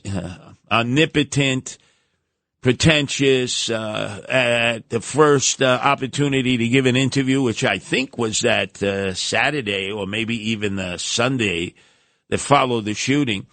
He claimed that the gunman was a prisoner of social networking. He knew for a fact the gunman was influenced by social networking, which it turned out he was not. And he had to walk it back a few days later at his weekly press conference that he holds Tuesday for the local reporters. And he holds only one major press conference a week because he has to prepare for it, because the guy cannot chew gum and think at the same time. But he did make that statement as if he was an expert, and he had to walk it back. We're going to find him and bring him to justice. Nope, that ain't it. Man, you guys are off your game. He said the following. He said, I believe that the gunman was influenced by social networking. Like so many other young people, you know, they're manipulated, molded by social networking, and it has turned out that so far, as much as we can believe them, he was not really involved in much social networking. What he has been involved with is encrypted phone calls to New Zealand, to Germany, and to Belgium, especially Brussels, which is where most of the world's spies are located. They operate right out of Brussels. And right before he shot at Trump, apparently when he was on the ground, he had made one final call, and it was to one of those encrypted locations. And here it is, we're 3 weeks later, and we have not been told where those encrypted phone calls went to, who received them. The FBI the other day before the Senate hearing on the subject said that they have not been able to crack the encryption yet, which is bull feathers, complete bull feathers. Let's go to Bobby in the Bronx. Your turn to be heard here at WABC. Bobby. Curtis, you're number one. Go Buchanan. Let's go to Steve in the Bronx. Your turn to be heard here at WABC. Steve. Curtis, I wanted to tell you something, but I want to ask a question first.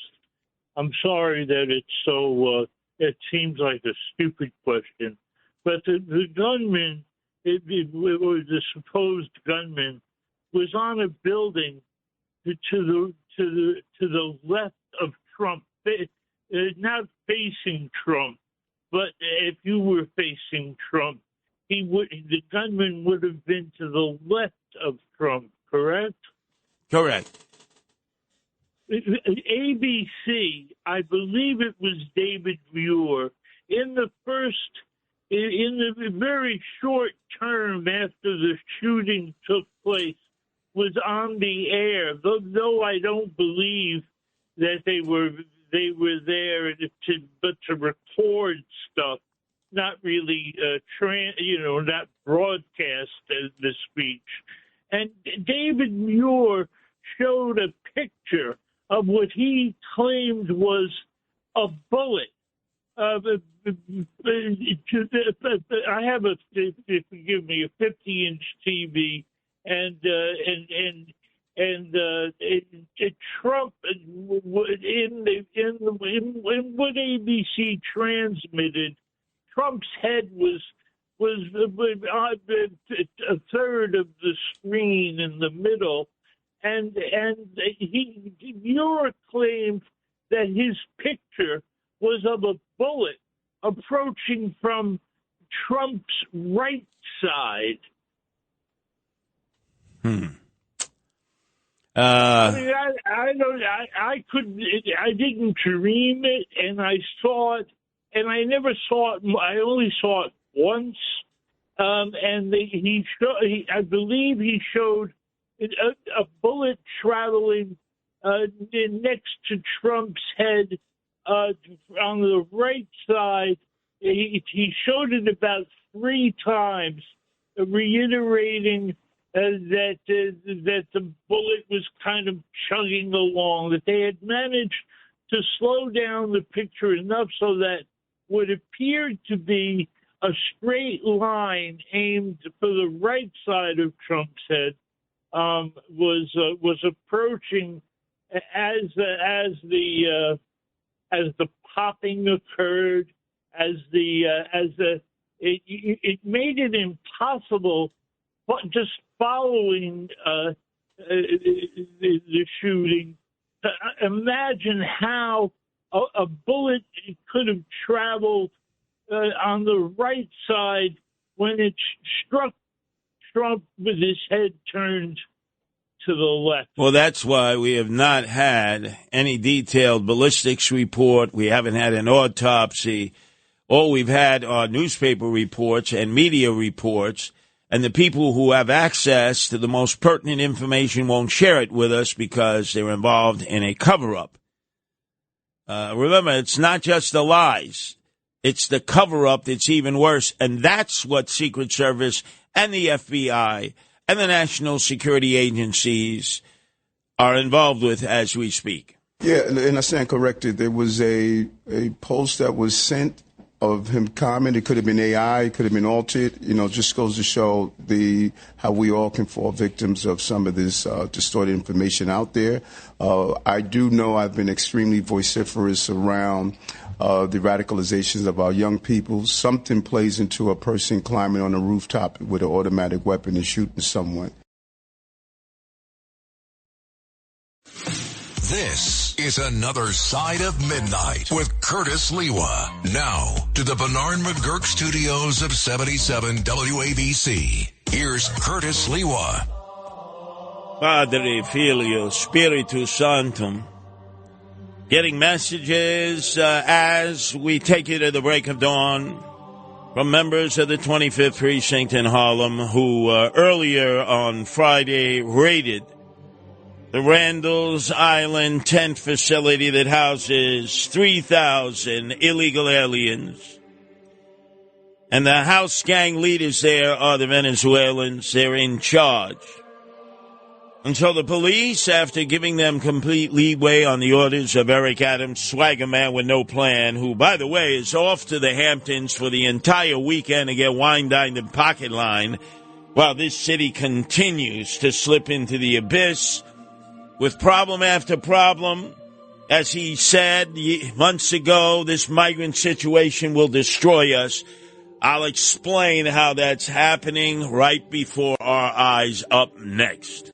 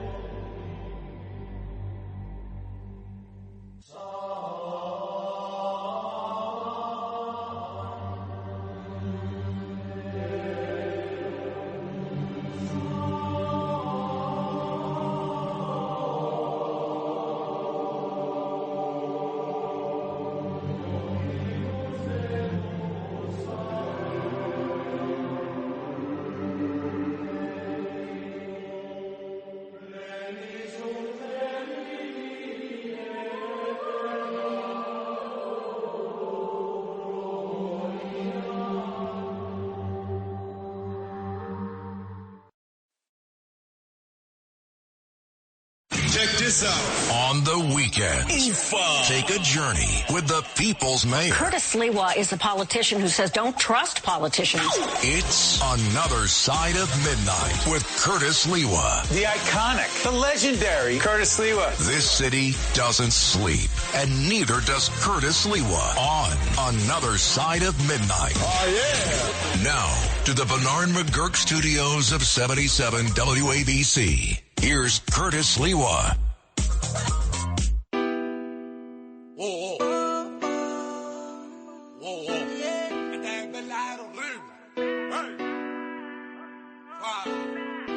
Paso muchas noches pensándote, yo no sé ni cómo ni cuándo fue, pero solo sé que yo recordé cómo te lo hacía y aquella vez. Si yo no puedo seguir solo, pero sé.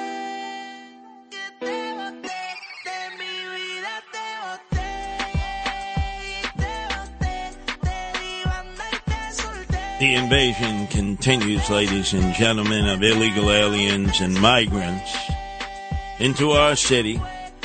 Even though the swagger man with no plan insists that less migrants are coming and that, in fact, although close to 200,000 have been processed in, he claims that about 130,000 have independently and autonomously decided to pick up and go on their own way. I doubt that highly.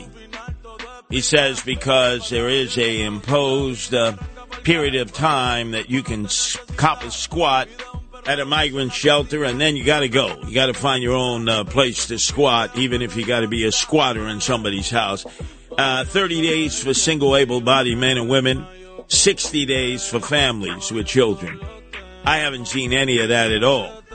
In fact, now there are 225 migrant shelters all throughout the 5 boroughs, the largest of which are the tented facilities.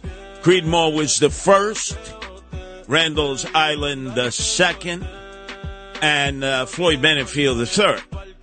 Creedmoor, they've doubled up on the number of people staying there. There's now 2,000, where there used to be 1,000 single able-bodied young men of military age with nothing to do and nowhere to go, and across Hillside Avenue, it is an absolute mess.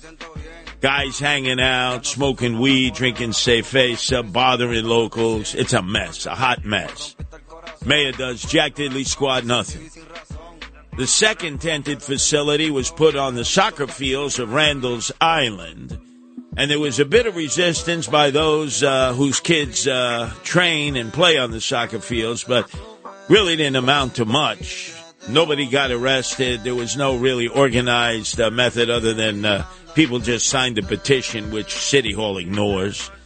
Like politicians of all different stripes ignore, Democrats and Republicans. You come up with a petition, you deliver signatures, they ignore it. They ignore it unless the signature is qualified and issue to be put on the ballot as an initiative or referendum so you could vote it up or down during a general election cycle, as is happening increasingly with abortion across the country, or for those who wish to legalize the recreational use of marijuana. They'll put it up on the ballot, especially with the presidential election upcoming. An example, Florida has on their ballot, and you've got to get 60% or more of the voters to vote to not restrict abortion.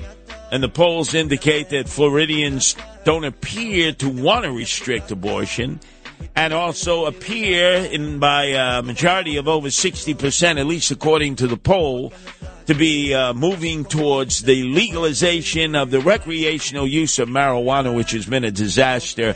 And DeSantis is lobbying against both measures, but not having much effect yet. We'll see what he does in the sprint towards November 5th. The reason I mention all that is because with the weekend approaching, and Eric Adams' swagger man hell-bent on fundraising. By the way, our governor, Kathy Hochul, and they call her Hochul because she's full of nonsense, has spent the week in Aspen, Colorado, where there is no skiing, at a high-tech conference in which she and her grifter husband have been getting wine-dined and pocket-lined as they do what they do all the time, which is fundraise. She is a prolific fundraiser. She is an inept executive, and she just has encouraged Eric Adams to bring in even more illegal aliens. So I've always pointed out that out of the many locations that I deal with in combating this crisis, Randall's Island has now been called by the police at the 25th Precinct Rikers Island because it more resembles Rikers Island, the city jail, than it does a normal migrant shelter that has been put in hotels, motels, Holiday Inn Expresses, empty warehouses sprinkled throughout the 5 boroughs. So let me give you the update. Eric Adams has claimed that he has been to Randall's Island on several occasions. He lies. Members of the 25th Precinct, who are my rats, have told me he's been there one time only. And he claims that every time he walks into the tent of the 3,000 who are housed there on Randall's Island in the tent, mostly North Africans, but the group that runs the show like a house gang are the Venezuelans and the Ecuadorians who are tied to the hip because they are organized gangbangers. They brought their gangbanging ways from South America right into New York City at the invitation of Papa Chulo, Joe Biden, with his open border policy, followed up by the sanctuary state edict of Kathy Hochul, and, of course, the man who loves to welcome them on the tarmac if they're flying in or if they're coming in on Greyhound buses to the Port Authority, Eric Adams, swagger man with no plan, with his entourage from City Hall that loves giving them all swag bags before they move them to 5-star hotels. But there's no hotel on Randall's Island. It's a tent. And it's been troublesome since day one. But, oh, boy, if you listen to Eric Adams, he goes there, and like I said, he's only been there once. He's treated like a hero. They give him, according to him in his delusional way, a standing ovation. I keep telling folks, you have 3,000 people on Randall's Island that cannot do anything all day. That's just not right. It's just inhumane. And so, if folks would take a trip there, talk to the people like I do, and communicate with them. When I walk inside those hercs, those people give me a standing ovation. Of course they give you. They say, thank you, Mayor. Of course they thank you because you've done nothing but enable them to create a criminal enterprise. Finally, the words were given to crack down on Randall's Island and the criminal activity in the tents. So the police in uniform flooded the area earlier on Friday and chased everyone out. They told all 3,000 people, you gotta get out of here. We're searching all your gear. We're searching your racks. We're searching your private personal possessions, your clothes, because we know you got contraband. We know you got drugs. We know you got weapons. Did they arrest anybody? No.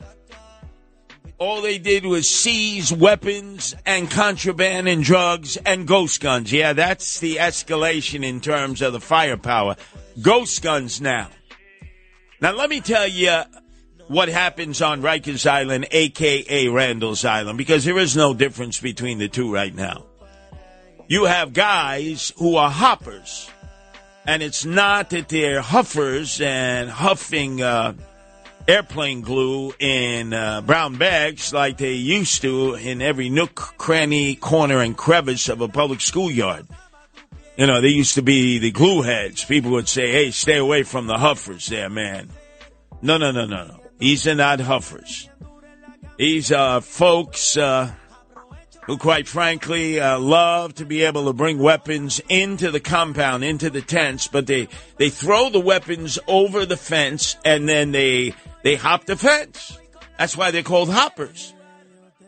The police are aware of that, of the 25th Precinct. They do nothing. The private security guards who are hired at great expense on the inside, they do nothing about it.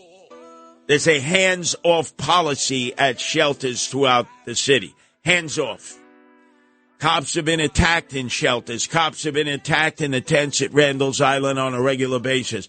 There is a hands-off policy, which is absolutely mind-boggling. Why is there a hands-off policy? Because Eric Adams, swagger man with no plan, wants you to believe that the illegal migrants are his friends, which means they're our friends. They're really here to make friends, to work, to make lucre, to make money, and to have a better quality of life. But even if you're standing amongst illegal aliens with tattoos on their necks, on their forehead, that in Spanish say F you, it doesn't matter to the mayor. Oh, no, they're good people. And so they launched this invasion of Randall's Island in which they kicked all the illegal aliens out, not permanently, just for an hour or two while they did a massive search to basically grab the illegal contraband, the guns, the knives, the machetes, the samurai swords, the baseball bats. Made no arrests that I'm aware of, according to the 25th Precinct. Basically put on a show.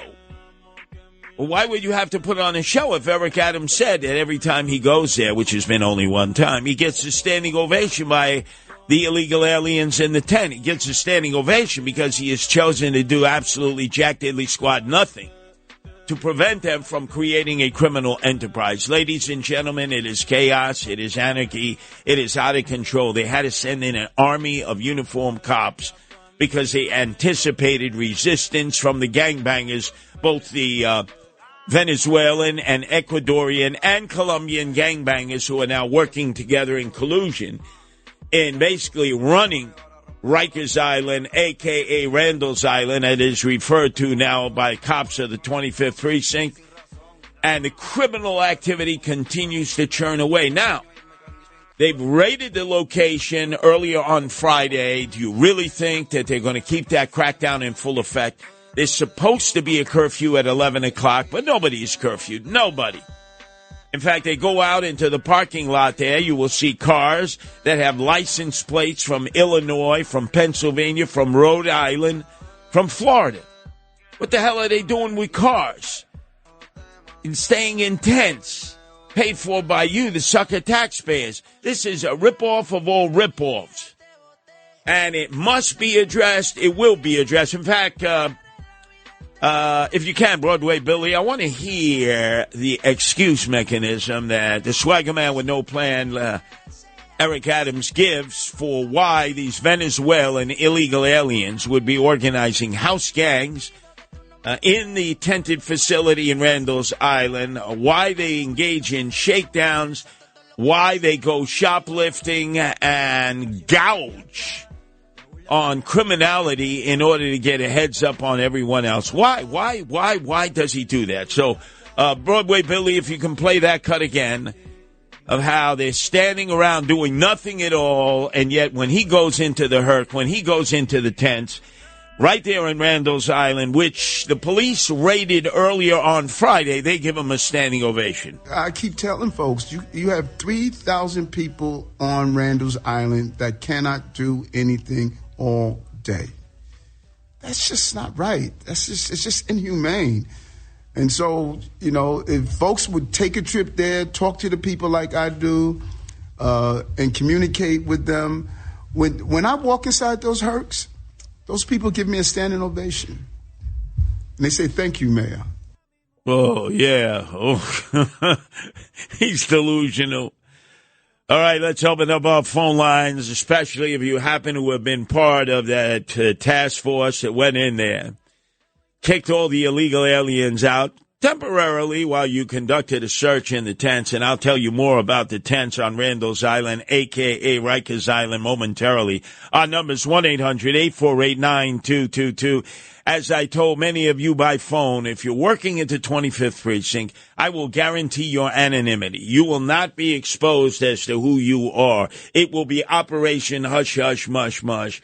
But you and you alone know, as uniformed cops, the hijinks that your commanders are getting away with by not enforcing the rules. I'm going to be posting pictures later on in the day on my social networking, my Twitter. Be looking out for that, my Facebook. No, I'm not going to go to a Denny's and say that I had the Grand Slam for breakfast and take photographs of it and then say on my Facebook, look, I had a Grand Slam today. Yeah, with Jimmy Dean, more pork sausages, Mom. That's ridiculous. I'm gonna share with you photos and video that I've taken on Randall's Island before. Cops hang out in the parking lot, cars coming in morning, noon, and night with plates from Texas, from Illinois, Rhode Island, from Florida, blasting from their speakers. Many of them have these huge speakers on the roofs of their cars that look the size of refrigerators, playing bachata, reggaeton to the wee hours of the morning. But nobody lives out there, so nobody's complaining. And the cops let it go on. And you know what they're doing, Tony? You know what they're doing, Broadway Billy? I got pictures of them flirting with the Venezuelan girls who were scantily attired. Hey, yeah, guys in the 25th Precinct. I got to cold bust you. You let the girls get away with everything. I mean, everything. And all they want to do is get pregnant. What are you, stupid, NYPD? If you're going down that road, you better have your Jimmy caps on. Let me tell you that much, because they're desperate to get pregnant. The moment they get pregnant, the moment they pop a baby out, it's an anchor baby, they ain't going back. Trump gets elected, he says he's going to deport 8 million. That'll never happen. They'll never deport women and children, especially if the children were born here. They can't. So, man, they're going to be offering you that sweet stuff, NYPD, and some of you foolishly will be going into the bathrooms and having sex with them. Oh, yeah, Tony, having sex with them. In uniform. What the hell? Where's the supervision? And then to tell you how crazy it is in an era of LGBTQ plus, whatever that means. You got 3,000 illegal aliens, mostly from North Africa, but the troublesome ones are from Venezuela and Ecuador. So amongst 3,000, you're going to have some transgenders, some transvestites, right? Some gays, some lesbians, some drag queens. Do you know they have a special unit of the private security guards who are gay themselves, and they are assigned to provide private security for the gay and the lesbian migrants, and the transgenders, and the transvestites, and the drag queens? I have never heard of anything like that before. Never, ever, ever. 1-800-848-9222. That's 1-800-848-WABC. So they raided Randall's Island, a.k.a. Rikers Island, earlier in the day. They confiscated weapons. They confiscated all kinds of drugs and contraband. And how many arrests did they make so far? None that I know of. So it's very easy to send everybody out of the tent, all 3,000, and tell them you can come back in a few hours. But we got to search it first. Why didn't you just arrest them and say, is this your bunk? C. When I lift the mattress, is this your 9mm? C. Arrest them! But you see, nobody ever gets arrested when you're a migrant or an illegal alien. Especially if you're Venezuelan. You're an untouchable. Was Eric Adams, swagger man with no plan, involved in that raid? Of course not. He's out in the Hamptons. He's getting wine, dined, and pocket line. I'm going to give you information about this coming up. It's going to turn your stomach. It's a police department in disarray, the command. It's a mayor who is just hungry for money, nothing else. And it is a city administration that just lies, lies, lies, lies. 1-800-848-9222. That's 1-800-848-WABC. This is Another Side of Midnight with Curtis Lewa. Now to the Bernard McGurk studios of 77 WABC. Here's Curtis Lewa.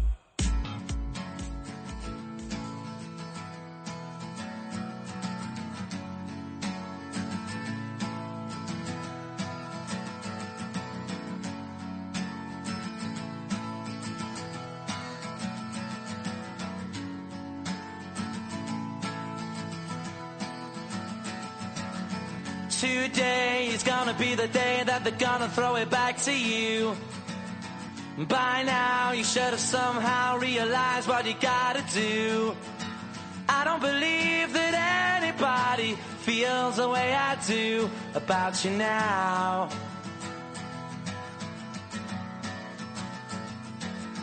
Backbeat, the word is on the street that the fire in your heart is out. I'm sure you've heard it all before, but you never really had a doubt. I don't believe that anybody feels the way I do about you now. Oasis, Wonderwall. And all the roads we have to walk are winding, and all the lights that lead us there are blinding. Oh, what a past week it was right here at WABC. Sid Rosenberg, who I have crowned King David II, had a conversation with Donald Trump, and it was like two guys from Brooklyn or Queens going out to a diner and having a cup of coffee, the few diners that remain open. And it was Donald Trump talking about how Jews were treated 15 years ago and how Jews are treated now. 15 years ago, you couldn't say a bad thing. No. You'd be out of office. Yeah. And today, it's almost like, I mean, Schumer has become a Palestinian. Chuck Schumer is officially now a Palestinian. Now, you would have thought that was the line of the interview. It wasn't. Because Sid Rosenberg usurped him with the crappy Jew line that went viral and traveled all over the world. They tell me that this Harris's husband, Doug Emhoff, Mr. President, is Jewish. He's Jewish like Bernie Sanders is Jewish. Are you kidding me? He's a crappy Jew. Yeah. He's a horrible Jew. Emhoff, by the way, was birthed in Brooklyn. And then the family moved out to the West Coast, the left coast, out to the Bay Area, where eventually he hooked up with Giggles' Vice President Harris.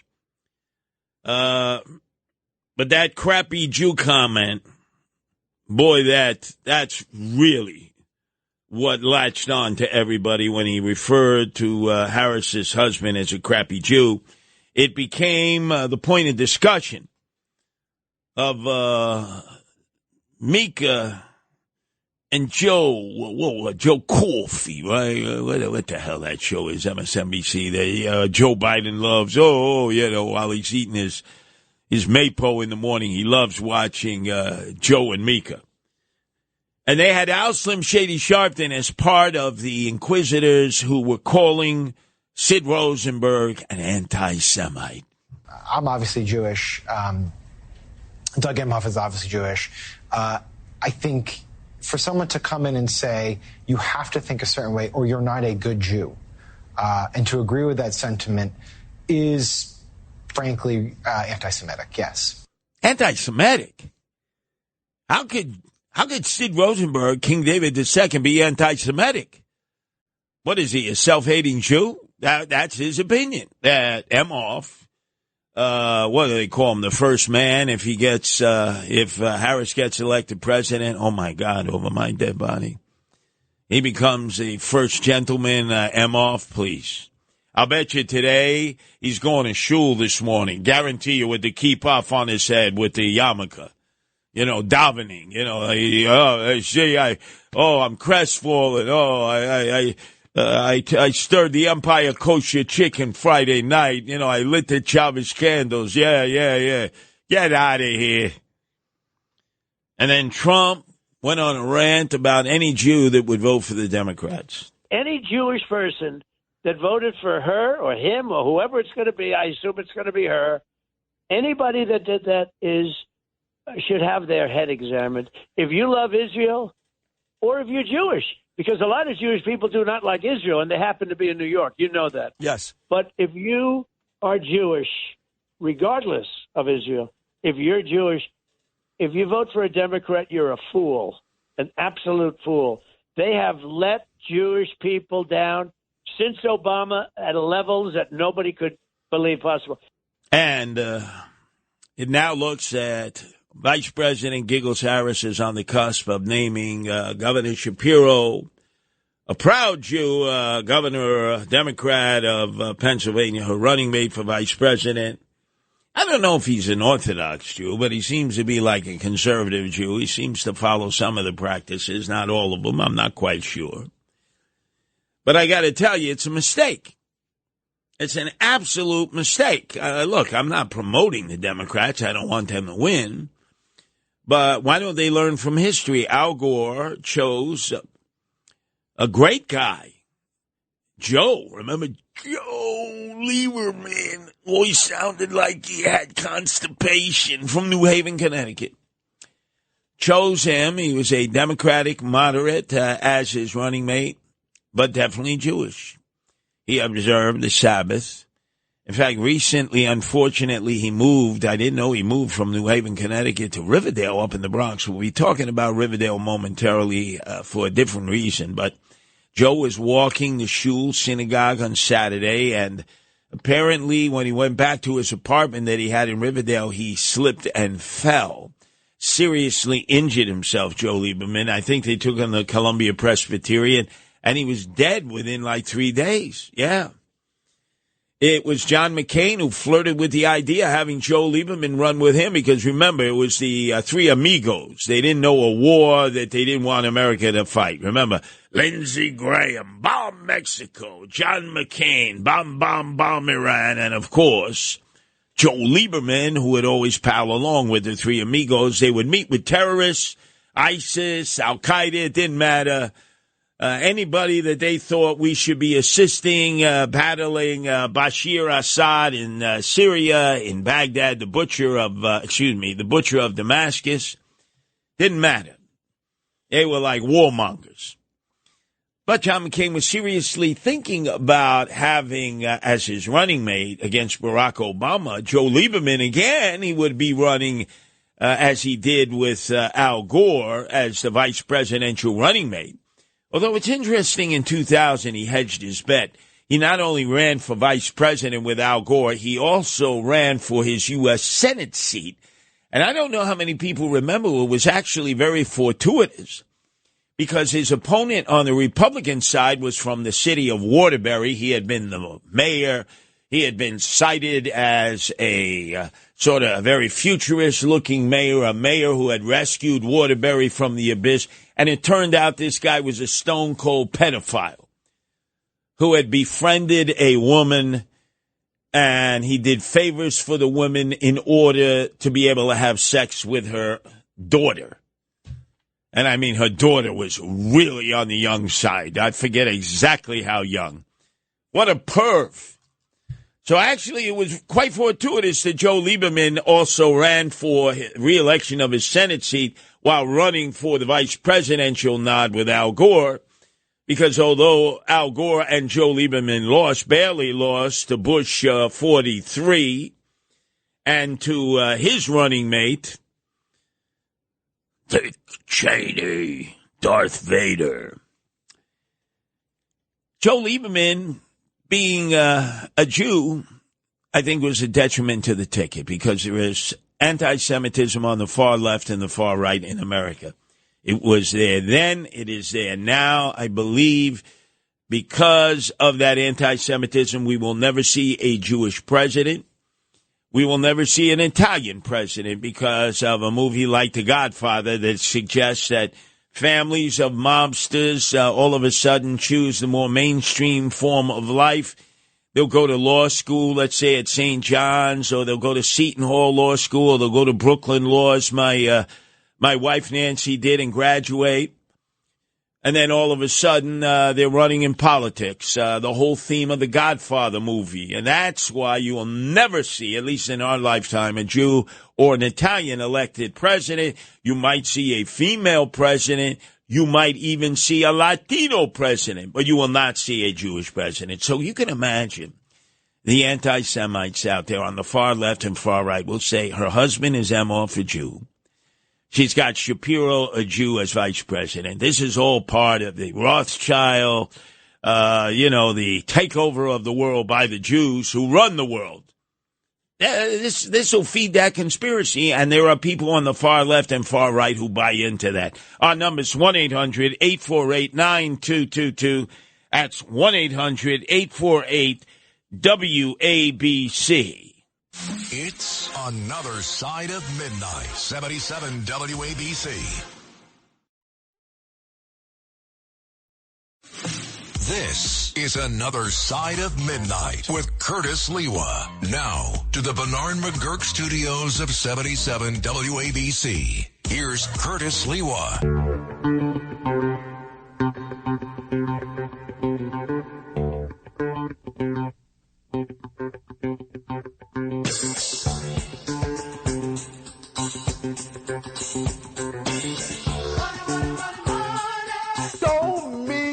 Money.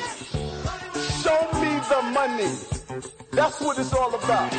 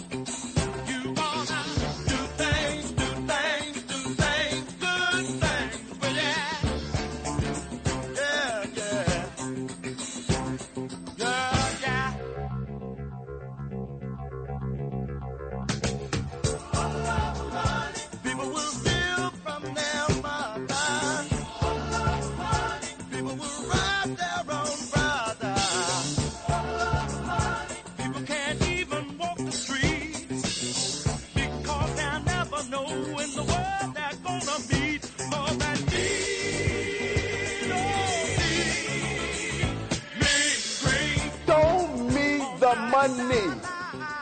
Show me the money. That's what it's all about. Our city is in chaos, anarchy in the streets, slipping into the abyss. And Eric Adams working real hard. Show me the money. Show me the money. That's what it's all about. By the way, joined by Kathy Hokum. Her name is Hokum because she's full of nonsense. who has decided that it's time to take a vacation in Aspen, Colorado. No skiing this time of year, but lots of fundraising.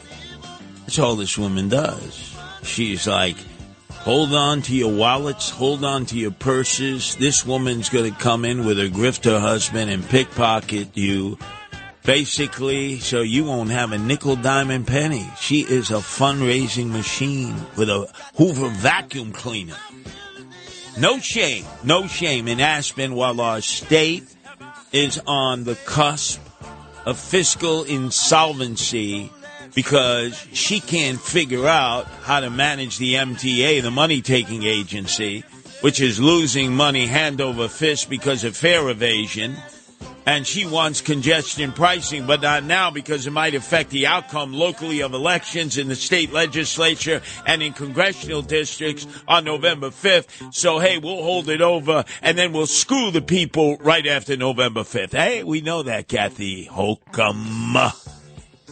Grifter with a grifter husband. But who takes the cake for being a slacker, a deadbeat, and putting Glide in his stride and making it seem everything that he does is of such great importance to everyone in a city of 8.2 billion people, New York City? It's Eric Adams, swagger man with no plan. Curtis Sliwa, you know he's going to mention Mayor Adams. You know it! Okay, so if he's in the room, that's what Curtis is going to do sooner or later. Damn right, Bill O'Reilly. How could I not mention the fact that on his schedule he had the very heavy lifting of going down a bowling green and raising the flag of Switzerland? Show me the money. Show me the money. That's what it's all about. Now, why would you be raising the flag of Switzerland in the middle of a hot, sweltering day in which people were in need of air conditioning in locations where AC was failing them? And there were all kinds of crimes, cops being shot in the Lower East Side, stabbing, slashings in the subway. And what is this guy doing? Raising the Swiss Miss flag. Show me the money. Show me the money. That's what it's all about. Down in Bowling Green. So as he raised the flag, he touted the Swiss for their great production of chocolate, Swiss Miss, for their Swiss cheese, for their Ricola, and for their watches. Don't tell me he hustled one of those Switch watches. Don't tell me. Show me the money. Show me the money. That's what it's all about. Oh, my God, he's like a Harzai putting his beak in the trough. And then he headed off to the Hamptons, where he is spending a weekend of getting wine, dined, and pocket lined. Now, a number of questions have been raised about fundraising and how money is spent. But his very dear friend, Timothy Pierce, who he keeps at his side as his aide-de-camp, former police officer like Eric Adams, knows where all of Eric Adams' bones are buried and who buried them, has 4 investigations taking place about him being a sexual harasser. In fact, as he works at City Hall, he cannot have a meeting with a woman on his own. He has to have a monitor. Now, this is not like former Governor Pence, Vice President Pence, who says he chooses when he meets with a woman to have his wife there. You know he must have been cheating on his wife years ago when maybe he wasn't a holy roller yet. And Mrs. Pence probably said to Governor Pence, guess what? We either split up our assets, go our separate ways, or we can continue to be man and wife, and every time you're going to meet with a woman, I'm going to be there. You got that, Gov? You got that, Vice President? And Pence actually came on at WABC. I forget whose show it was. Might have been the 5 o'clock roundtable discussion of John Katzimatidis and Rita Cosby. Or maybe it was with Brian Kilmeade. I'm not quite sure. And explained why he will only take a meeting with a woman if his wife is in the room. Well, Timothy Pierce Pearson, whatever the hell his name is like a lifetime friend of Eric Adams. And he cannot meet with women in the administration or women in any of the agencies on his own. There has to be a monitor there. Number two, he and Eric Adams traveled to Colombia, to Bogota, to Cali, to Medellin, where, let's face it, the senoritas are very hot, very hot. And they said that they had paid for the trip with their own personal money, their own stash. Well, it turns out Timothy Pearson did not. It was money provided by Colombia. Now, Mayor Eric Adams said that he used his own money. I would bet you he didn't use his own money. This is going to be another investigation. Oh, my God, what a mess. Then Eddie Caban, the police commissioner, you never hear from, you never see. I've never seen this before. When Bratton was police commissioner, Kelly was police commissioner, the others were police commissioner, they would always do the press conferences. If there was a specialty public safety issue that needed to be addressed, they might have their deputy do it. But generally, they were the face of the police department.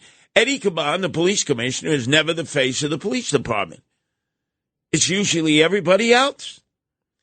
But Eddie Caban apparently took a number of trips to Qatar, as they call it, that people question who paid for it. And Eric Adams, the administration, they would never say who picked up the tab. And now it appears that the cost for this trip and other trips to Australia and other places were taxpayer funded. Like, why? Why? He was brand new police commissioner. I'll never forget. It was October 7th, the attack by Hamas from Gaza into southern Israel, the slaughter that took place. The next day, a demonstration in Times Square by the DSA. That's right, Democratic Socialists of America, supporting Hamas. One day later, the organization that is led by AOC, all-out crazy, Alexandria Ocasio-Cortez, leader of the Democratic Socialists of America. They're demonstrating that. And everybody said there's going to be battles with the police. These demonstrators are getting all riled up. Where's the police commissioner, Eddie Caban? Nobody knew where he was. Turned out he was in Qatar. Who paid for that? Corruption seems to run in the Adams family. There are a few Hampton galas this weekend, and Eric Adams is attending them. There is one thing called the annual Hampton's White Party. I guess. Show me the money. I guess you got to be white to go to the White Party, right? Although Sean Puff Daddy Combs, right, the sexual perv, the drug importer, the sex trafficker, he's going to be going to jail soon. Didn't he have his own white party every year? What's wrong with the brothers? Why do they want to have a white party? You know, it's sort of like Kamala Harris. White dudes for Kamala? What the hell is that? But anyway, white party, and there's lots of money raised. Eric Adams, swagger man with no plan, apparently will be tending to the Hamptons White Party because he loves white money. Show me the money. Especially Jewish money, because he learned long ago when he was following the teachings of Screwy Louis Farrakhan of the Nation of Islam, America's #1 anti-Semite, that he loved the nation. He loved what they stood for, but they didn't give you any campaign contributions, not unless you converted, like Muhammad Ali did from Cassius Clay. And Eric Adams wasn't willing to do that. So he learned to love the Jews because, man, their checks don't bounce. Show me the money. So he's at another fundraiser. I'm trying to figure this one out because this has impacted on me. Broadway Billy, my phone blew up the last 2 days, and people were saying, are you guys having a fundraiser in the Hamptons? I said, absolutely not. No way. It's called Angels Helpers NYC. So if you extrapolate it, you might think, oh, this is a subsidiary of Guardian Angels. These are the people who help the Guardian Angels. We've been at it for 46 years, and I told the people very nicely No, we don't have an affiliate group like that. We have to raise funds because we're in 13 countries. We have 5,000 members, and we're working overtime here in New York City on all different public safety issues. Yeah. In fact, one coming up, get a pad and pen. You may want to visit us in the Bronx. We're going to be at the catering hall, the Villa Barone Manor, at 737 Throgs Neck Expressway, Wednesday, August 7th at 7 p.m. to 9 p.m. to organize a series of patrols for the Bronx, which is just getting hammered by crime. I mean, hammered. No matter what Eric Adams says, crime is down, jobs are up. That's nonsense. But back to this fundraiser for Angels Helpers NYC. It has nothing to do with Guardian Angels. So please, don't be contributing to that because you think you're contributing to my effort for 46 years. But apparently, it is a nonprofit that has been organized by Bernard Adams, the brother of Eric Adams. Like, really? Show me the money. Supposedly to bring arts and culture into the public school system. Really, Bernard Adams? Show me the money. When we last heard about Bernard Adams, he was parking cars at Virginia Commonwealth. Eric Adams beat me, became mayor. He said, I have to have my brother Bernard, who had been a cop for 20 years, community affairs. He's got to protect me. I need him to be my protector, do my intel, because white supremacists, are a threat to me. Really? He wanted him first as a deputy commissioner, pricing out at, I think, $247,000. They say, you can't do that. That's nepotism. He said, okay, I want him to oversee my intel division, my protection at $210,000. They said that's illegal. So they then made a ruling that he could pay him $1 because he has a $64,000 pension. He served 1 year and he retired. And now apparently, along with this socialite, what the hell is a socialite? A self-described jet setter, Alisa Roever or whatever. They formed this nonprofit called Angels Helpers NYC. Please. It has nothing to do with the Guardian Angels. So please don't give me a call. Look, you can contribute to whomever you like. I have no idea what this charity is. Right away, if Eric Adams' brother is involved with it, Bernard Adams, who probably can't tell a Michelangelo from a Michelob, right? It's an arts charity. Hey, Bernard Adams, brother of Eric Adams, can you tell the difference between a Michelangelo and a Michelob? He probably couldn't. But guess who's going to be side by side with him raising shamolis for his brother? Swagger man with no plan, Eric Adams. Show me the money. Show me the money. That's what it's all about. So, Mayor's going to be working real hard, working the Hamptons, getting wine down the parking line while this city falls into the abyss. Whereas I'll be working with the residents of Riverdale who are having a migrant shelter shoved into their neighborhood. Their elected officials, like the three blind mice, Congressman Richie Torres, I know nothing, like Sergeant Schultz. Jeffrey Dinowitz, the assemblyman, I know nothing. Eric Dinowitz, the city councilman, I know nothing. Nobody told me anything. It was an old dorm of Manhattan College that has sold out the neighborhood, the Jaspers. They knew in selling this old dorm to this nonprofit that there would be a bait and switch. The nonprofit said, no, we're going to provide housing for veterans and for seniors. And the neighbors said, that's nice. And then they did a bait and switch because City Hall will pay you double the amount of money if you house illegals, migrants.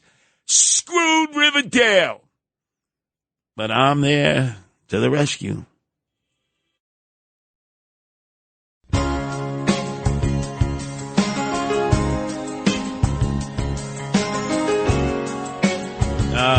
Dedicated to my gorgeous wife, Nancy. You are a part of me.